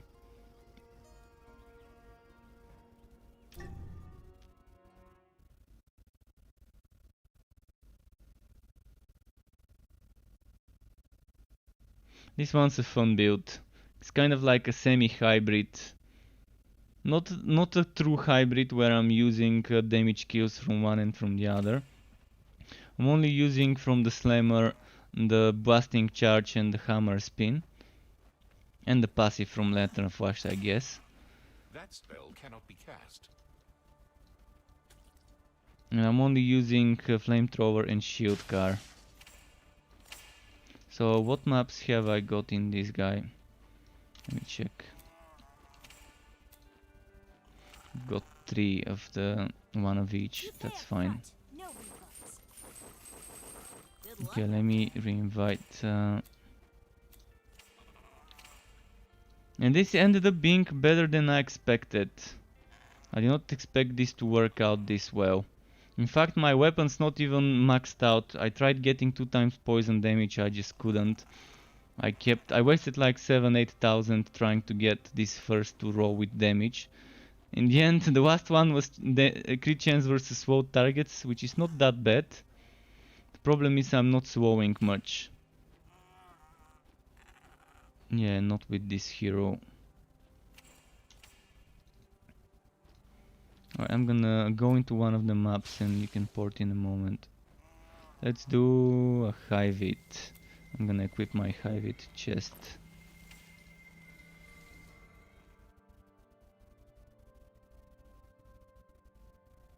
But yes, supple zombie kitten, you would be able to disable the chest when this gets fixed.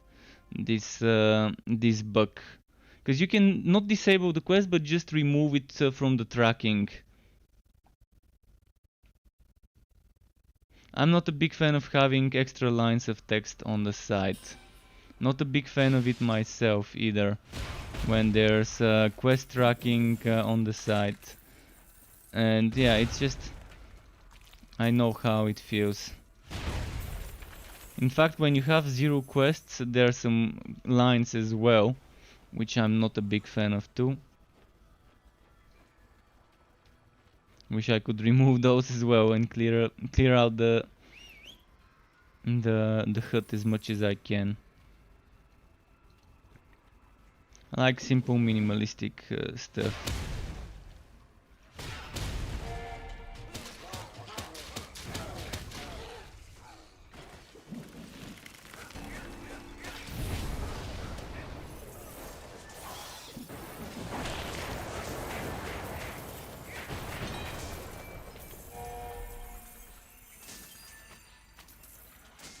Collect those things.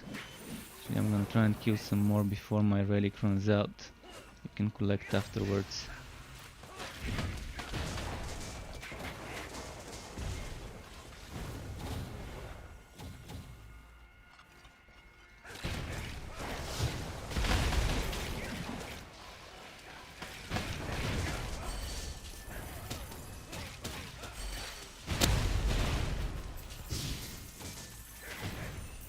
I actually fucked up my relic for this build. I forgot to put points into the stun.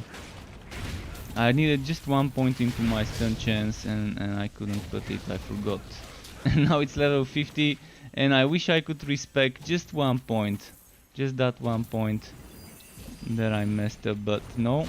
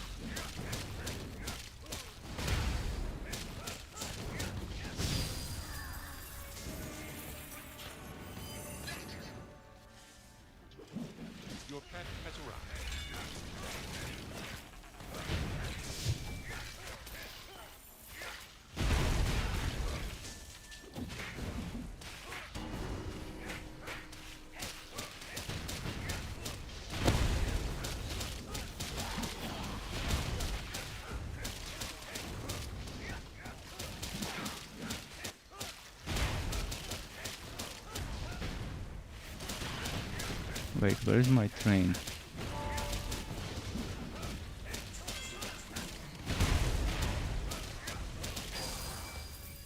Yeah, my train was missing. Keeps doing that to me sometimes. Maybe I press 1 by accident and I don't notice. Trapped.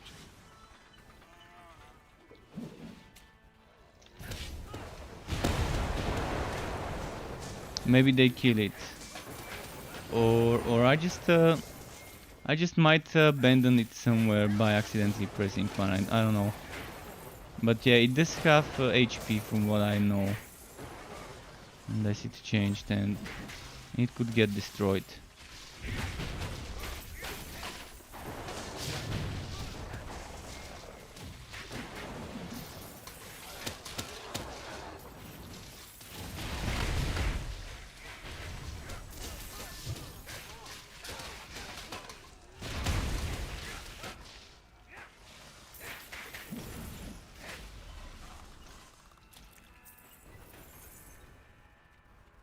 Would have been nice if my hammer spin buffed up my allies if I passed them with that. In the same way Luminous Run buffs allies when you pass them with it.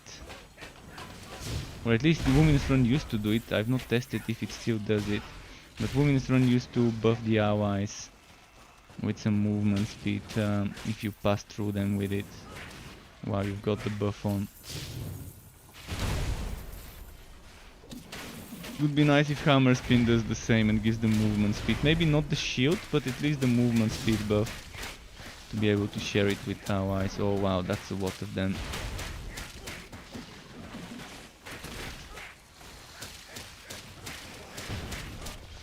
Shit, my cooldowns, come on, just need 1 more second. There we go. And now need more seconds for the train car. Yeah, there were just too many those rangers. I could have rest, but maybe I missed the timer.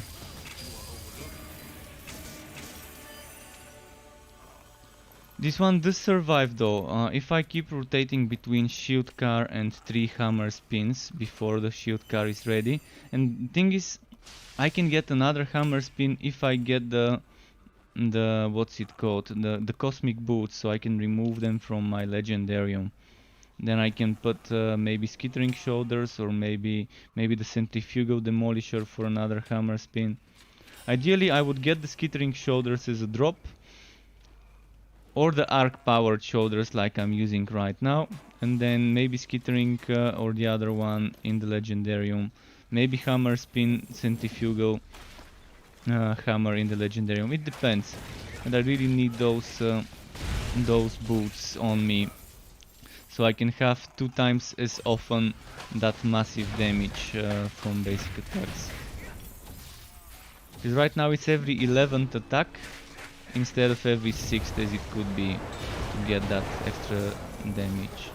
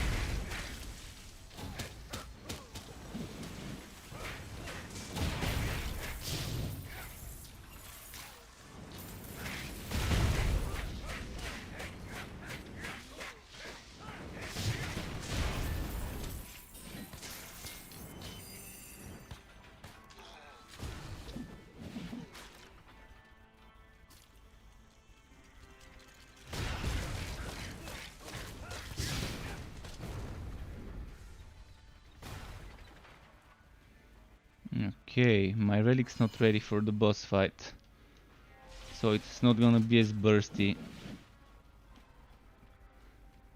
But yeah, Electrode and this build is a very nice synergy for now.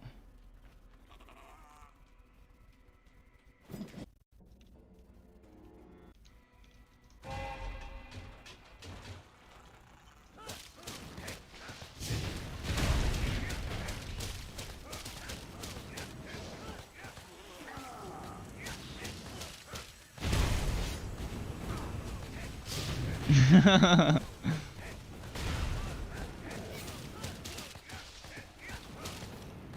near death. Stinky Steve? Shouldn't that be Steve? Or is that some sort of interesting play on words with Steve?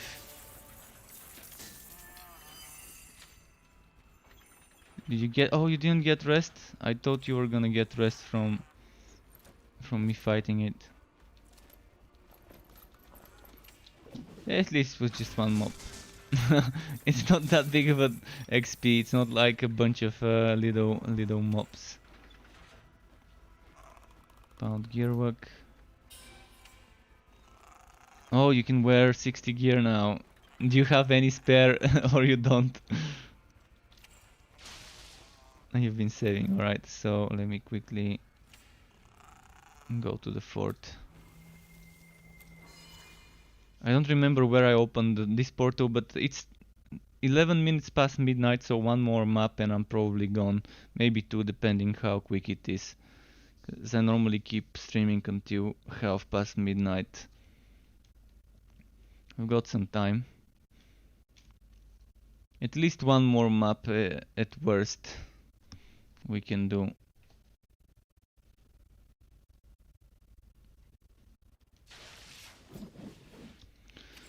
Okay, pet go sell. What's left? What maps have I got? One of each except Hive, so let's do maybe fire this time. And I'm gonna switch my armor. Cat has returned. I think I had gauntlets for fire. Oh, I was wearing the fire gauntlets. Okay.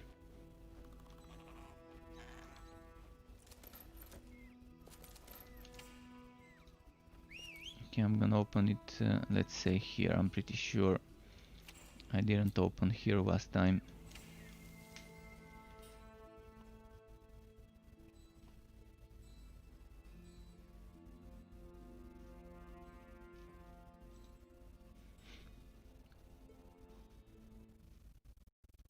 But yeah, this is the weirdest of all the builds I've done so far. I always wanted to do a basic attack build, it just the game wasn't letting me have a good basic attack build before in the alpha. And in the beta I never played long enough to gear up to try one.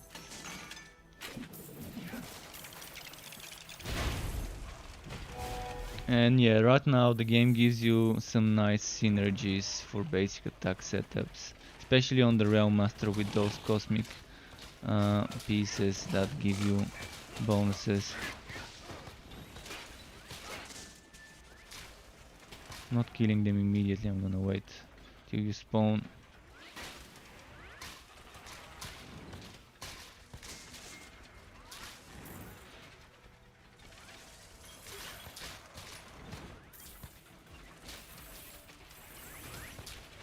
You're here, right? Okay.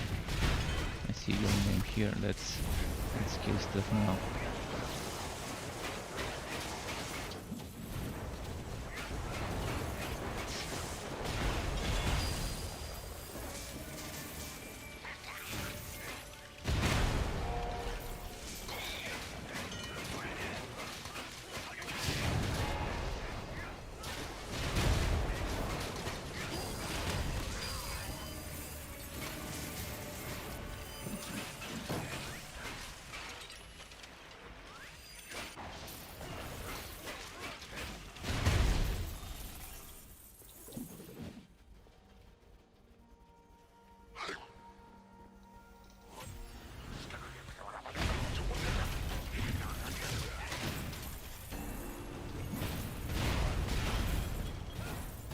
Lot of automatons here.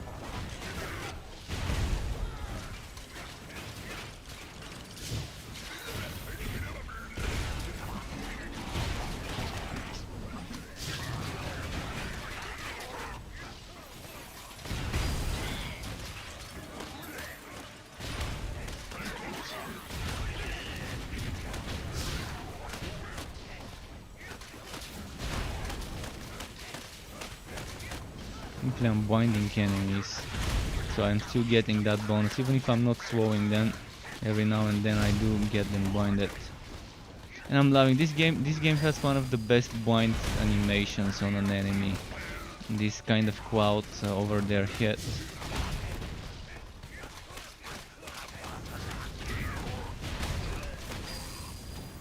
It's super easy to distinguish it. Some games you can barely tell when an enemy is blinded because they barely indicate it with some little kind of debuff icon at top or something like that.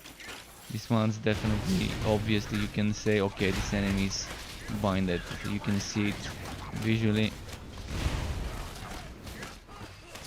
Although not seeing much now on this enemy due to the environment not becoming transparent. Yeah, walls can be super OP in this game.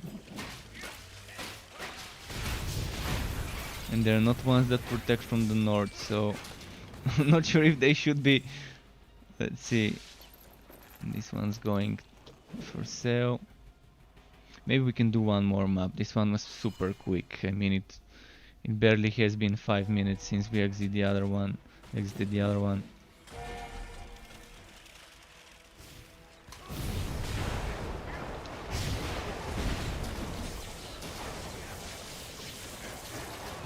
Why does this keep running forward? Rubber banding. I don't think I could have rescued you. It would have died from the shocks from my train. I normally would have stopped attacking it if I wasn't on a build with a train and just not done damage and rescue. You could always wait before it's close to dying and then jump down for the bosses. Okay, so one more now. Let's go back to the fort quickly.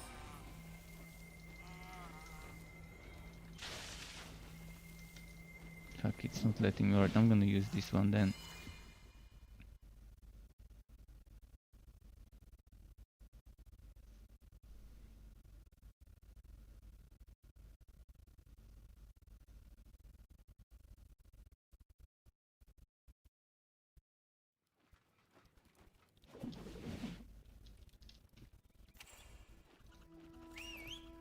Okay, I'm gonna immediately open the next one.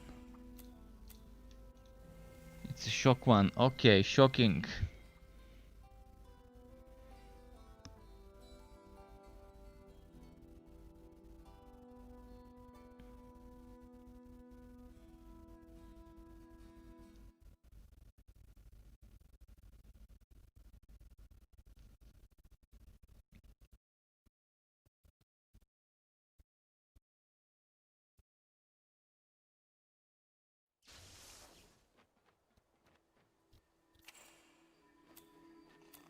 So equip this one and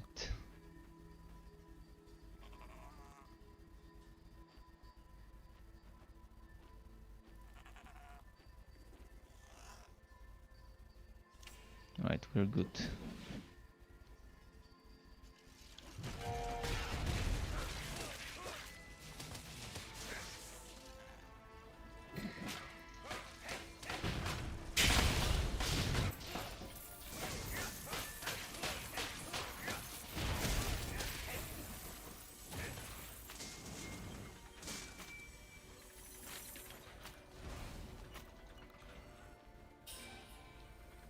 Which way? Maybe this way. There's a I didn't notice it was a shaman. I didn't realize it's a shaman. Should have used my damage reduction on time. Alright, let's go back to him.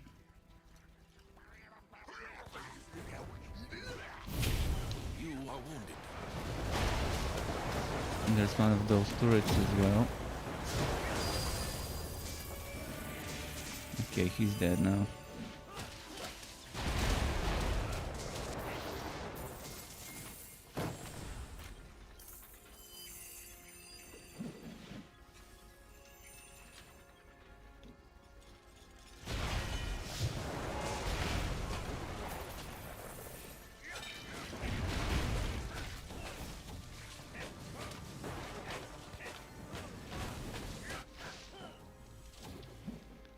Maybe this way.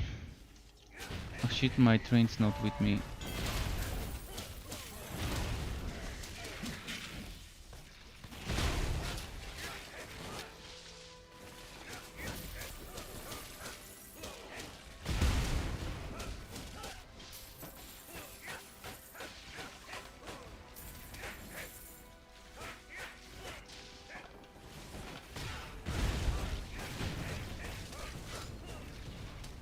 Why doesn't my pet wanna use my number? I pressed my number 2 skill at least 10 times. I constantly am pressing it, it's not working. What's happening? You feel What's refreshed. happening? Did my flamethrower car die? I'm gonna try and resummon my train, maybe that's gonna help. Oh! See, I was mistaking your train with mine. Mine must have died. No, it's fine, keep it out, because that's extra shield car if you're using it. And that's pretty nice. I was wondering what's happening, did my train die? It must have died. Or got despawned in some way, and I was wondering what's going on.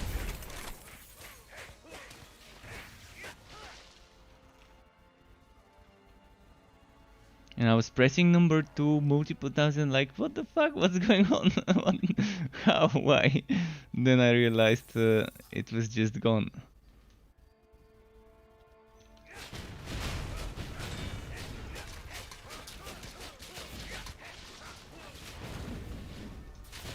This was the first time I was seeing something like that happening.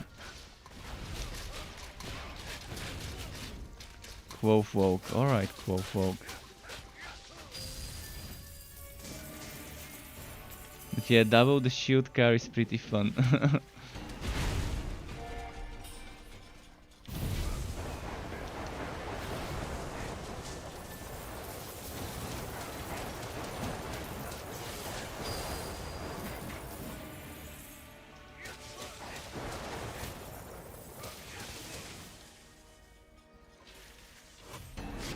It's a trap.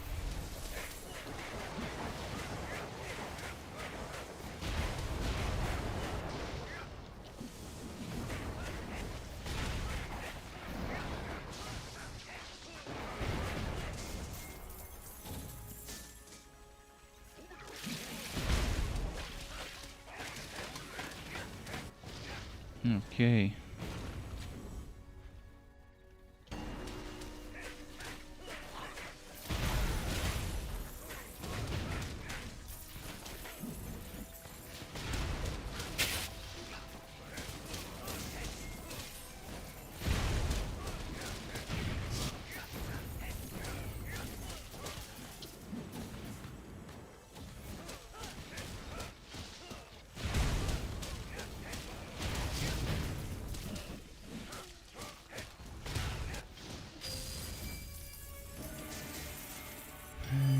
And I think we are close to the end of this. Oh no, that's actually a dead end. But there might be an elite somewhere here.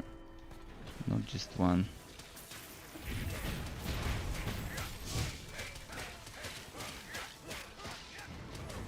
It's trapped.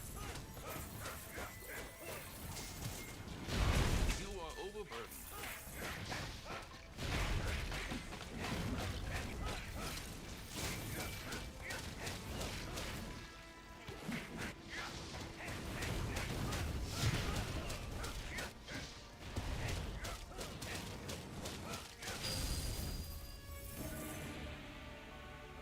Okay, where could it be? I think I see. Near that shrine we've missed. That should be where the right way might be. There's two ways, but I'm thinking it's gonna be on the south. Maybe, let's see. Oh, scrolls of unbinding.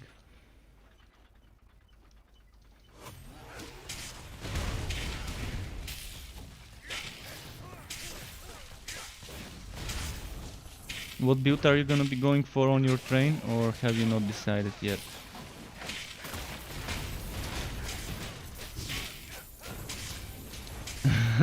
It feels a little wonky. This build I'm using is kind of a basic attack one, so it's weird. I'm not using a relic cactus skill, but with the electrodes it goes very well.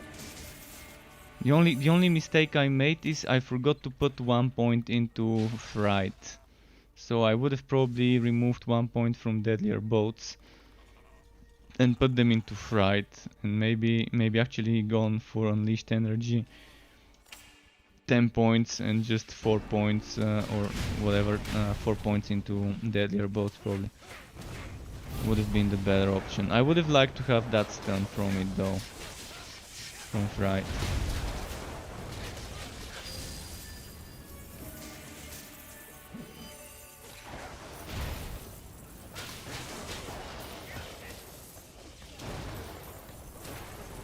We'll take fried chicken. That's what we are doing right now with those shocks and with those Vulture getting fried. And oh, I just wasted my relic activation, so it won't be ready for the boss fight. Should have saved it.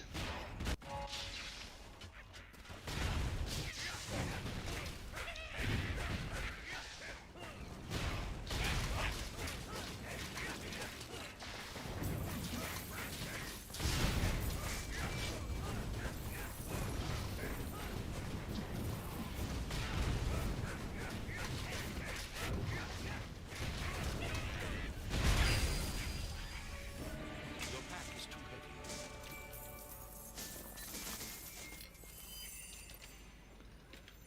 Okay, well, that was kind of it. Can't get you to 60 now, but at least we got you to 59. But I gotta stop streaming because it's getting close to my regular stop streaming kind of time. Thanks everyone for joining. Thank you Maniac as well for the grouping. Keep it cool, struck up until next time, and goodbye from me.